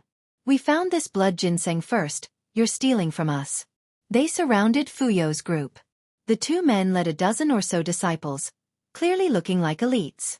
They brimmed with vitality and energy, far stronger than the children from Lu. Their uniform was a Taoist robe, unique in the color scheme, 3 colors alternating together. In fact, anyone in this region would recognize them as disciples from Three Truths sect. Their progenitor used to be a Taoist who hated evil and slain numerous demons. His sect inherited his style, going even more extreme. Thus, they had no love for Divine Black. A ceasefire only existed between the two sects several decades ago. Fuyo found their aggression surprising. Falcon Stream was the border. They were standing on Divine Black's side right now. He also recognized these two men. They were division leaders of Three Truths, two brothers, Xu Jinqiao and Xu Yuyu. They had some fame because they were in the Samadhi realm. "Dao brother, watch your words. We found this ginseng first." Fuyo didn't accept it despite feeling some dread. The blood ginseng was precious, so he didn't wish to give it up. "No, I found this root first and went to call the seniors here. Your group came in the middle and stole it like a bunch of thieves," a first brother from Three Truths asserted. He definitely was a gifted cultivator among the young generation. His name was Chen, the first disciple of the chief protector in Three Truths. The sect considered him an important seed to nurture. The Lu children were furious since they clearly found the ginseng first. They started arguing and unfriendly words resulted in drawn weapons. The Xu brothers didn't try to stop their juniors at all. In fact, they seemed eager to fight. Fuyo realized that this could go south and immediately sent a distress signal. The first to come was Huang Jie since he was very close. Other disciples from Thousand Demons and Furious Tiger came running as well, including Huang Ning and Zhan Hu. Several hundred members of Divine Black eventually showed up in Falcon Stream. They certainly had the number advantage. However, this might not be the case for actual fighting potential. The other side had two Samadhi cultivators. Huang Jie was an enlightened being, the same as Fuyo who had reached this level recently. This was the case for Huang Ning and Zhan Hu as well. Thus, they were still losing despite outnumbering their opponents. Because the training this time was still in their territory, Divine Black didn't send out any powerful cultivator. The strongest were only at the enlightened being realm. "Are you forgetting about our pact? Is this a declaration of war?" Huang Jie shouted as his group was being pushed back. The older Xu Jinqiao smiled with a tinge of aggression. "Of course not. It's just that this blood ginseng belongs to our sect. Moreover, your bunch tried to steal it and will need to apologize." "Bullshit!" Fuyo erupted towards the false narrative. "This is our sect's territory, don't push it." "Lu Fuyo, the jurisdiction of this place is up for debate. Our two sects will decide at the next conference. However, we'll definitely take this ginseng with us today. Try to stop us and see what'll happen." Xu Yuyu joined in. "We found this ginseng first, you can't take it away." A child from Lu shouted. "We can and we will just because we're stronger than you.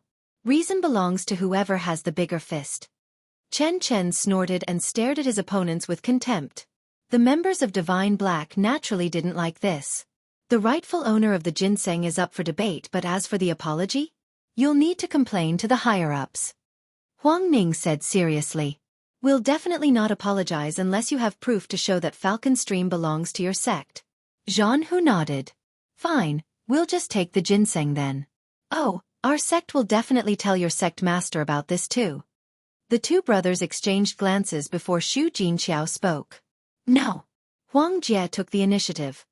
I patrol the borders and know the territories full well. This place belongs to Divine Black. Every tree and blade of grass here belongs to us. The same with this blood ginseng. Don't even think about it. The two brothers' expression turned cold after hearing this. Huang Ning and Zhan Hu briefly glanced at each other. Huang Ning quietly said, Junior Uncle Huang, let's take one step back and give them the ginseng for now before coming up with a plan. The situation is unfavorable for us, plus, there's no need to escalate the conflict between the section. Zhan Hu agreed. Everyone from Divine Black stared at these two. Sure, they were definitely weaker right now. However, handing the ginseng over would be too humiliating. Three Truths members were at fault and showed nothing but blatant contempt for them right now. We can settle this by force if you want. Just know that your side started this, so Divine Black is the one breaking the pact, not us. Xu Yuyu snorted. Baseless nonsense. Fuyo shouted with fiery eyes. Three Truths was being ridiculous this time. During the last war, both sides suffered heavy losses. Divine Black's top genius, Su Su, also died in battle. Despite the peace agreement, Lu Fuyo has never forgotten about this since they were extremely close.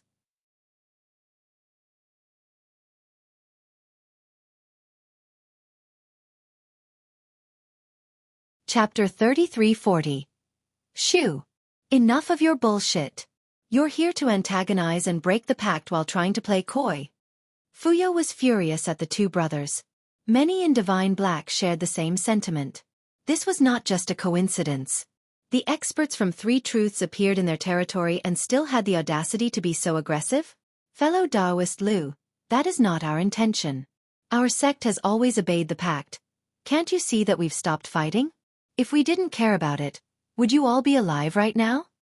Xu Yuyu smiled and shook his head. The other side became exasperated. It was hard to argue against a stronger party. Just these brothers could suppress all of them. Thus, reasons and logic didn't matter as much. However, your sect might not be sincerely upholding the pact. Jin Qiao put on a fake smile and said, We have stopped attacking and showed our goodwill. What about you? Gathering so many people here on top of not wanting to give us the ginseng, that which belongs to us. This can only be construed as aggression. This ginseng was found by us. How does it belong to you? Fuyo had a hot temper, so he exploded while pointing at Jin Qiao. It's inside our territory, so it's ours.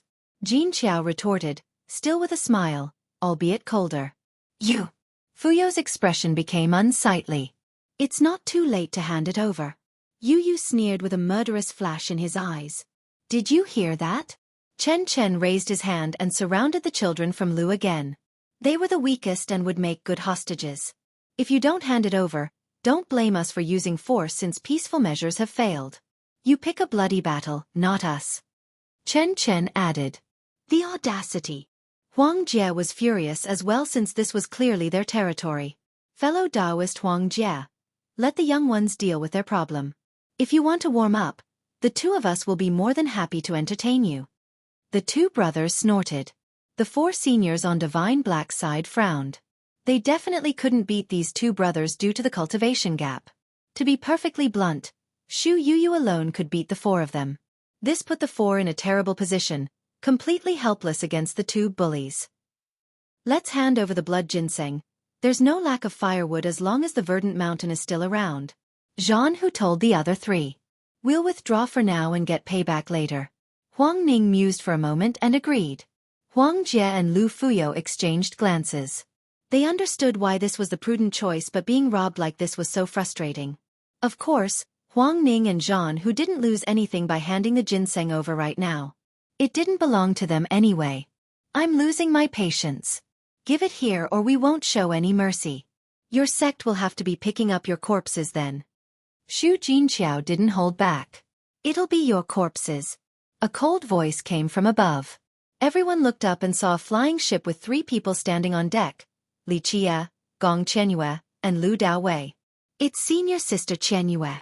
The disciples of Divine Black cheered. Some turned red from excitement while clenching their fist. Their sect had plenty of experts. Three Truths couldn't bully them. They have been holding back for too long because they were weaker than their opponents. Now, Gong Qianyue has arrived to be their backer. The ones from Three Truths stared at Qianyue.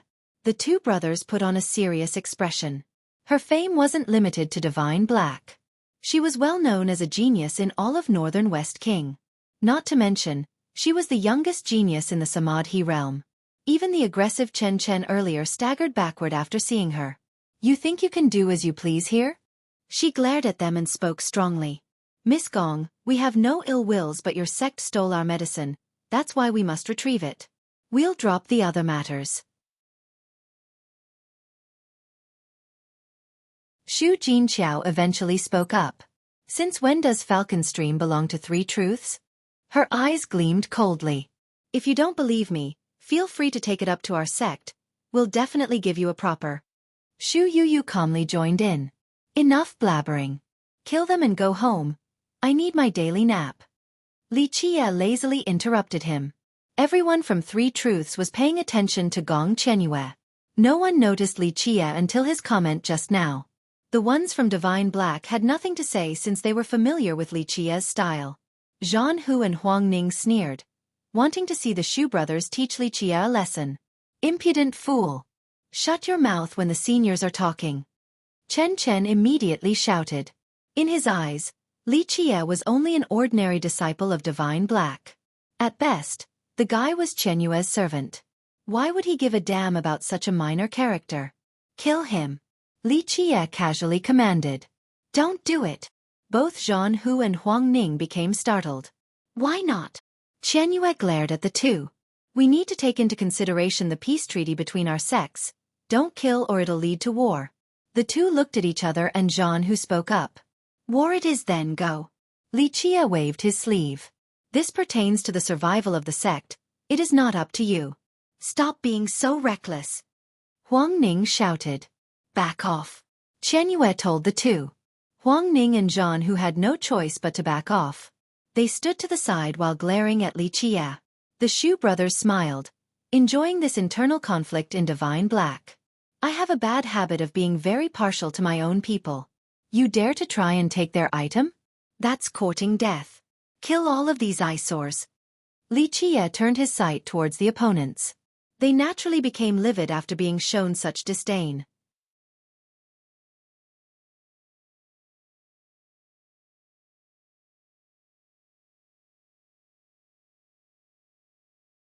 Chapter 3341.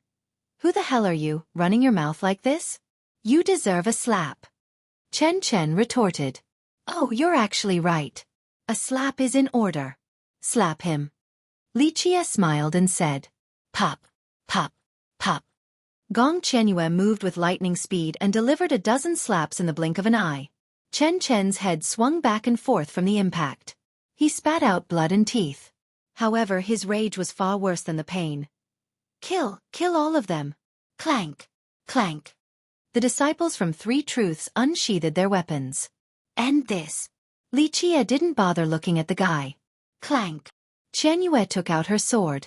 Its cold energy and murderous intent pierced through the sky. Don't do it.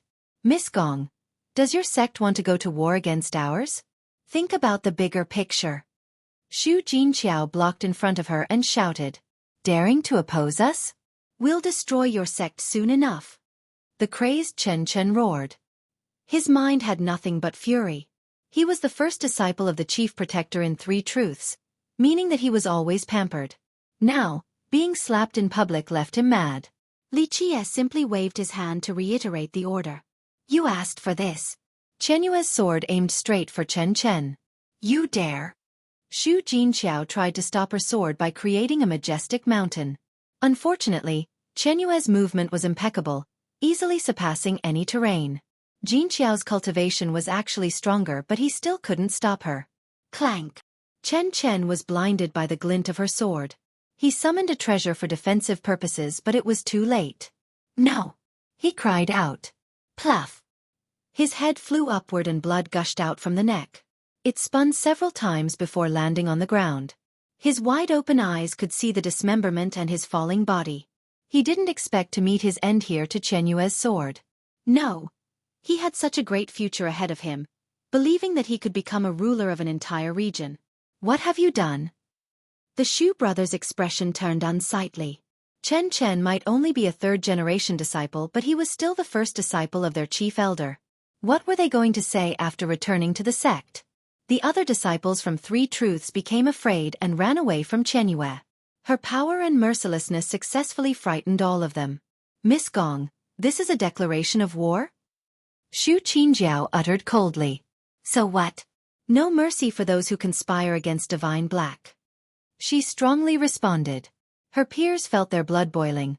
Some couldn't help but cheer. They viewed her as the pride of the sect. The Xu brothers didn't expect this boldness from Chenyue. This wasn't part of their plan. Is this your stance or your sex? Xu Yuyu glared at her. It's mine. Don't think about leaving today with your dog head still attached. Li Jie smiled and said. The two brothers became belligerent towards Li Jie. How could a bronze tendon disciple order Gong Chenyue around?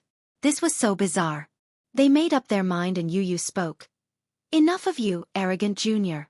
I'll teach you a lesson in your senior's stead. He reached for Li Jie next. Humph. Your opponent is me. Chenyue performed a horizontal slash at once. Miss Gong, let's see what you can do. Jin Qiao shouted. Boom. He summoned a truncheon and attempted to smash her. The weapon contained a billowing flame just like a descending volcano. The two of them maneuvered at the same time. One went for Li Jie while the other tried to stop Chenyue from interfering. Chenyue performed the same fluid movement steps to dodge the truncheon and appeared right in front of Li Jie. Clank! Her sword moved like a peacock spreading its tail and emitted numerous rays. Layers of sword images appeared and stopped Yuyu's palm strike. Boom! The sword intent in this defensive seal forced Yuyu back. The Dance of the Tortoise and Crane. Jin Qiao realized the movement technique after failing to stop her twice. Jin Qiao was at the grand level of Samadhi materialization, so he should be stronger than her. How could she maneuver around him so easily? The two brothers exchanged glances after recognizing the move. This technique was created by the Black Tortoise. It was a high-level heaven merit law, one of the best in Divine Black. They might be stronger but didn't have the same talents. They could only train high-level earth laws at best at their current cultivation level. On the other hand, her inborn true fate allowed her to learn heaven laws. This gave her immense advantages. Let's see how amazing an inborn true fate is. Yuyu didn't give up. Boom! He activated his power. The terrible Samadhi flame oozed out and ravaged the area. Weaker disciples couldn't handle the heat and needed to retreat. He took out his weapon, a moon fork at the high earth level.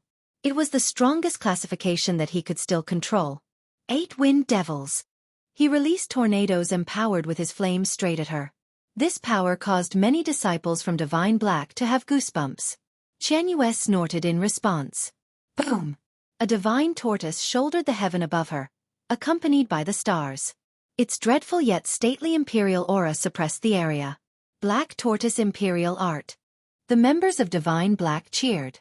Her opponents became alarmed after seeing this move. It was a high-level heaven merit law, strong enough to take down anyone. Clank! She raised her sword towards the sky and prepared a peerless slash. Whoosh! The vertical fiery slash sent Yuyu flying. Boom! Boom! Boom!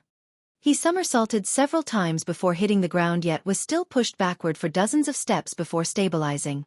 He was as pale as can be. He looked down and saw a deep cut on his moon fork. His cultivation advantage couldn't make up for the gap between their merit laws. Yes! Those from Divine Black started celebrating.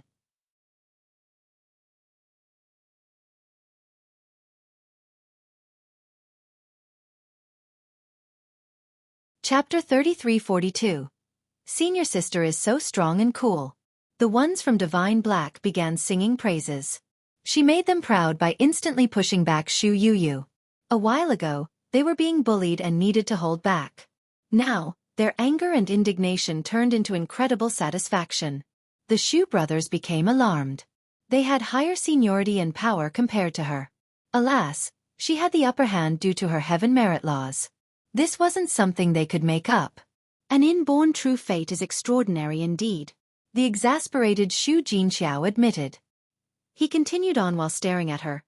But Miss Gong, this doesn't mean you can do as you pull. Come together if you don't want to give up. I'll take both of you on. Qianyue interrupted him. Miss Gong, you're the one saying this. Jinqiao's eyes flashed. He was waiting for her to say this. Their odds weren't good in a one-on-one fight, whether it be him or his younger brother. However, the two of them together? That's a different story. Their cultivation was already stronger than her, so this might greatly increase their advantage and chance of winning. Sure. Qianyue coldly uttered. I've heard that you two are a great team. We'll see if it's true. She seemed capable of shouldering great responsibility despite her age. Everyone watched with bated breath, especially those on Divine Black's side. They even clenched their fist and became nervous since Qianyue no longer had a clear advantage. The two brothers moved into position and pincered her. One used a truncheon, the other a moon fork. Their vitality erupted along with samadhi flames. The powerful waves made it difficult for the audience to watch. Let's go! Both brothers shouted at the same time. Xu Jinqiao mercilessly swung his truncheon downward. Boom! A loud explosion detonated, resulting in a majestic force aiming to stop Qianyue from moving. As for Yu, he released more tornadoes from his moon fork straight at her. They coiled around her, another attempt at stopping her movement. Unfortunately, she still managed to use an unbelievable angle to dodge the truncheon first before getting out of the tornado containment. She appeared behind Yu in the next second. Clank! Her sword illuminated the sun and moon before a vertical slash came for Yu's back. He was the weaker of the two, so she chose him first. The startled man swung his moon fork backward and used the sky-incinerating flame technique towards the slash. Boom! Fiery sparks scattered. He tried his best to stop her sword, but since she was under the empowerment of an imperial merit law, it didn't look good for him. He got pushed out of the air and smashed into the ground, creating a large pit. Stop! Jinqiao shouted and swung his destructive truncheon again. It emitted numerous waves of energy. She leaped backward as her sword became blinding with individual rays empowered by the Black Tortoise Imperial Art. It instilled the power of the Cosmo into her sword. Boom! Jinqiao got sent flying despite being more powerful. He broke down dozens of trees along the way before stopping. The two brothers couldn't believe it. They regrouped and stood shoulder to shoulder, paled. It seemed that they had still underestimated the power of a high-level heaven merit law. So strong, the art of the great divine beast, Black Tortoise. Yu couldn't help but praise. This imperial law alone was the thing suppressing them. Their earth-level laws appeared mediocre in comparison. So that's Black Tortoise Imperial Art. The ones from Divine Black became emotional. This was their first time witnessing its power despite hearing about it before. After all, it was a top-ranking merit law. However, they only had a vague concept of its true power, only a general idea. That's why they were awestruck right now. So, a high-level heaven law was virtually unbeatable. Furthermore, they realized that when cultivators were in the same realm, having a higher-level merit law meant certain victory. They started dreaming about the day when they could cultivate the heaven laws as well. Together! The two brothers made up their mind and nodded. Clank! Their weapons touched and sparks went off. Rumble! Waves of light emanated from the contact. The two activated their merit law at the same time. Jinqiao became an ape while his truncheon had a dragon coiling around it. Yu entered a mad state. His moon fork had spirited monkey images appearing on the blade. Ape and monkey's devil form. Watch out, this team offense is very strange. Huang Jie warned. The two brothers cultivated a team attack, not only relying on their merit laws but also their weapons. Their battle potential became several times stronger as a result. Qianyue became serious after seeing this form of theirs. It was quite famous in 3 truths, so she didn't want to underestimate the enemy. Die! The two of them became crazy during the attack, just like an ape and a monkey. The power stemming from their weapons exploded and blotted out the area. It manifested into something resembling a gigantic beast wanting to devour her. She focused on using her imperial art and sword technique. The Black Tortoise continued on shouldering the heaven. Her sword dictated the fate of the Cosmo. The Celestials and the Yin and Yang changed direction in accordance with the whim of her slashes. Boom! Her wondrous sword technique was blocked by the brothers. She moved freely like a flood dragon in the ocean, continuously unleashing more sword waves. They came together and formed a net that closes in on the two brothers. Unfortunately, the crazed brothers rampaged and crushed the sword waves. Thump, thump, thump. Qianyue was pushed several steps back by their attacks. Her inner energy churned a bit, so she needed to take a deep breath to calm down. Her peers became nervous with their heart hanging on a thread. They clenched their fists and started sweating.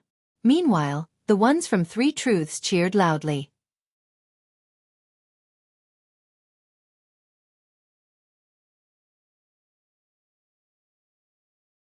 Chapter 33-43. You can do it. The former quietly prayed for her victory. They wanted to help but were powerless to do so. The power disparity was too great. All of them, including Huang Jie's group, still wouldn't be able to do anything. In fact, they would only get in her way. She became serious after stabilizing her energy. She admitted that these two brothers were quite special when working together. Their power rose several times. Her heaven laws gave her the upper hand, but they have made it quite even now. There was a limit to how much these merit laws could do versus more powerful foes, cultivation-wise. Clank! The truncheon and moon fork touched again. The brothers showed no sign of complacency after the first successful exchange. After all, there was nothing to be proud of. They were older on top of having higher cultivation, yet in a one-on-one fight, she would definitely be able to kill them. The devil form is worthy of its reputation. Qianyue remained fierce and confident, not afraid in the slightest. Your inborn true fate is worthy of admiration as well. Jin Qiao said with a cold glare. We have no intention of fighting you till the death. We only have two demands to let you go. First, leave the blood ginseng. Second, leave him too. He pointed at Li Qie. All eyes turned towards Li Qie. The ones from Divine Black had a strange expression on their face. Jin Qiao was telling the truth.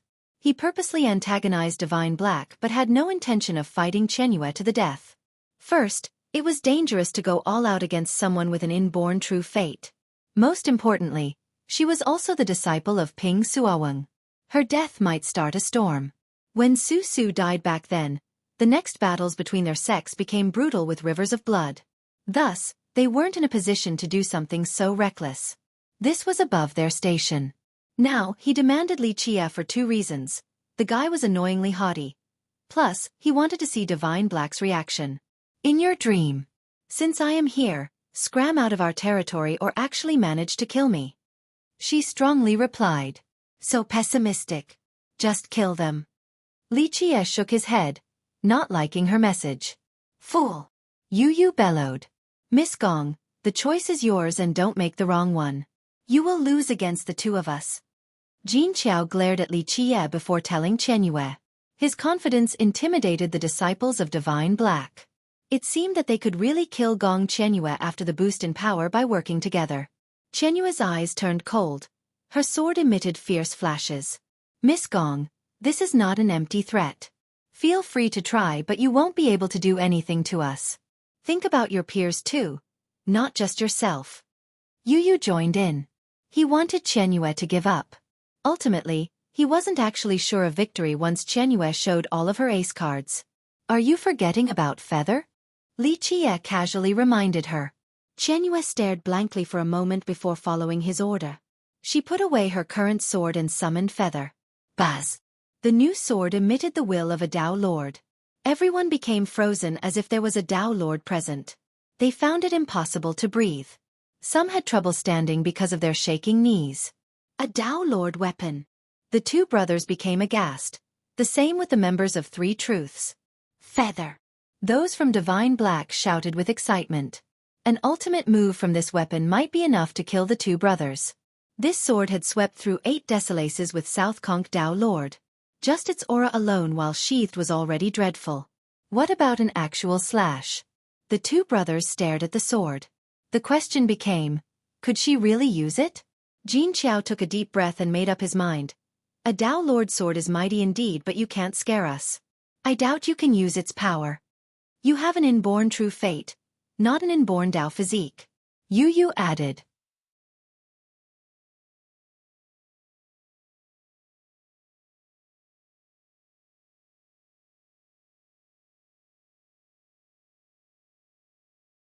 Chapter 3344. She looked like a Dao Lord standing there, causing people to tremble uncontrollably. They also felt the urge to prostrate. The ones from Divine Black were astounded while her foes became scared out of their mind. Clank! Feather let out a hymn of its own volition, seemingly awakening after sensing her aura. This was a harmonization between the seal and the sword. Only a Dao Lord could do something like this.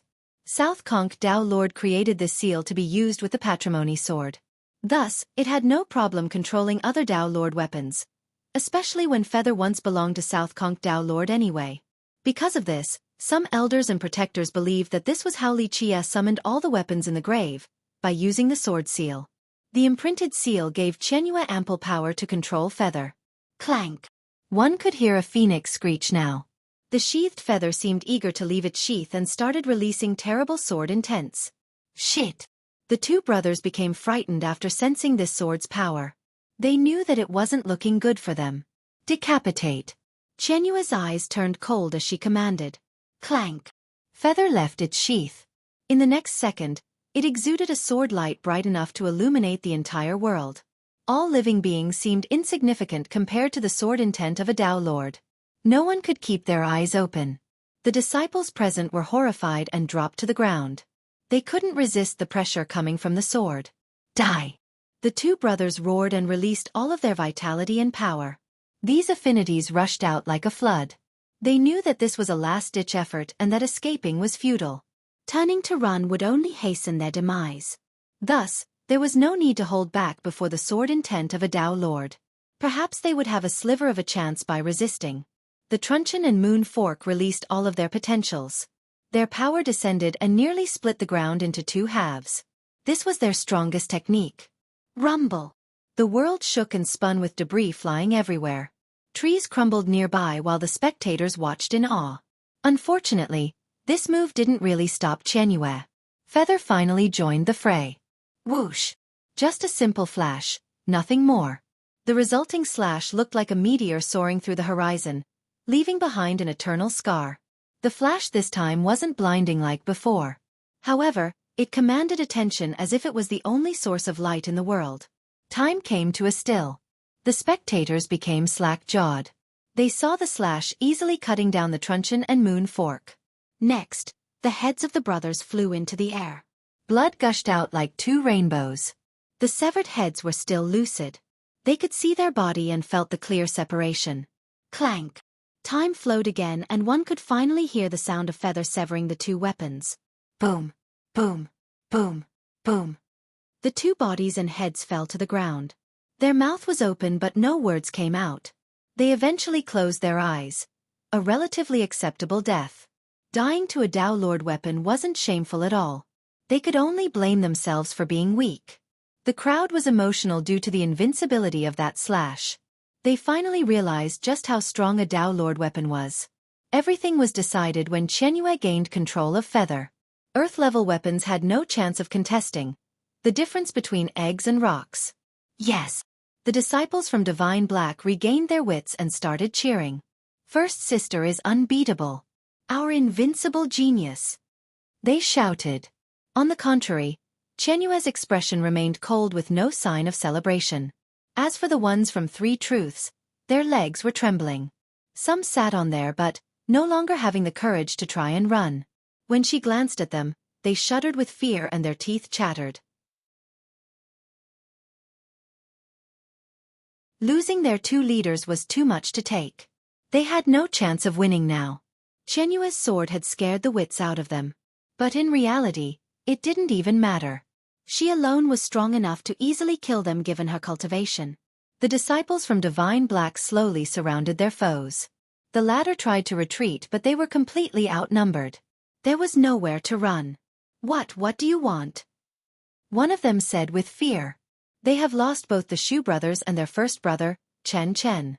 They had no one to lead them right now. What should we do with them, First Sister? A disciple from Divine Black asked, ready to return the favor. They felt so much better after reversing the tides. One guy from Three Truths actually pissed in his pants. Of course, they didn't dare to make a move without Qianyue's permission. She stared at Li Qie, waiting for a command. The rest also followed her gaze. They no longer dared to disobey him. Scram! Don't let me see any of you again. Go back and tell your sect that if they come, I'll kill them all. Li Qie didn't bother to look at his opponents. Did you hear that? Qianyue glared at them. Yes, we will send the message. They were ecstatic to be spared. Since no one from Divine Black dared to oppose Li Qie, they made way for the guys to leave. The ones from Three Truths immediately ran as fast as possible to get out of this place. Yeah! A celebration started among the young ones, elated after obtaining victory. We're leaving, Li Qie said flatly before turning around.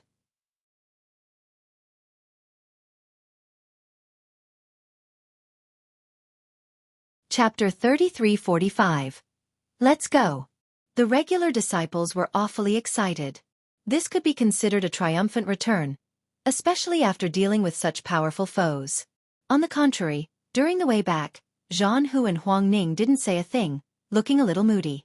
They thought that Li Qie was too big of a threat. If this continued, Li Qie would stomp on them again in the future. It became apparent that he was winning people in the sect over. Many supported and liked him. Admiration wasn't too strong of a word to describe their attitude towards him. The previous contempt was nowhere to be found. Those who used to admire them were now admiring Li Qie instead. The guy was on the verge of becoming the first brother of the entire sect. They realized that once Li Qie became fully fledged, they would stand to lose everything. Opposing Li Qie then would mean certain death. They exchanged glances at the exact same time and knew that they shared the same thought. Li Qie must die. They would never be able to sleep well again before that. Both were quite ambitious and sought greatness. Moreover, Huang Ning also desired Gong Qianyue. Thus, Li Qie became the biggest obstacle if they ever wanted to rule Divine Black. Just think about it. A mature Li Qie with Gong Qianyue would be unstoppable later on.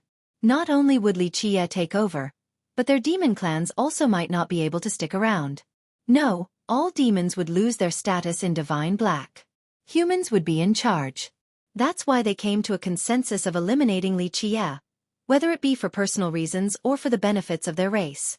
They must do it as soon as possible too. Time wasn't on their side. Meanwhile, the rest was immersed in talking about Feather and the battles.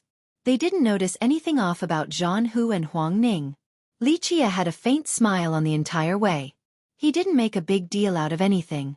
Gong Qianyue followed him back to his place after they made it back to the sect. Young master. Qianyue stared at Li Qie, who was sitting in his favorite chair again. The experience earlier was incredible for her.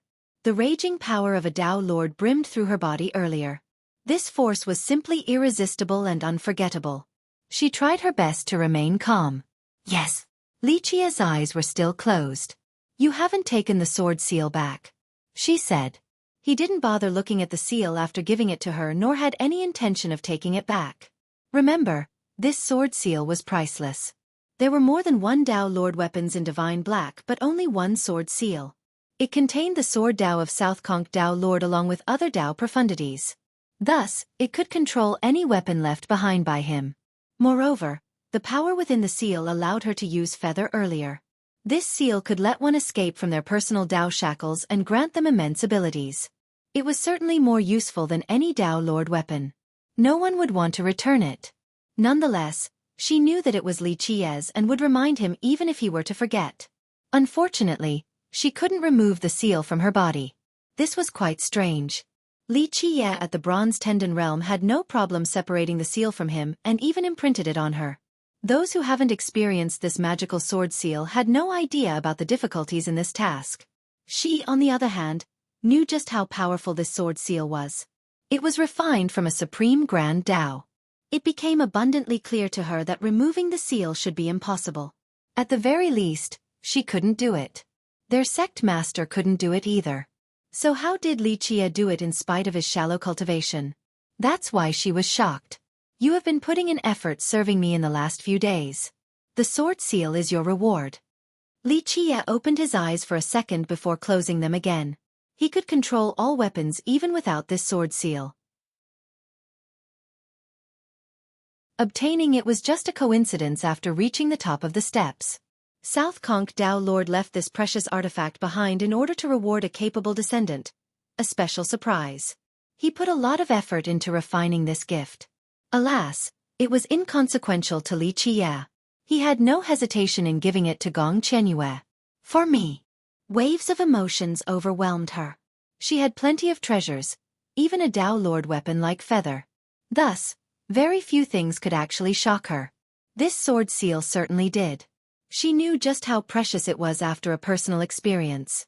It would allow her to control feather on top of gaining a tiny portion of a Dao Lord's power. People would go crazy over this sword seal. The Peak Lords and even Ping Suowing were no exception. How could Li Qiye just give it away as if it was nothing more than a cheap souvenir? Thank you, young master. I will go through water and tread on fire for you. She regained her wits and bowed deeply towards him. The respectful gesture was more so about his generosity than the gift itself. It was an honor to follow a man like him. Yes. Li Qiye nodded and accepted her gesture. He glanced at her and added, an inborn true fate, not too bad. However, the shackles of the Grand Tao are still there. You need to develop your hidden potential in order to go further. This sword seal will do just that. It'll bring out your hidden potential and make cultivation easier. However, this doesn't mean that you can stop caring. You still need to fully comprehend the sword seal before using it to aid your cultivation. I have memorized your teachings, young master. She bowed again. Li Qiye nodded and went back to relaxing. She made him tea and quietly served him. After a while she couldn't help but ask, young master, why are you here? Her master had asked this question before. At this point, she knew that it wasn't about treasures or anything. He simply didn't care for any of them. She felt that he was a true dragon from above. One day, the great dragon suddenly decided to visit their sect. She really believed that it was something like this.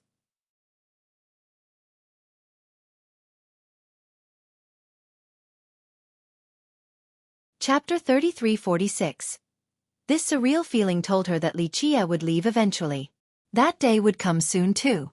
Divine Black might be a major sect in the northern West King, but it was nothing more than a puddle of water to him. It wouldn't be able to keep him around. That's why she was very curious regarding his reason for coming here. A while ago, Li Qiye said that it was due to fate. But what exactly? This so-called fate must still take root in something. That's why he decided to stay here. However, he only answered with a smile. His gaze trailed off towards the horizon, returning to the past. This expression of his made her think that he didn't belong to this world or this era. She thought that the distance between them was immense. No existence currently could touch him. Or, perhaps he didn't belong to the mortal world. He would be an immortal in the legends. Why did you come down here, young master? She blurted out, unable to contain herself. Because of adorable people like you. Li Qiye slowly turned around and looked at her. Qianyue didn't expect this playful response and certainly wasn't conceited enough to think that she was the reason. Adorable people. She deduced that he was referring to a group of people, not just her. So what kind of people can make you stick around, young master? She brought the question to the next stage. In this split moment, her vision and knowledge of cultivation broadened right away. None. I simply walk further on the path of the Tao. Li Qiye smiled and shook his head. She tilted her head and thought about it before stopping with the questions. You're smart with strong comprehension and enough vision to trust your own intuition. Divine Black will do well with you as its leader. Li Qiye told her while sitting down. Well, I haven't thought about it. I only want to cultivate, nothing more. She paused momentarily before disagreeing.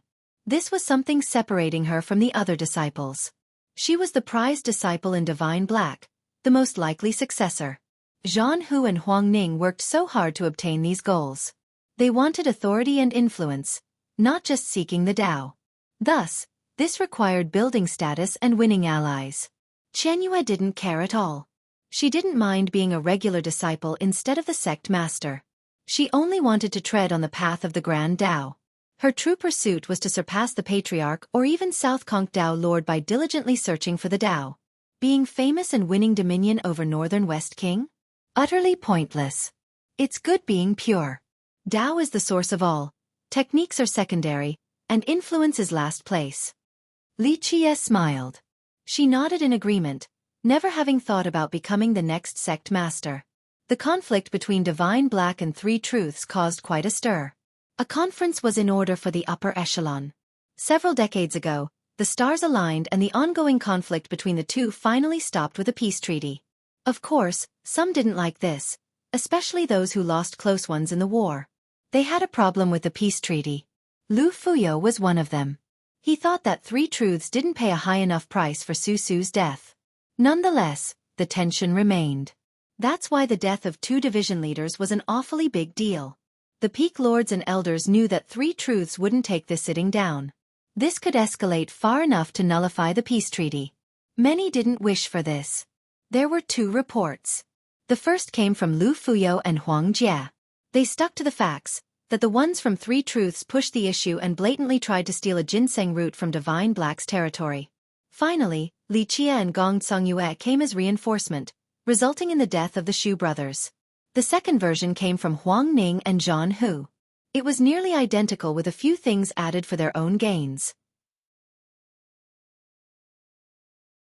For example, the two said that Lu Fuyo didn't pay enough attention to the well-being of his juniors. He was too emotional and rash, resulting in a conflict with the Shu brothers. This dereliction of duty should be punished. As for the actual killing, the two didn't dare to be so blatant. They didn't want to accuse Qianyue of anything because of her high status. Thus, they pushed it onto Li Qie and said that he insulted Three Truths. This worsened the situation and led to a fight. In the end, Qianyue had to kill the brothers in order to save Li Qie and the others. The two concluded that Li Qie was responsible for this conflict. His arrogance broke the hard-earned peace between the two sections. The upper echelon actually believed this because they have seen Li Qie's attitude before. He didn't give a damn about any of the ancestors or even the patriarch of Divine Black. It wasn't hard to imagine his insults towards Three Truths. However, they did debate over the two versions. One elder said that Lu Fuyo and Huang Jie did a terrible job and put others in danger. Another said that Three Truths was out of line. Lu Fuyo and Huang Jie were right to protect the sect's honor. All in all, they understood that Li Qie was the one who ordered Qianyue to kill the brothers. Huang Jie and Lu Fuyo naturally didn't like the baseless accusation.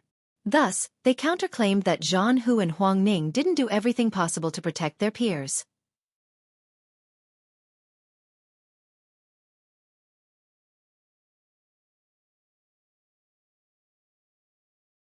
Chapter 3347. The two sides argued it out in the chamber. Other witnesses were summoned, such as the children from Lu village. Fuyo hated Three Truths and because of his temper, the discussion became heated. Huang Ning and Zhan Hu have been looking for a chance to take down Li Qie. This became a potential path for them, so they took advantage of this. They weren't stupid and could see that he was a rising star in Divine Black. Taking him down would become increasingly difficult. They must do something now before he has a strong foundation. Most importantly, the upper echelon valued the peace treaty between the two sections. This was perfect for them. They also left Gong Qianyue out of it. She was still the more valuable disciple when compared to Li Qie. The sect might abandon Li Qie for the sake of peace. After all, they would still have Qianyue afterward. This sacrifice was still acceptable. The two tried their best to steer the conversation towards Li Qie being the one at fault. They eventually went as far as saying that he was a spy from a third sect. This was a way to deteriorate the relationship between Divine Black and Three Truths. It would wait for both sides to fight and weaken. Thus, they asked for an investigation on Li Qie. Li Qie is not a spy. Impossible. He just doesn't choose his words carefully. The chief elder naturally got his side. Hard to say, he only got here yet caused so much commotion, even breaking the peace that has been going for decades. Very suspicious. A demon elder said. The demon elders here didn't fully believe this. They also wanted to use this chance for their own gains. Humans have become more prosperous with each passing day in Divine Black. Ping Suaweng in the first generation, Su Su in the second. Now, Gong Qianyue and Li Qie, who was extremely devilish. He had created so many miracles in such a short time. The high-ranking demons could see that if this continued, the humans would take over this generation and the next.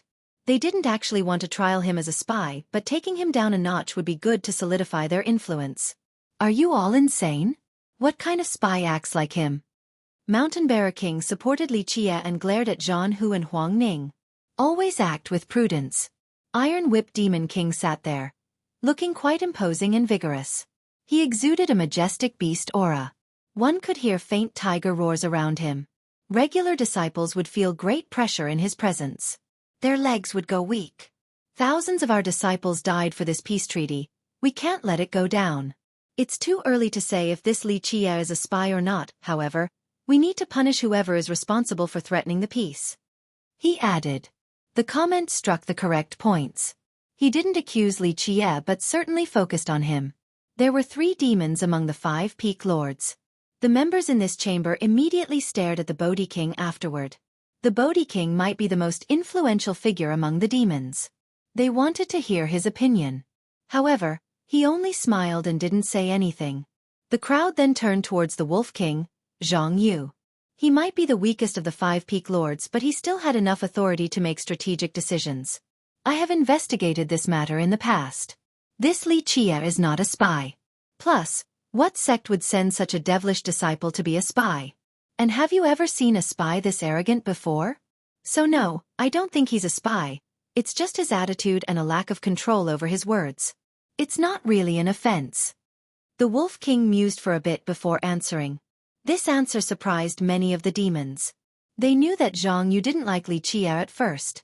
He completely changed his tune now. Junior Uncle Lu brought Li Qie here, so maybe this is all premeditated. All the evidence is gone, so we can't find anything. Zhang Hu spoke. Bullshit. Lu Fuyo didn't hold back and shouted. The investigation was carried out by you. Finding nothing only shows your lack of abilities. Don't put this shit on us. So you and that Li guy really prepared everything? Zhang Hu snorted after successfully enraging Lu Fuyo to make him say the wrong things. You. Fuyo turned red from rage. Enough, the spy thing, we'll end this here.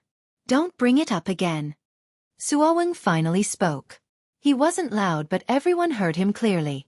There was no opposing him. Zhang Hu and Huang Ning couldn't do much more. They didn't dare to challenge his authority without having actual evidence. We need to focus on 3 truths instead. They will demand an answer regarding the death of 2 division leaders. The Bodhi King joined in. All eyes were on Ping Suoweng now. What do you think, gentlemen? Suoweng asked while looking at the crowd. The peace between our sect is vital and should continue. Zhang Yu said. But they lost 2 divisional leaders. How are we going to appease them? A demon elder asked.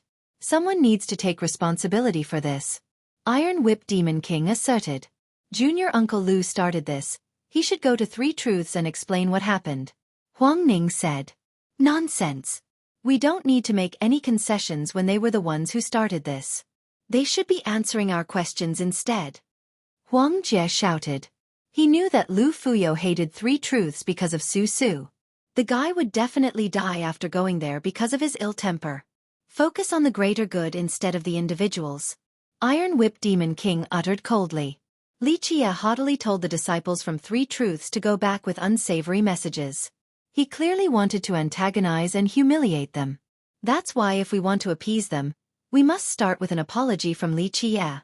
As for the blood ginseng thing, we can ask them why they were trespassing in our territory. They'll have to come up with a good answer then. Zhang Hu took advantage of this opportunity.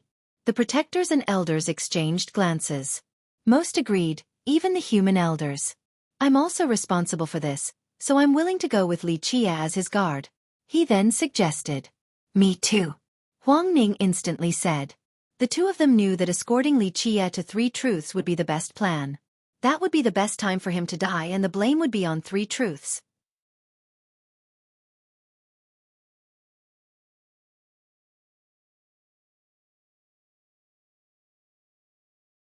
Chapter 3348. Apologize? You 2 pieces of trash dare to make a decision for me? A voice came from afar. Everyone looked outside and saw 2 people walking in, Li Qie and Gong Qianyue. The children from Lu were ecstatic to see Li Qie. The protectors and elders exchanged glances. They expected nothing less out of his first statement upon arrival. Iron Whip Demon King scowled in response. Li Qie leisurely walked in with Qianyue walking behind him like a maid. Zhang Hu and Huang Ning detested the disdain in front of the seniors. Huang Ning, in particular, had an ugly expression. Gong Qianyue and Li Qie looked quite close now. He tried so hard previously to earn her favor, but this toad got it without putting in any effort. He gritted his teeth. His hatred rose even more.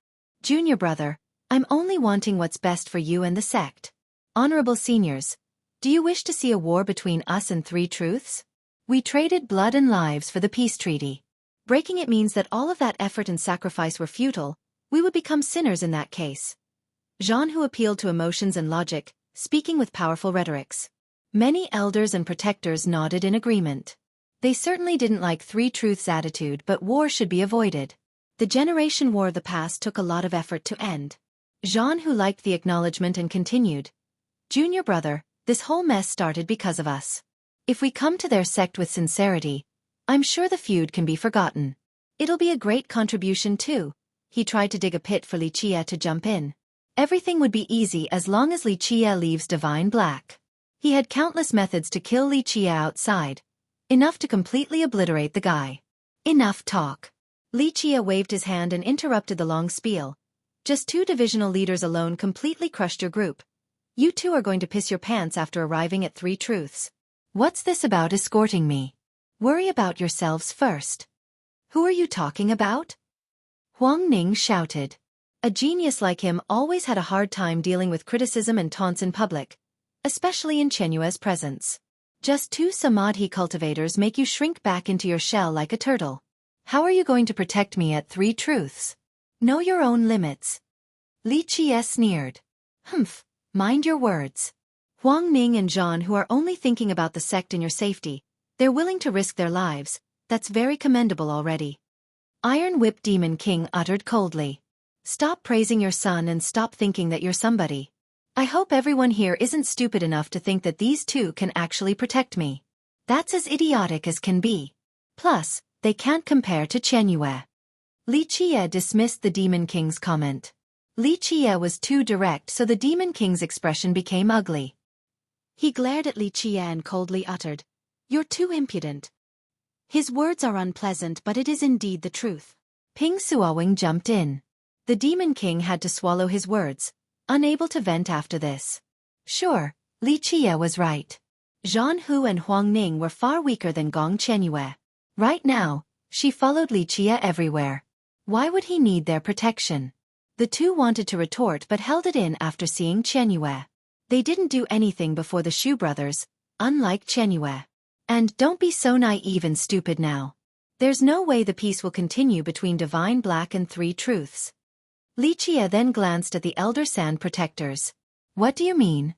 The Chief Elder's expression changed. Must I elaborate on something so simple? Li Qie said, There hasn't been any conflict for decades, correct? So why would 2 division leaders from Three Truths show up in our territory and acted with wanton regard over a blood ginseng? As division leaders, they surely know where the line is drawn as well as the content of the peace pact.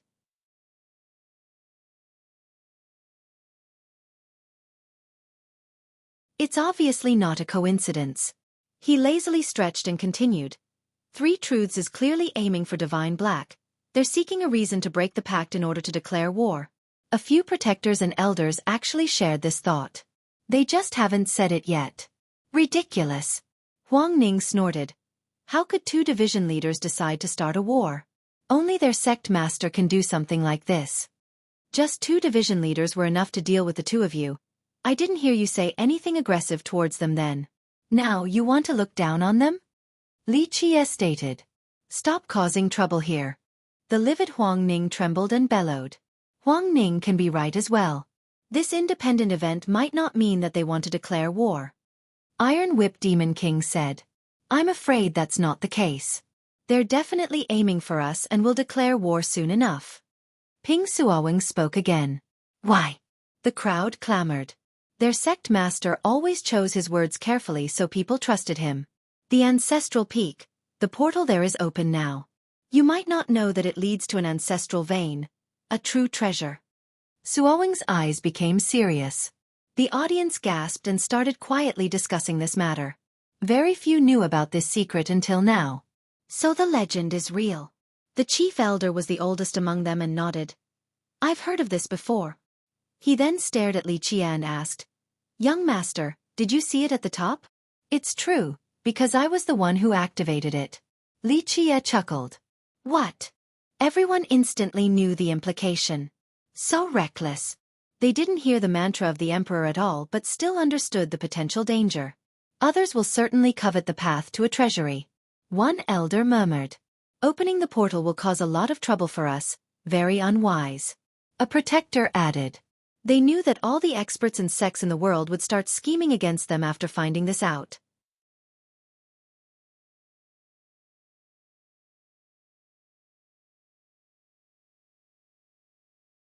Chapter 3349. The higher-ups started worrying because once their sect became a target, destruction wouldn't be far. You did this. You opened the portal and put the sect in a precarious situation. This is a serious offense that should be heavily punished. Huang Ning claimed. He took this chance to implicate Li Qie again. You probably joined us in order to reach the peak. Now I think the chance of you being a spy is more and more likely. Zhan Hu glared at Li Qie. All eyes were on Li Qie now. The Peak Lords didn't say anything yet. What is everyone's opinion on this? An elder broke the silence. The majority was deep in thoughts due to the ominous future. Don't bring up this dumb idea again. The Bodhi King spoke. Zhang Yu already said that the young master is not a spy. Love and hate are parts of life. However, a man should not resort to treachery and wretched means, nor should he be petty. I can see that you're dissatisfied with the young master and wishes to push him towards death. Master, I don't. Huang Ning denied it right away. The Bodhi King waved his hand and continued. Stop, it's normal for a cultivator to have murderous intent, but lacking the courage to admit this is downright pathetic. No point in cultivating then. You're not worthy of being my disciple. Huang Ning shut up right away. I have no criticism of you wanting to kill the young master. No need to hide this. But be a man. A seeker of the Tao while doing so. Challenge him right now, then defeat and kill him. Do so and I'll shoulder the consequences. If you were to lose, then you can only blame yourself for being weak and foolish. The Bodhi King powerfully declared, surprising the crowd in the process. In Divine Black, the seniors didn't want to encourage disciples from fighting and killing their peers. They preferred harmony and peace. This wasn't the case for the Bodhi King. Others weren't in a position to say otherwise because Huang Ning was the Bodhi King's disciple. He had the right to take charge. Well said, old geezer. Li Qie became amused and stared at Huang Ning. A man should indeed act like that. Very well, if you want to kill me, I will accept your challenge. Huang Ning was left in a tough spot because his plan was revealed. He naturally wanted to kill Li Qie. The problem was he was actually afraid. The guy might only be a bronze tendon, but he had done too many insane things before. Huang Ning just didn't have any confidence, unlike early on. The Bodhi King actually gave him a perfect opportunity to kill Li Qie. Unfortunately, he lacked the courage. He only had two choices right now. Either to admit fault or to actually fight Li Qie to the death. No seniors would stop him in these circumstances with the exception of Ping Suoweng. A few elders and protectors stared at Suoweng, hoping for a response. He calmly said, the sect will not interfere when it is an official duel between the two parties. Huang Ning hesitated again. He glanced over at Gong Qianyue. If he could kill Li Qie now, then his future would be so bright. But what if Li Qie still had some devilish means left? His mind circled countless times with hesitation. This is an official duel, but who knows what kind of witchery you will pull? Zhan Hu instigated. Right. Huang Ning nodded and loudly said, crooked methods and devious arts are unguardable. A disciple of Divine Black should fight using its merit laws. The Bodhi King frowned after listening to Huang Ning. No courage at all. Li Qie smiled. Fine, one chance, the two of you can come together. Don't tell me that you'll back out of this too. Zhan Hu and Huang Ning exchanged glances. They would have zero confidence in a one-on-one fight, but the two of them together? The probability of success greatly increased. Only using the merit laws of Divine Black. Huang Ning said, wanting to limit Li Qie. So be it, I'll just be using Tortoise Fist. That's enough to kill the two of you.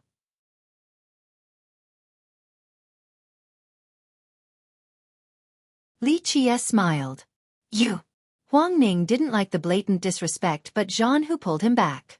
The latter stared at Li Qie and said, keep your words, you'll only be using Tortoise Fist, nothing else. This was a rather extreme demand. The elders and protectors thought that they wouldn't be able to display that much power using this technique. Yes, just Tortoise Fist. Is this handicap enough for you too? If not, then keep hiding in your shell and stop walking around the sect. Li Qie didn't mind. The spectators couldn't believe it. Li Qie actually agreed to this? Ping Suowing didn't say anything. The Bodhi King seemed to be deep in rumination. Iron Whip Demon King had a cold expression. Mountain Bearer King seemed very interested in this fight. Zhan Hu and Huang Ning thought about it for a bit before nodding. Fine, we'll take you on. They both accepted. The odds couldn't be better than this. There was no way the two of them wouldn't be able to beat him. Remember, they had plenty of treasures on top of being enlightened beings. On the other hand, Li Qie could only use Tortoise Fist. They couldn't possibly come up with a losing scenario. Li Qie couldn't be that devilish. A bronze tendon cultivator using Tortoise Fist had no offensive potential to speak of. This was their chance to eliminate the threat that has been looming in their mind. All right, at sunrise tomorrow. That'll be your last moment. Li Qie smiled and left with Gong Qianyue. I don't know about this. One protector was confused. Tortoise Fist alone? Seems impossible. An elder replied. They thought that Li Qie could definitely kill these two using other methods, just not Tortoise Fist. However, the master and father of two combatants didn't try to stop this. Their sect master gave permission as well. No one else could say anything. Most were surprised at Li Qie's confidence. They found it hard to see how Li Qie could survive against these two. The brat is utterly inscrutable. Everything is possible. This is no big deal compared to reaching the top of the ancestral peak. Mere child's play. The chief elder said. His peers exchanged glances and found this plausible. A miracle might occur during the incoming duel.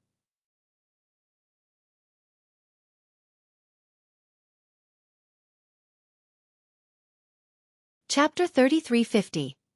The news regarding the battle between the three who spread across Divine Black. Numerous discussions sprung up. I knew that this would happen. It was inevitable. A relatively older disciple didn't find this surprising, only that it was happening a little too fast. The feud between them was known by virtually everyone. Li Qie stomped on Zhan Hu's face in front of the grave. This was as humiliating as can be. Few could handle something like this, let alone the first brother of Jade Bird and the son of Iron Whip Demon King. He lost all face and couldn't handle being around others. Many thought that Zhan Hu seeking vengeance was understandable.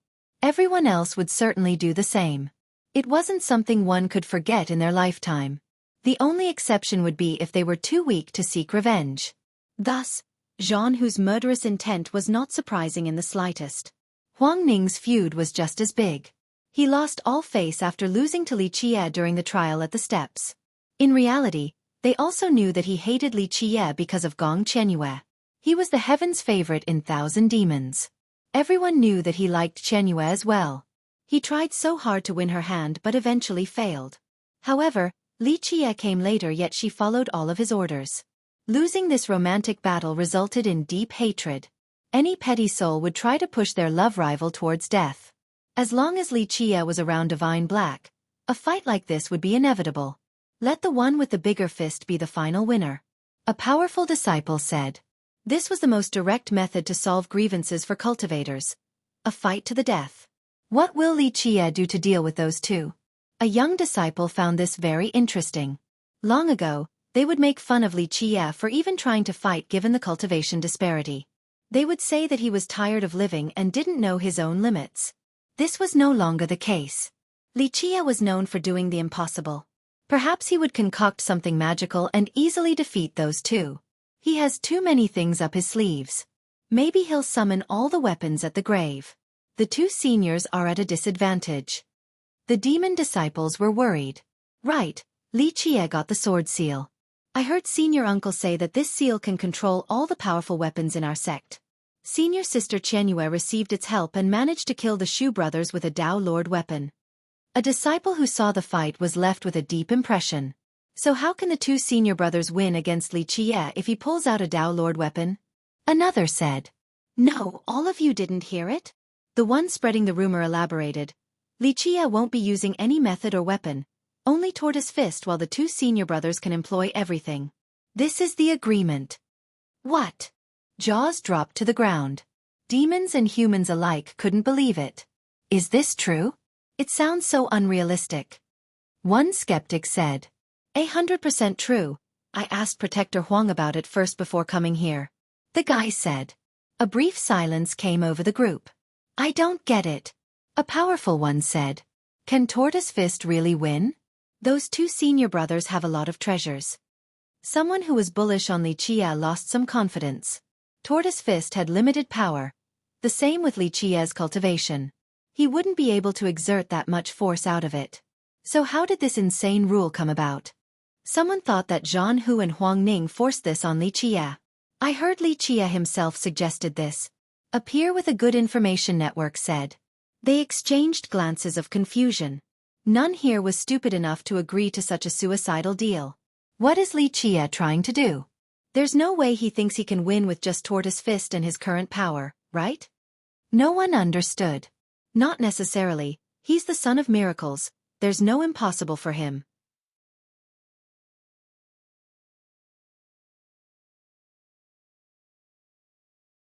Don't forget, climbing the heaven steps should have been impossible too. One human calmed down and became confident. Many disciples were fans of Li Qie currently, especially the humans. Those who saw him help Qianyue during that fight became blinded with admiration for him. Even their number one genius needed his help. There was nothing he couldn't do. The listeners were reminded of this. Sure, many things were considered impossible in the past. Going up the 300 steps, summoning the weapons in the grave, reaching the ancestral peak. Li Qie had accomplished every single one. Another miracle? Using Tortoise Fist to sweep through everyone. One disciple became anticipated. I highly doubt that. A demon supporting Zhan Hu and Huang Ning snorted. These demons naturally wanted to see his defeat. Just wait, this Li guy will definitely taste bitterness and won't be haughty for much longer. The fight tomorrow will be something. Even the seniors were looking forward to it. Normally, a fight between two third-generation disciples wasn't that interesting. This was the case if Huang Ning and Zhan Hu were involved too. Now, Li Qie was about to use Tortoise Fist. Even Ping Suowing and the others wanted to watch. They were curious to see whether Li Qie could change something ordinary into magic, beating the two using just Tortoise Fist. All in all, this fight became the biggest event in the sect overnight. Some waited for Li Qie's performance. Other demons wanted to see their senior brothers kill Li Qie since they found him annoying. The Bodhi King summoned Huang Ning and gave him a treasure. Use your own power to take care of your feud like a man. You are my disciple, so I will give you the most suitable treasure and hope for your triumphant return. This is up to you now. Huang Ning stood there in a daze. His master didn't side with him back in the chamber, so he felt a little disappointed. Who would have thought that his master would give him such a powerful weapon now? Thank you, master. Huang Ning bowed deeply. Go now. The Bodhi King waved his sleeve and closed his eyes.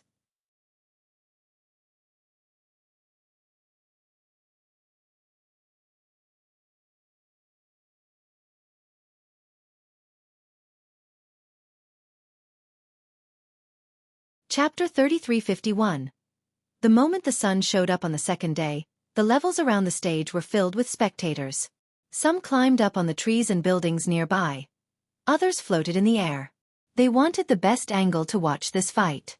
Maybe a miracle would happen. Most have been here since earlier.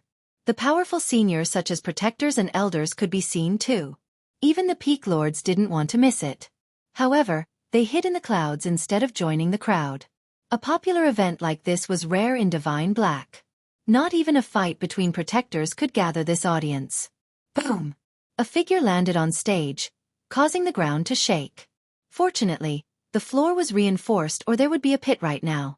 First brother. Many demons cheered. It was none other than Zhan Hu. He looked different today with a full set of armor on. This armor was incredible.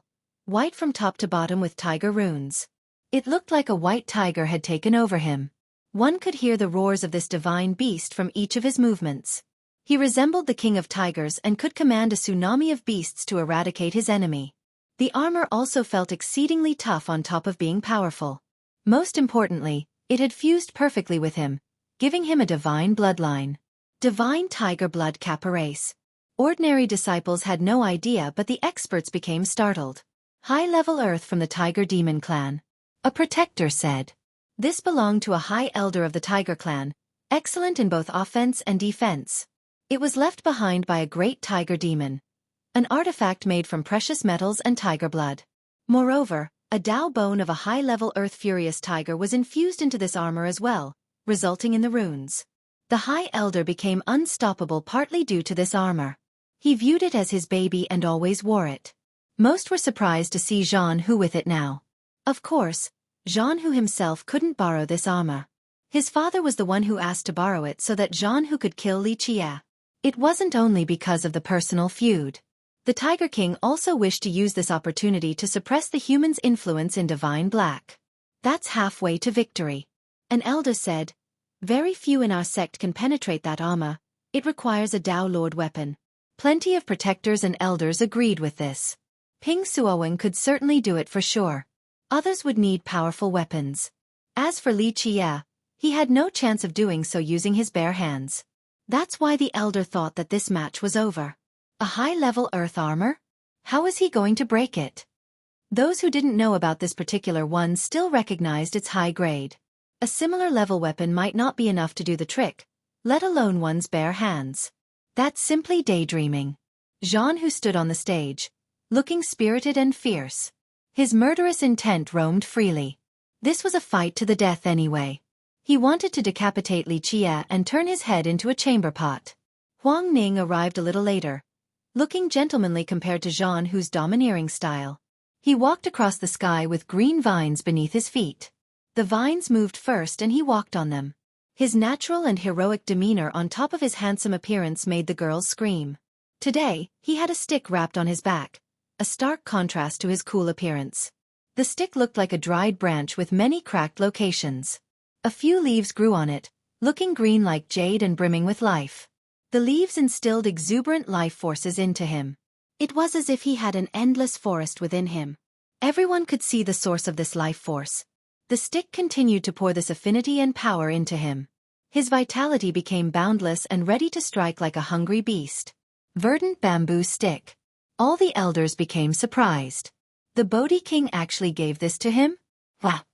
One of them blurted.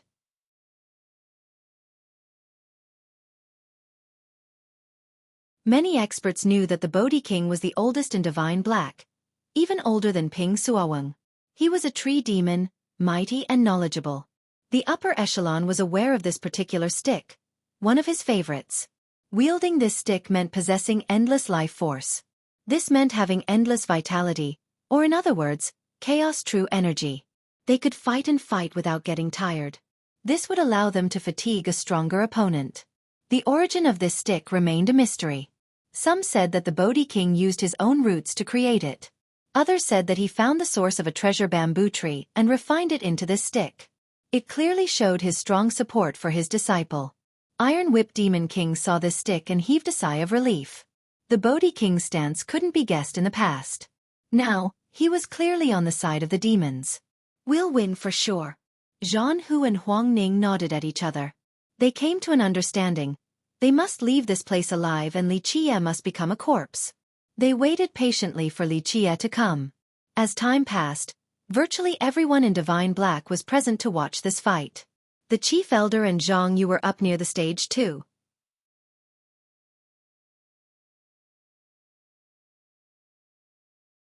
Chapter 3352. The crowd has been waiting patiently. Alas, some disciples began clamoring after seeing how high the sun was. The ones who disliked Li Qie became even more annoyed. One of them looked up at the sun and complained, "This Li Qie is too arrogant, he's late and making everyone wait on him. He cares about face too much, all the elders are here now. Does he want the elders to greet him or something?" A demon added. However, they only talked among themselves because the Chief Elder and Zhang Yu didn't say anything. He might be afraid and ran away already. A friend of Huang Ning purposely agitated the impatient crowd. A few exchanged glances, especially the demons. Maybe you're right, he could have run down the mountain already. If that's the case, the humans will lose all face. Another snorted. This didn't meet without retribution. Li Qie's fans who were humans immediately jumped in. Humph, you think too highly of yourself. Li Qie isn't afraid of anyone. Those two aren't stronger than the Shu brothers. He wasn't afraid of Samadhi cultivators at all, let alone weaker combatants. What a joke.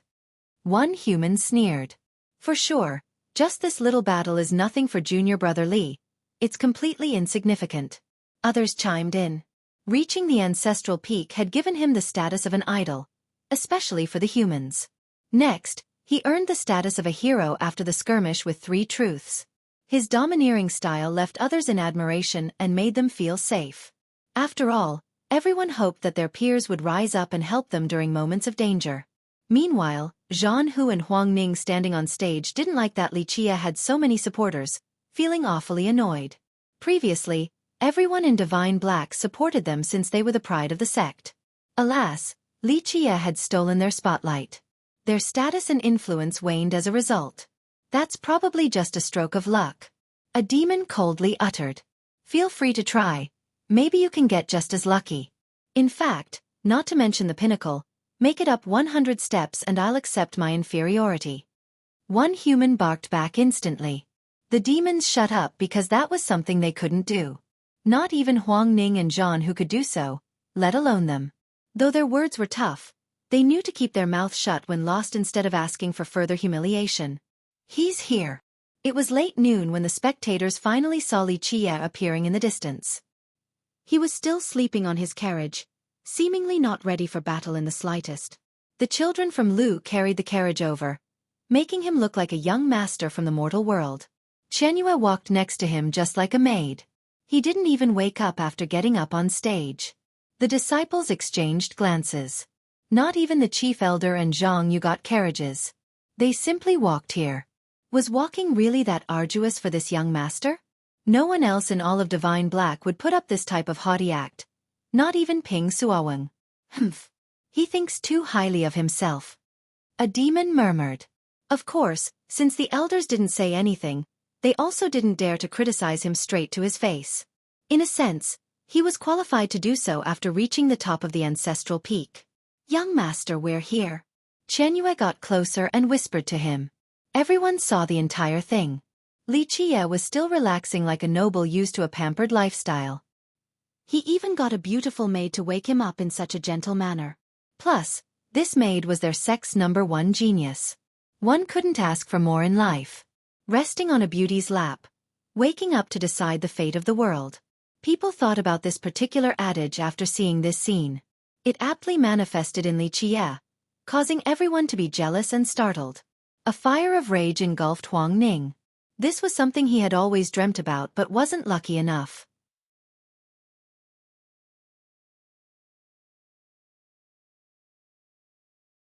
Normally, Qianyue kept a distance from everyone. They considered her to be an unreachable goddess. Many worked so hard just to earn a verbal exchange or a smile from her. Just one interaction was enough to excite them for several days, akin to drinking the finest wine. They were willing to die just to be in Li Qie's shoes right now. Thus, glares of jealousy shot towards him. He slowly opened his eyes and still looked drowsy. Already? Oh, everyone's here so early too. He looked around and smiled. Some jealous disciples truly despised him for being so close to Qianyue. They hoped that he would die in the duel today. Zhan Hu and Huang Ning didn't have a pleasant expression either. Zhan Hu scowled. This is too pompous, even for you. You can't delay this much longer. Today will be your end. Huang Ning threatened. I'm merely taking my time in order to let you two live a little longer. Li Qie chuckled.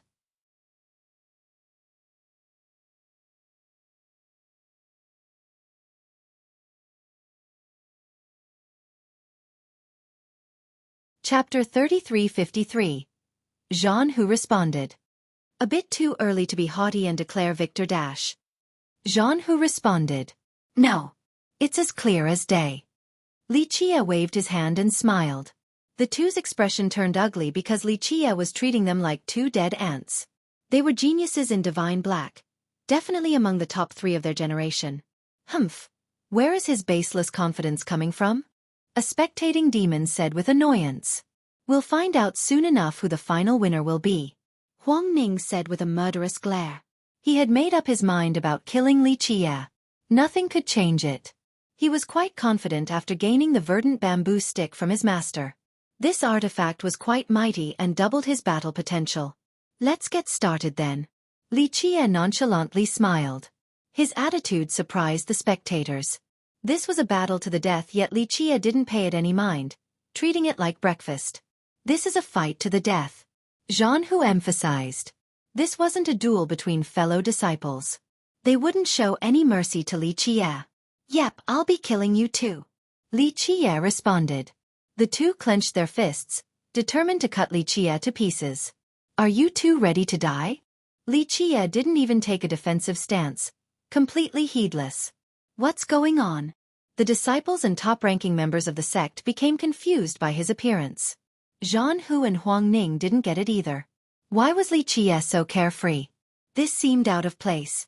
Don't forget about the agreement. You said that you'll only use Tortoise Fist. Huang Ning became nervous and tried to confirm. Don't worry, I won't go back on my words. I will not use anything else because this technique alone is more than enough to crush you too. Li Qie chuckled. The rage built up inside the two, but they still managed to restrain it. However, we won't be restricted by anything. Don't renege on the deal midway now when you're about to lose. Zhan Hu said seriously. He wanted to make sure that Li Qie couldn't change his mind after a public statement. To renege on this deal would allow them to kill him while possessing the moral ground. No one would stop them from doing so then. Got it. Feel free to try whatever treasure or merit law.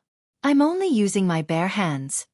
Li Qie started losing his patience and waved his hand. The two exchanged glances, feeling much better after Li Qie's confirmation. Alas, they still had some doubts. This was the case for the protectors, elders, and the peak lords hiding in the clouds. Could Li Qie really kill them using just Tortoise Fist? This was as illogical and impossible as can be due to the cultivation difference. They watched with great anticipation. Their eyes were as wide open as can be, not wanting to miss a single detail. Zhan Hu and Huang Ning took out their weapon. Boom! Zhan Hu had a massive war hammer.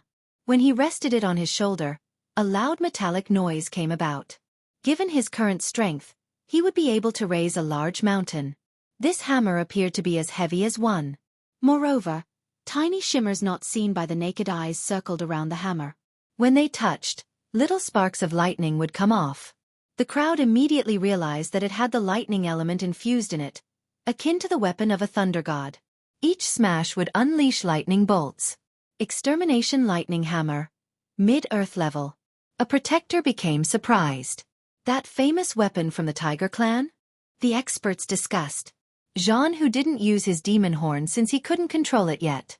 This hammer was different. It was one of the strongest weapons in his clan and he had contact with it at a young age. Due to his bloodline and current power, he could use it to its fullest potential. He had the divine tiger blood carapace and the extermination lightning hammer. The crowd thought that one couldn't ask for more in terms of equipment.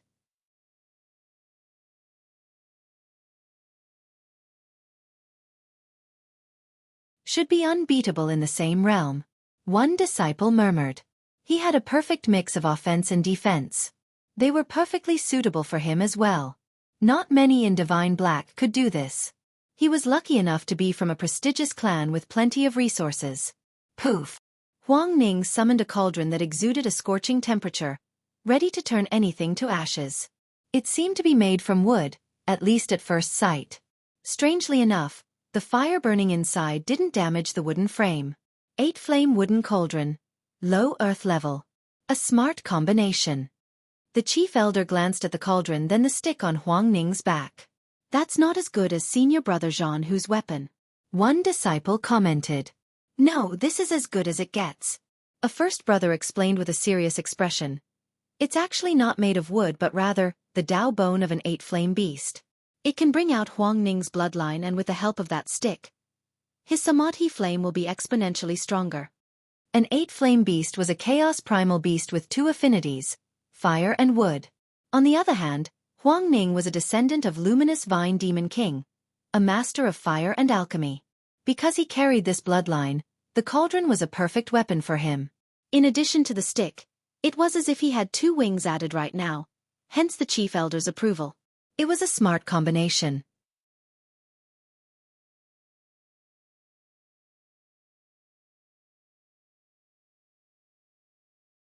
Chapter 3354. The duo stared at Li Qie with their weapon at the ready. We'll give you the chance to attack first, just to make it fairer. Huang Ning let out a chilling smile while acting generously. In reality, he simply didn't believe that the 3 actions from Tortoise Fist could kill the 2 of them. For example, Jean, who had his armor. He could stand there and take so many hits from Li Qie without receiving damage. The armor was capable of withstanding heaven-level weapons. Bare-handed attacks had no chance to break through the armor and kill him. That's why Huang Ning looked so confident. He wanted to act cool right now in front of his peers and Gong Qianyue. The crowd also agreed with this point and thought that he was being benevolent for giving up the first move. Please, the moment I make my move is when you'll enter the Yellow River. No chance to counterattack. I'm merciful even to ants, so go ahead, attack first. Li Qie smiled in response. The crowd took a deep breath after hearing this. How the hell is his Tortoise Fist going to break that divine tiger blood carapace?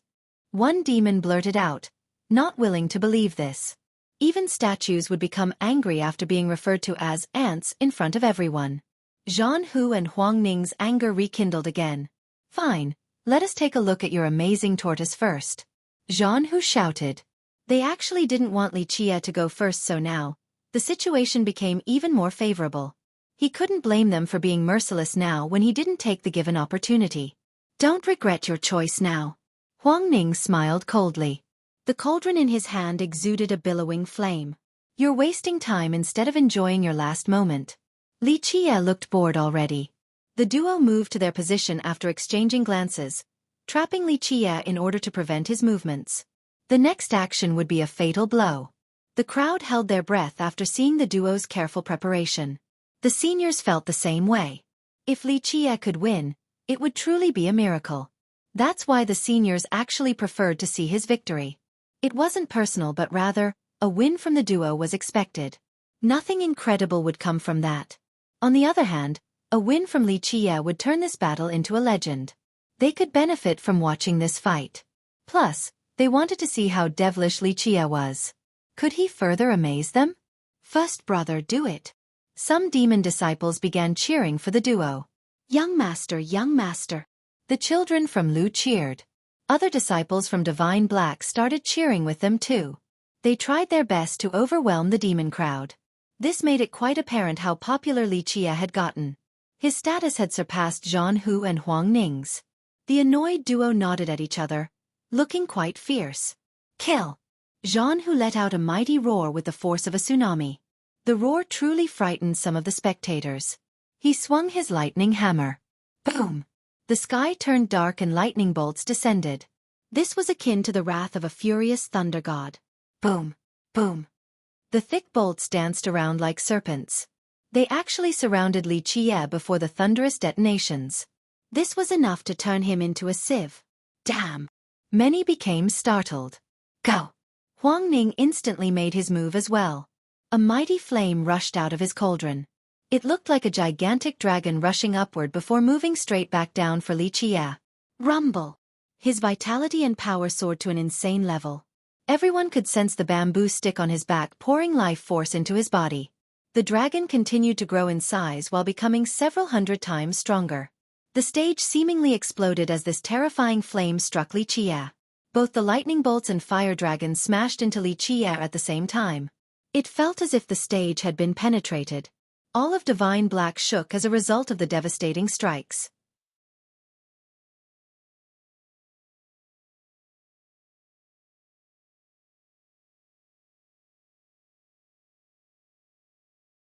Dust and debris immediately blinded the spectators. The disciples were horrified, especially those who cheered for Li Qie earlier. They became as white as paper. Quite strong. An elder couldn't help but praise. Some of the seniors were startled. Those moves were strong enough to threaten them. In fact, a combatant at the same cultivation realm would have been reduced to ashes in the blink of an eye. Is it over? A frightened disciple wondered.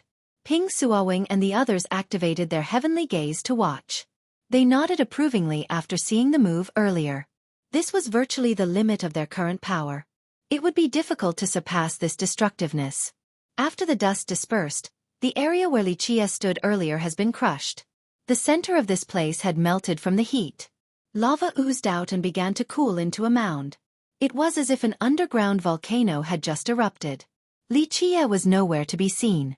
The aftermath frightened the weaker disciples.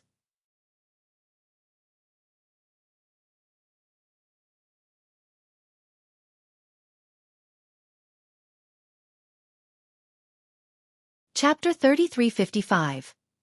Only Qianyue among the young generation of disciples could have survived this blow. Anyone else would have exploded into smithereens. Shit, is he dead? One disciple trembled with fear. The others started looking around for Li Qie, but he was nowhere to be found. Where is he? Really reduced to ashes now?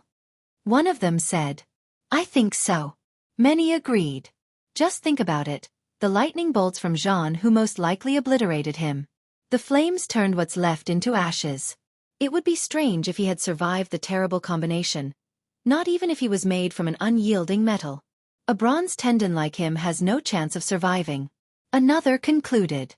He wasn't trying to curse Li Qie, but this was indeed the truth. Finally croaked. A demon sneered. That's what he gets for not knowing the immensity of heaven and earth. Daring to challenge two first brothers despite being so weak. Well, the two senior brothers did him a favor. He was probably tired of living. Can't be haughty anymore now, can he? Another demon gloated. Son of miracles? Nah, just got lucky multiple times before. One more who hated Li Qie snorted. The ones who celebrated the most were those who liked Gong Qianyue. Their chance of success had increased exponentially with him gone. First brothers, you're the best. The young demons started cheering. Victory is yours. Others shouted. This was definitely a victory for the demons in divine black. The elders remained skeptical. Some would be disappointed if he was really dead. This result certainly betrayed their high expectation of him. Huang Ning and Zhan Hu heaved a sigh of relief. They also shared the same sentiment as the other demons. No way Li Qie could have survived that move. I thought he was amazing. I guess it's an undeserved reputation. Huang Ning sneered. His expression filled with contempt and complacency. He was definitely the biggest winner in this because he was the top suitor for Qianyue. Death to those who oppose me. Zhan Hu let out a cool line, looking quite imposing after taking care of a mighty enemy. You're the best, first brother. His supporters' cheer echoed across the area. Too early for celebration. A distant voice came about, seemingly originating from underground. It wasn't loud, but Zhan Hu and Huang Ning became stunned. The crowd also heard it and stopped shouting. Everyone immediately turned their sight towards the stage again. Crack! Crack! The mound from cooled lava had cracks everywhere. Boom! It splashed everywhere, revealing a person standing inside. Li Qie. Young master. You can't lose. The children from Lu celebrated. Everyone opened their eyes wide in disbelief, including Zhan Hu and Huang Ning. The two had an ugly expression, the same for the young demons. It was as if someone had just poured cold water on them. How can this be? The demons couldn't believe it, but there he was, still alive. Zhan Hu and Huang Ning clenched their fists. This development truly shook them to the core. How did he do it? Many elders became astonished. Even those hiding up in the clouds stood up. They saw chaos energy circling around him. He seemed to be the source of the world, being one with it. His body was melting into the grand vein of divine black. The elders and protectors thought that he had fused with their sect, taking roots into the entire location. Thus, the sect was now protecting him. Li Qie didn't put up a defense. The land and its chaos protected him just now. Chaos mantra. The chief elder figured it out and took a deep breath. This is the ultimate profundity of chaos mantra. Creating chaos and existing in it. Ping Suowing was amazed. I don't think Dao Lords can even do this. How the hell? The calm and reserved Bodhi King became dumbstruck. Chaos was one of the 7 mantras. Most felt that it was too weak, but after reaching a certain level, true masters knew that the mantras were quite capable. Alas, no one could cultivate them to their height. Doing so would allow them to crush any other mantras, including the ones at the Dao Lord level. You can do this with chaos? An elder wondered. Li Qie has become one with the world and could use its power. Yes, according to the legends, but no one has done it before outside of maybe blessed Dao Lord. The chief elder recalled. No one really believed this legend because for so long now, the 7 mantras have been widely classified as being useless. You cheated. This is sorcery. Huang Ning shouted. Fool, I created this chaos. Li Qie smiled. Ping Suowing's group became dumbstruck because this comment confirmed their speculation. This is chaos mantra, not cheating nor sorcery. The chief elder judged. The disciples here stared at each other in confusion. How could chaos mantra be so strong? It was common knowledge that mantras were used to empower merit laws. This applied to Tortoise Fist as well. Thus, activating chaos mantra was part of the most basic fundamentals. It couldn't be considered cheating. Some recalled that they had made fun of him after finding out that he had chosen chaos mantra.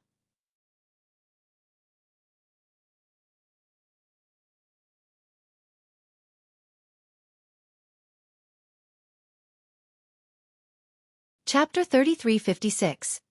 The circling chaos affinity made it look like he had existed from time antiquity, a primordial being.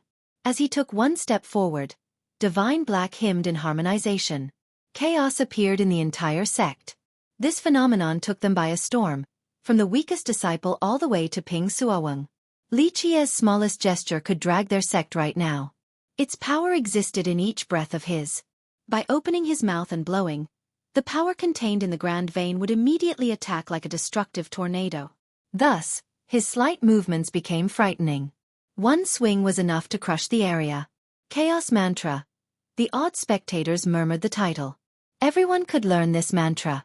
In fact, versions of the mantra could be found in every street and alley in the mortal world. Nowadays, no cultivator would want to train this lowest-level mantra. Only mortals without backing would do so. As for Divine Black, the disciples thought that their South Fence mantra was countless times stronger. No one thought that this chaos mantra could be of use. Some even believed that the 7 mantras were only meant for mortals' physical well-being and a little life prolongment, nothing more. Thus, what Li Qie had done was beyond imagination. It wouldn't be an exaggeration to say that no other mantra could compare to it. No need to worry about any other mantra when chaos can reach this height. The Bodhi King was pale from seeing this. Suowing was shaken too. He had asked Li Qie about his demands before, perhaps a merit law or mantra from Divine Black. He didn't understand why Li Qie chose the 7 mantras back then. The sect had plenty of choices. Now, he finally understood that Li Qie could do anything. The strongest mantras from Divine Black were nothing to him. This is all you can do? Li Qie stretched, seemingly bored from the battle. The duo lost their morale and staggered backward. They felt fear because their strongest attacks didn't hurt Li Qie in the slightest. Of course, they didn't have a grasp of his mastery in chaos. Nonetheless, they could tell that he was one with Divine Black, allowing him to possess unfathomable power. They have never felt this much fear before. After all, they were powerful and had prestigious backings. Alas, they could see the shadow of a death god looming over them. The crowd became reticent, not daring to breathe loudly. Most were in awe of Li Qie's abilities since he survived the mighty blow earlier.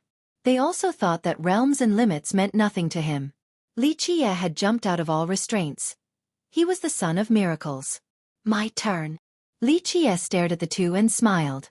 The smile scared the hell out of Zhan Hu and Huang Ning, akin to the death god waving at them. They got a chill running down their spine. Their hands became wet with sweat. However, they had no other option. Accepting defeat wasn't possible at this point. They might be able to save their lives but not their reputation and status in Divine Black. The two of them exchanged glances and immediately came up with a new plan. They walked forward with their chest arching upward, their back straight, and their head high. This was necessary in order to build confidence and courage. Fear would only result in a worse defeat. We're going to the end. Show us what you got. Zhan Hu shouted. A tiger roar came from within him like the awakening of a divine tiger. Don't worry, I won't be using anything but black tortoise. Are you two ready to go? I'm about to start. Li Qie smiled. Tortoise Fist has been looked down on all this time by the audience. They thought that it wouldn't be able to break Zhan Hu's armor. Now, everyone and the duo became afraid. Li Qie's technique no longer mattered the moment that chaos affinity showed up around him. Go! The duo crazily roared. Rah! Zhan Hu's majestic vitality and power erupted along with true chaos energy. His armor assumed a bloody radiance.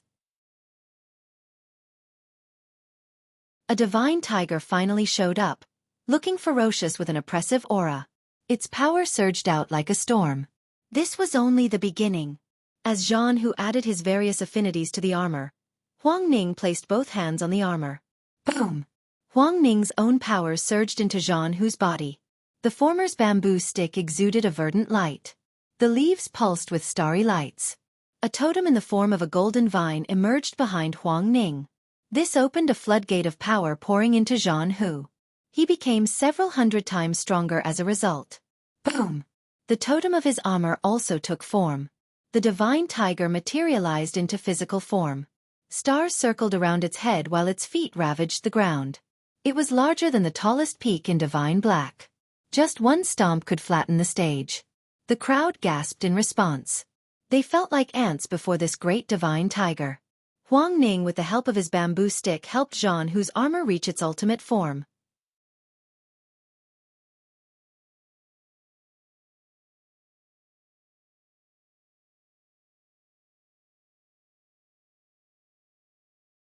Chapter 3357. Divine Tiger Possession. Everyone was staring at the massive tiger, aware that it could kill all of them with one stomp. That's why they quickly retreated far away from the stage in order to stay safe. Weapons and merit laws couldn't save them here. This form was Zhang Hu's strongest defense. It could also serve as an offensive attack with incredible power. This is a grand avatar? They became amazed. A few wondered if this was the same as the avatar gained from reaching myriad form sanctity. Only those at this cultivation realm could assume this gigantic frame, capable of blotting out the sky and moving the ocean. Anyone below this realm would be completely crushed by them. Just think about it. Their finger was larger than a mountain range. Those unable to assume the same form would have no chance regardless of their merit laws and treasures. However, both Huang Ning and Zhang Hu were only enlightened beings, far from reaching the myriad form realm. It's not a grand avatar. Zhang Yu observed the tiger and said, just the original form of the Dao bone during its peak state. Zhang Hu's own power couldn't activate the armor's true form during its peak. However, Huang Ning's empowerment allowed this goal. A high-level earth armor made from a Dao bone meant that the original primal beast was at the Yin-Yang realm, a being equivalent to Zhang Yu, who was a peak lord. Boom! The tiger raised its claw and slashed down on Li Qie. The world shook as a result due to its massive frame. Everything turned dark.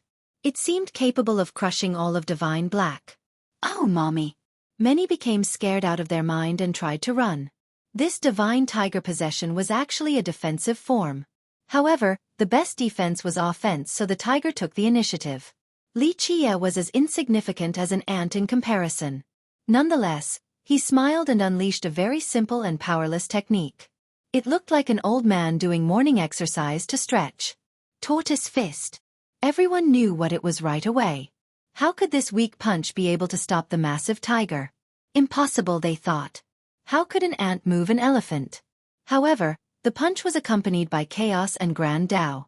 It instantly changed form. Boom! A figure appeared within the chaos. A divine aura ravaged the area and swept through the ages. One divine beast reigned over all living beings. Black Tortoise. The great figure intimidated everyone in divine black. An actual divine beast, Black Tortoise, has arrived from the chaos to display its dominion. Masters and kings weren't worth mentioning before this great beast. The weaker disciples dropped to the ground. Some didn't dare to look up at this wondrous being. The spirit of our patriarch? A considerable number started worshipping the figure by kowtowing. Even the peak lords couldn't believe this. How could Li Qie's tortoise fist summon a divine beast? Everyone here knew that their patriarch was a black tortoise. The appearance of one right now made them think that its spirit was returning. A true divine beast? The peak lords took a deep breath after sensing its immense aura. Regardless of whether it was their patriarch or not, this event still shook everyone. The weakest technique of their sect managed to summon a black tortoise. Was this really Tortoise Fist? Even heaven-level merit laws couldn't come close to touching it. Isn't it also called Black Tortoise Fist? Maybe this is its real name? One elder murmured. Prior to this, they knew that the actual title of this technique was Black Tortoise Fist.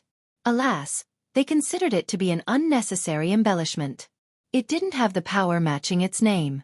Now, they really believed that it should be called Black Tortoise Fist. Oh dash, the creature let out a roar before raising its front leg. In reality, the turtle wasn't as big as the divine tiger. Nonetheless, its foot could destroy the cosmos.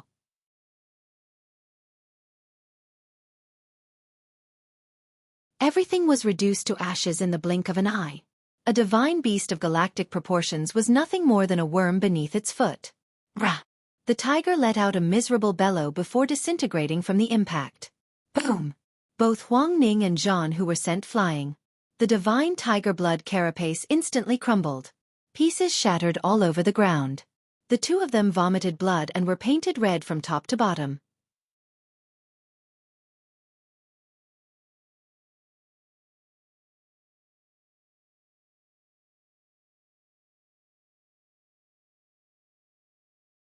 Chapter 3358. Boom!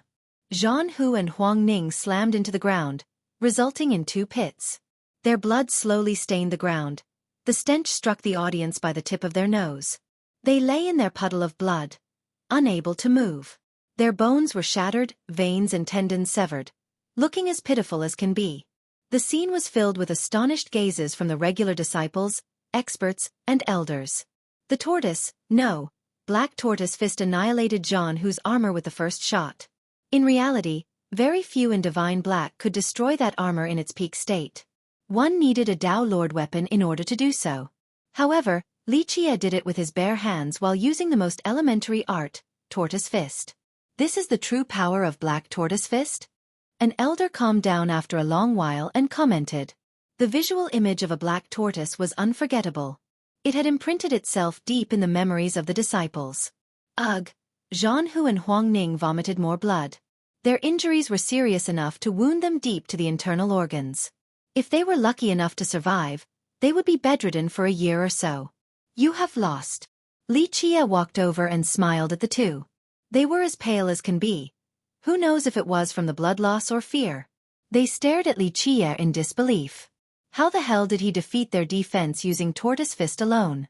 It still felt like a dream despite personally experiencing it. No one here dared to say a single word to help these two or ask for a truce.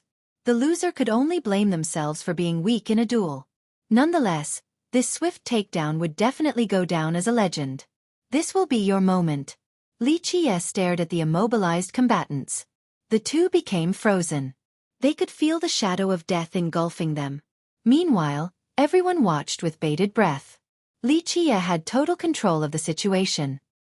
He could spare them to show his merciful side or kill them. Either way was fine. You dare? Both eventually shouted. Fame, reputation, power. None of this mattered compared to survival. Why not?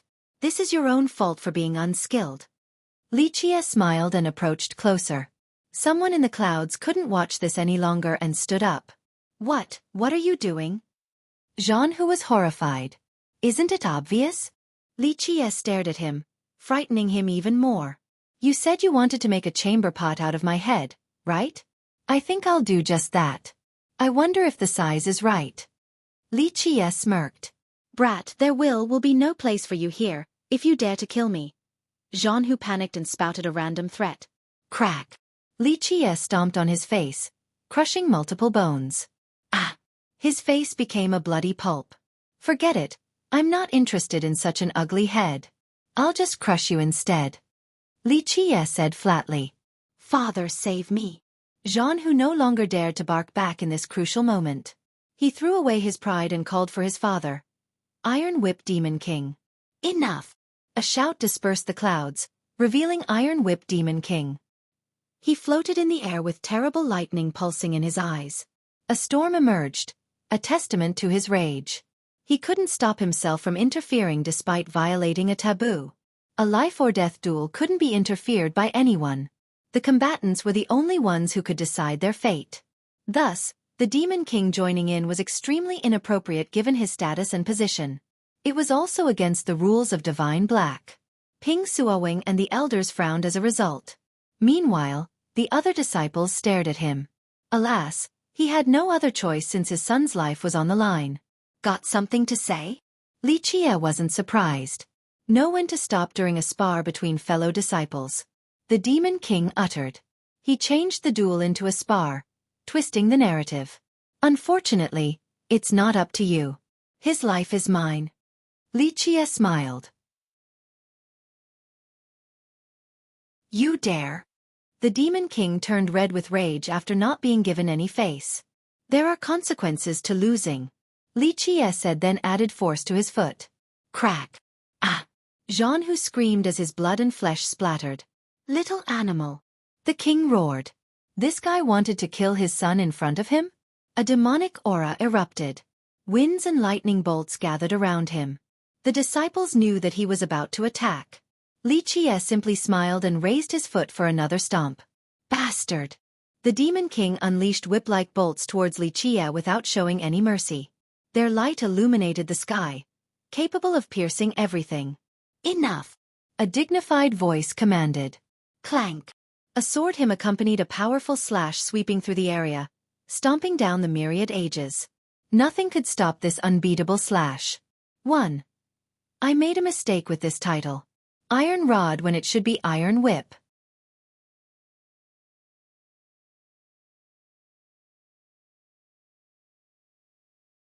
Chapter 3359. Clank. The slash contained righteous Tao, karma, and great fortune. It had reached a state of apogee. The myriad laws were overshadowed as a result. Only a saint could unleash this slash. There was only one in divine black, Ping Suaweng. This was a move from the South Conch sword art, certainly top-notch in the current generation. Everyone knew that he had reached an immaculate level with this art, not inferior to those before him. The lightning bolts were severed and the storm disappeared. Light returned to the sky since no affinity could stop this slash. The Demon King might be strong but was still far from being Suaweng's match. One was at the myriad form realm while the other Grand Tao's sacred physique, the difference of an entire realm. Crack! Brains and blood splattered. Jean, who couldn't scream this time since his head was fully crushed by Li Qie's foot. By this point, the speechless crowd didn't know if they were more shocked at Jean Hu's death or Ping Suaweng's wondrous slash. Jean Hu, the son of Iron Whip Demon King and a top genius of Divine Black, was now dead. Li Qie managed to provoke both the Demon King and the Demon Tiger clan. The atmosphere became solemn. People knew that a storm was brewing. The Demon King became frozen after hearing the crack, seemingly struck by thunder. He staggered backward before shouting, "No!" This blow was too much to take. He didn't have a son until later in life. Moreover, Jean Hu was exceptional, so he had high hopes for the boy. He wanted his son to surpass him and eventually rule Divine Black. Alas, his son was no more. He still stood there in a daze, unable to calm down. Time came to a still for both him and the audience. They knew that a beehive had been poked and peace would be gone in Divine Black. Master, save me. Huang Ning was scared out of his mind since Li Qie was coming for him. Only his master could save him now.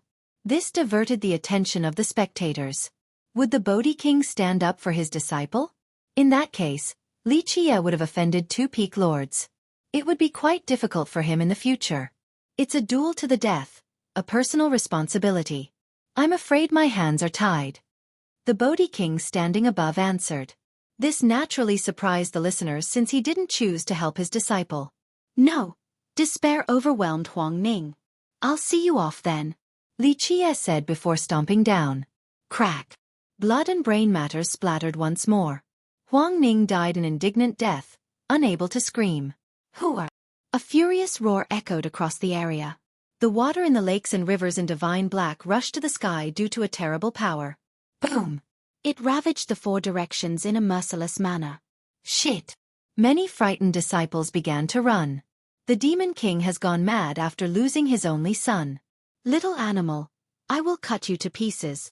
The fury in his eyes could incinerate the 9 heavens and 10 earths. His current appearance was truly frightening. His impressive cultivation also intimidated the spectators. It was a duel to the death. Ping Suaweng spoke again with authority and power. No. A life for a life. I won't let the murderer of my son roam freely. Those who stand in my way will be my enemy. My clan's enemy too. It won't end like this. The Tiger King roared. The wrath of a peak lord was too much for many disciples to take. They trembled in fear, paled. The protectors and elders exchanged glances, realizing that Iron Whip Demon King had lost his mind. Directly opposing the sect master was extremely unwise. Alas, he had just lost his only son. He no longer cared about anything else, only wanting to offer Li Qia's head to his dead son. Demon King, mind your position. Xueqing's thunderous shout hurt everyone's eardrums. It contained a suppressive power flying straight towards the Demon King. He wanted to wake the guy up.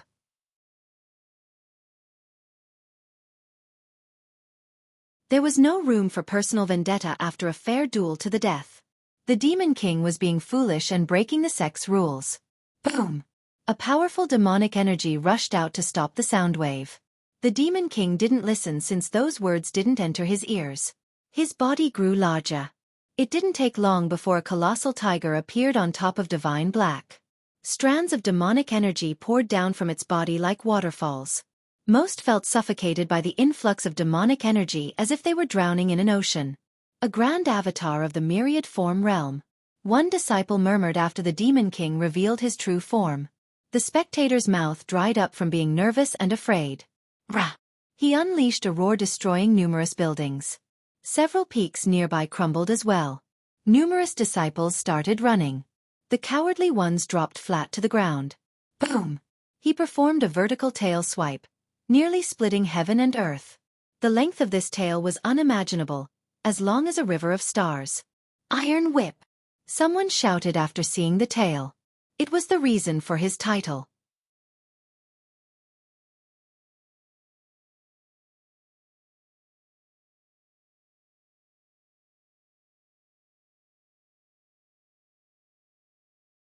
Chapter 3360.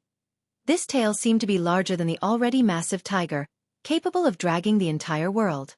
The Demon King's success was due to this tail. Their race's tail was certainly special and came from a powerful merit law at the high heaven level. Many disciples couldn't fathom the sheer size of the tail, especially the weaker ones. Iron Rod Demon King resembled a tiger god whose roar could crush the celestials. He could devour worlds with his power. Little animal, you deserve death. He released another devastating roar. Divine Black was on the verge of breaking down. Rumble! His tail created chaos to the natural order of clouds and winds. The whole world was being moved as a process, so many became dizzy. This has gone far enough. Ping Xueqing interfered again with his authoritative voice. He made his move, a palm strike. The grand Tao of the world erupted while the myriad laws rotated. The power resulting from this pierced across the land and stabilized everything. His palm stopped the tail, ending with an explosion shaking their sect. Nonetheless, stability came next thanks to the power of the Tao. Ping Xueqing was clearly superior to Iron Whip Demon King. As a Grand Tao sacred physique cultivator, Xueqing could control the Grand Tao and the land. This surpassed the Grand Avatar power by a considerable margin. Rah! The Demon King roared in response. It manifested into a massive claw aiming straight at Xueqing. A weaker cultivator would be reduced to blood right away. However, Xueqing remained calm and answered by raising one finger forward. The Grand Tao extended from the tip and could take on anything. Pop! It easily shattered the sound wave and made the Demon King stagger backward. The Demon King had an ugly expression. He knew that he was no match for Xueqing. The guy was truly the strongest in Divine Black. Meanwhile, the disciples watched in awe and dread. No one dared to say a word. After all, their sect master and peak lord were fighting. This could only be viewed as something that should never happen. A disaster. The Demon King had committed a taboo act because he was blinded by rage and hatred. It could be quite problematic for the sect if this continues to escalate. Sect master, you must protect this brat? The furious Demon King shouted. The weaker disciples were afraid. This conflict looked like a battle between two immortals to them. They could lose their life at any moment. The protectors and elders had a serious expression too because of the potential rift. The Tiger Demon clan might leave their sect. This clan was very influential, especially with the demons. This also depended on Thousand Demons' peak stance. If the Bodhi King were to pick the Demon King's side, it could negate Xueqing's status and authority. Divine Black relied on the 5 peaks as the main pillars. Among them, Zhang Yu of Jade Bird came from Furious Tiger Peak. He had a good relationship with the Demon King. When it came to push or shove, there was a large chance of him picking the Demon King's side. If he and the Bodhi King were to do so and Ping Xueqi only had the support of Mountain Bearer King, Xueqi might no longer be the sect master. Those who violate the sect's rules must be heavily punished, no exception. As a peak lord, please make an example out of yourself. Xueqi said coldly. He stood above and looked dominating just like a sect master should. People couldn't help respecting him. On ordinary days, he resembled an old mortal. Now, his aura was in full bloom. The crowd became emotional because they knew that he was serious. All eyes were on Iron Whip Demon King. This seemed to be escalating further. Just one wrong step and internal strife would overwhelm their sect. As you have said, I am a peak lord. My punishment is not up for you to decide alone. The Demon King responded. This became a direct confrontation now between the two. Some started staring at the other three peak lords.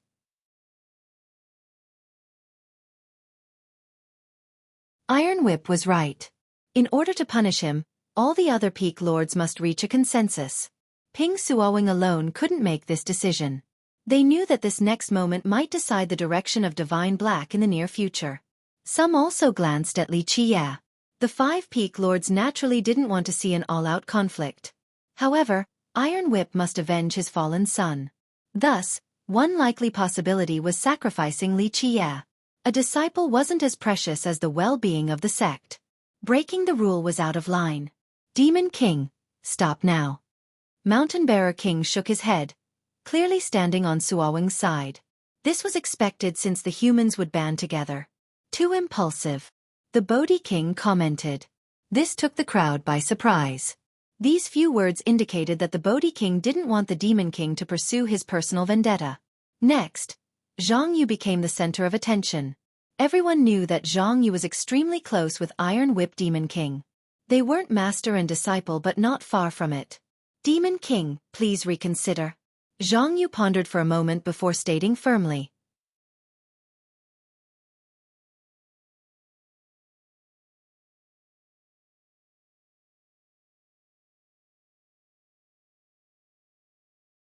Chapter 3361. Zhang Yu's response also came as a surprise. Nonetheless, many felt relieved after hearing him. The protectors and elders could finally breathe easy. It seemed that the Bodhi King and Zhang Yu focused on the big picture. This would avoid an immediate conflict within the sect. Of course, some demons just didn't understand. Zhang Yu should have supported the Demon King given their relationship. Demons like them should be showing solidarity and band together. Nonetheless, peak lords like them didn't need to explain their decision to anyone else. The common disciples wouldn't understand anyway. The Bodhi King won admiration for his choice. Just think about it. Huang Ning was his disciple, the youngest one too. He even gave the youth his verdant bamboo stick, a testament to how much he liked the boy. Alas, he didn't interfere and let Li Qie kill Huang Ning. He obeyed the rules of a duel, clearly drawing the line between public and private matters. The Demon King couldn't do so because Zhan Hu was his son. He couldn't be blamed for wanting to avenge Zhan Hu. I see. The Demon King laughed with anger and added, Fine, we'll talk about the punishment after I kill this little bastard. Boom!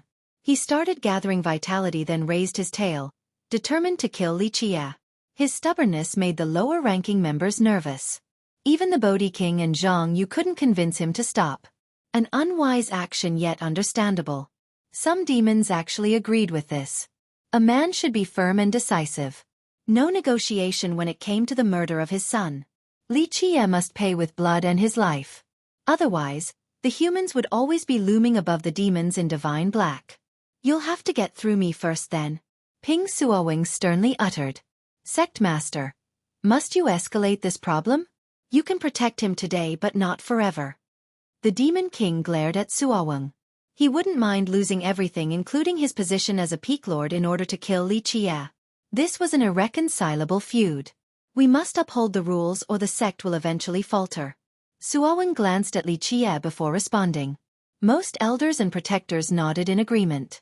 Rules and regulations were absolutely necessary. The Demon King was the one in violation. This would set an unhealthy precedence and the sect would lose its reputation and trustworthiness. This might be the reason why the Bodhi King and Zhang Yu chose the other side. Ping Suowing was indeed carrying out his responsibility as the sect master. However, he also had ulterior motives. If he had to pick between Li Qie and the Tiger Clan, he would definitely pick Li Qie. Others considered Li Qie as the luckiest disciple, but he didn't think so. In his opinion, the guy was an unfathomable existence. This was the most crucial point. Intuition told him that if Li Qie wanted to, he could instantly destroy their sect with one hand wave. He truly believed this, hence his decision. I see, there is still a long future ahead of us. I will avenge my son no matter what. The Demon King responded. His frankness was admirable. He didn't try to hide his intention at all. Someone else might compromise right now while attempting to kill Li Qie in the shadows. Perhaps they would put on a facade and blame the murder on others. He chose against doing so. He wanted Li Qie to pay with his life, offering the guy's blood as a sacrifice to his son. There was nothing egregious about a father wanting to avenge his son, especially in this manner. Alas, this worried some people. The Demon King was a powerful cultivator and his clan was influential in Divine Black. Some glanced over at Li Qie. They thought that it would be hard for him to survive in Divine Black. Ping Suowing slightly grimaced. There was no rule in the sect preventing others from taking revenge later. No need to wait for later, now is fine. A voice suddenly broke everyone's train of thoughts. No one expected the speaker to be Li Qie. The Demon King glared at him with utmost hatred after hearing this. Don't you want to avenge your son? We don't need to posture any longer. I'll give you an opportunity right now. Li Qie smiled. Little bastard, what are you trying to do? The Demon King shouted. I can see that you're heartbroken and miss your son. That's why I'll send you down there to see him. How about this? Another duel to the death. Li Qie added. What? The entire sect became startled. A duel with the Demon King? Some thought that they had misheard him. A duel. The Demon King himself couldn't believe it. Is he insane? A few disciples stared intensely at Li Qie. The Demon King wasn't Zhan Hu and Huang Ning. He was far more powerful than these two, being a myriad form cultivator. No one from the young generation was a match for him regardless of their talents. This is insane. Bronze Tendon versus myriad form sanctity? One elder murmured. This was simply impossible. A Bronze Tendon cultivator was nothing more than an insect. The myriad form cultivator just needed one flick to kill them. You're the one suggesting this. The Demon King calmed down and said. Yes, everyone heard me clearly. Let's go now. Your son won't be lonely down there with his father around. Li Qie smiled. Ha ha ha. The Demon King laughed loudly, not out of rage this time but rather happiness.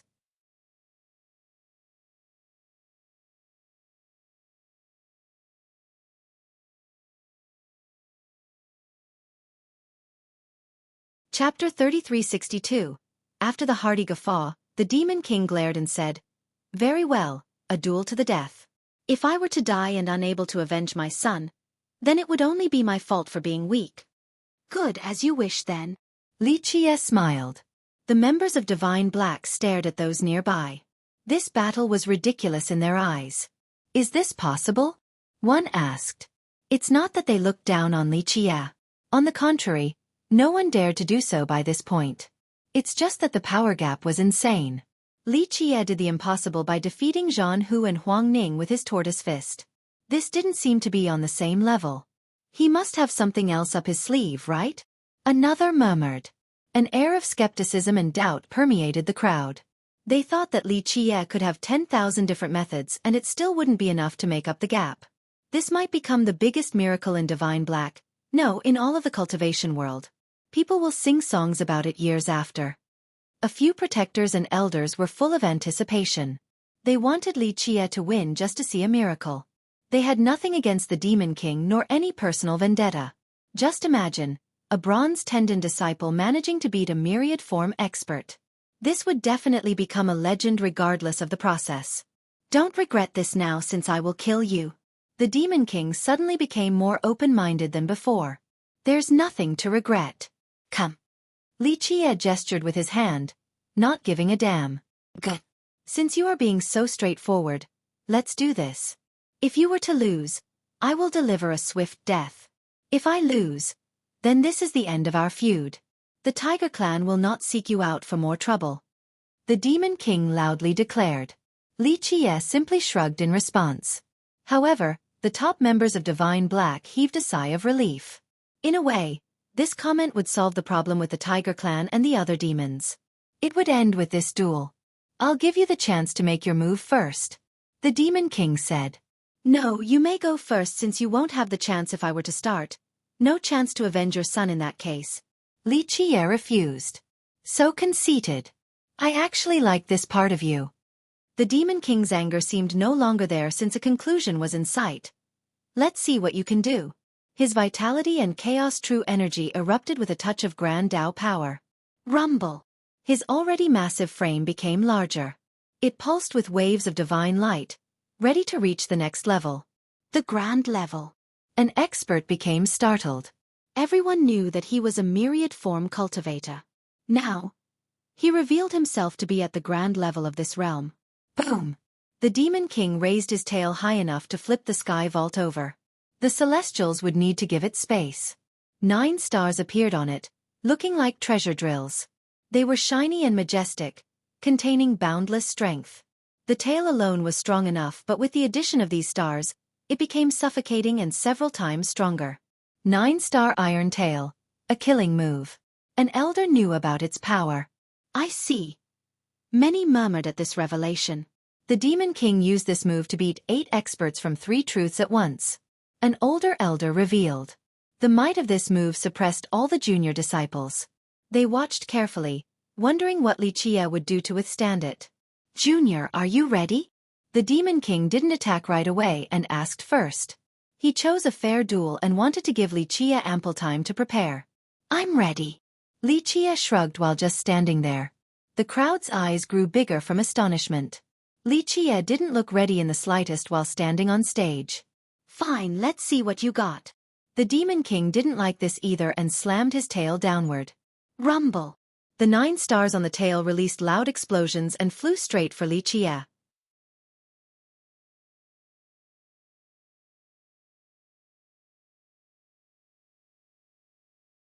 They looked like 9 meteors with the power to destroy the world. Boom, boom, boom. They smashed and instantly destroyed the stage. Boom. This wasn't the end either because the tail swipe came afterward, dragging the sky with its momentum. Heaven fell and the earth crumbled. Mud and debris splashed everywhere. The stage disappeared from sight, replaced by a crater dozens of meters deep. Some spectators audibly gasped after seeing this. No one on stage could have survived. It's over. One of them murmured. No defense can stop this. One protector took a deep breath. It'll end like this? An elder focused his gaze. This ending would be too disappointing. It had nothing to do with the Demon King being too strong, just Li Qiye overestimating himself. The Demon King himself stared at the destroyed stage and suddenly felt something. More detonations came without warning along with earthquakes as if a divine bull was turning its body. Something large underground was awakening and everyone could feel its endless power. A source down there has been opened and the Grand Dao power within surged out with unstoppable momentum. What the hell is this? The crowd became startled.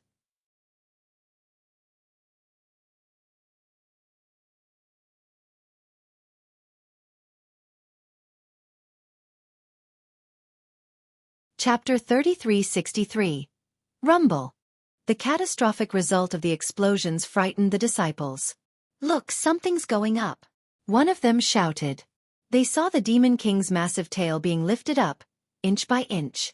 The power below was pushing it up.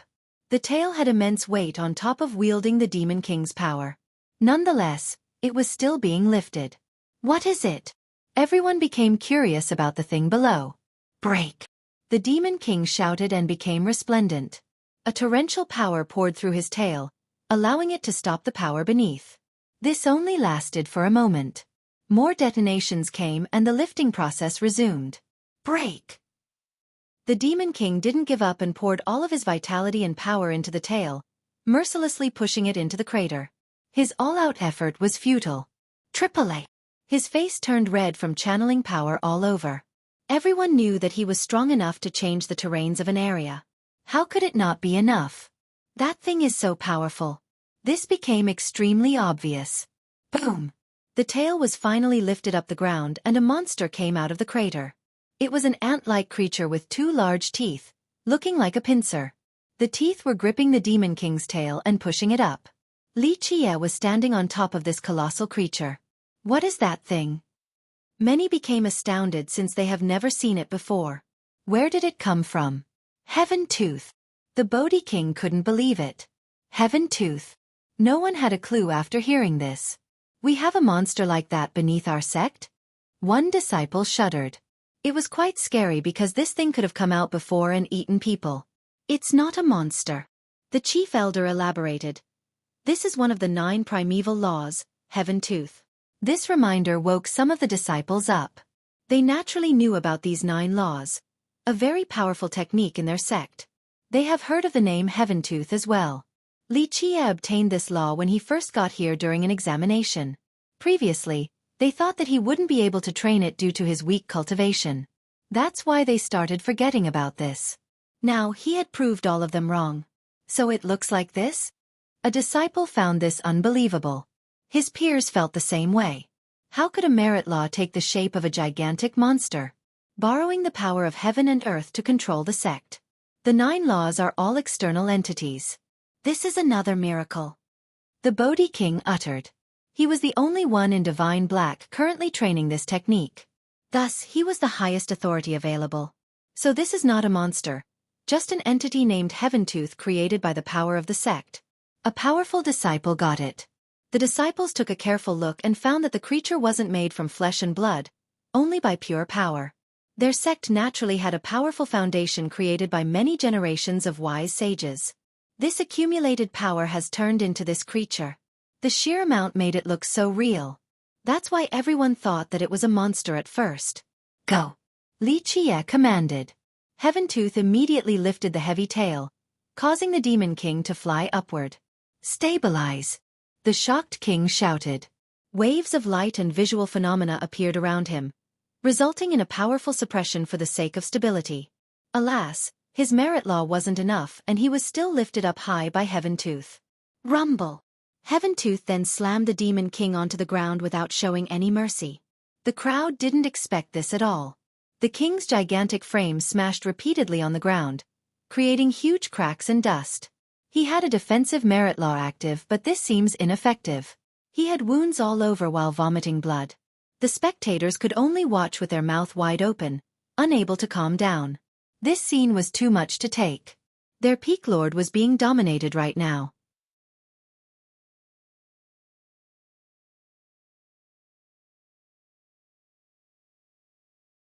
Meanwhile, the Demon King couldn't handle the humiliation and helplessness.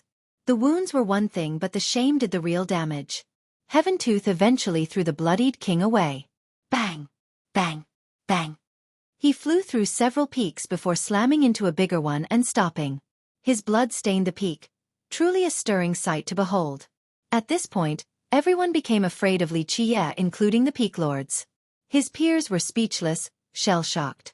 Iron Whip Demon King didn't stand a chance at all. The entity named Heaven Tooth was immensely mighty. The Bodhi King was the one who understood the power of the 9 primeval laws the most. This wasn't its limit. Ping Suowing, on the other hand, remained calm. He had expected this domineering showing from Li Qie. That thing is too strong. One elder trembled, his palms drenched with cold sweat. The Demon King was among the top 4 experts of their sect. How could he lose in this manner? A bronze tendon cultivator versus a myriad form expert. The result was the latter being utterly oppressed. Another miracle of the ages had occurred. You're tuning in to the Xueqi's Martial Arts Saga YouTube channel. Don't forget to subscribe and join us on this journey to catch the most captivating stories.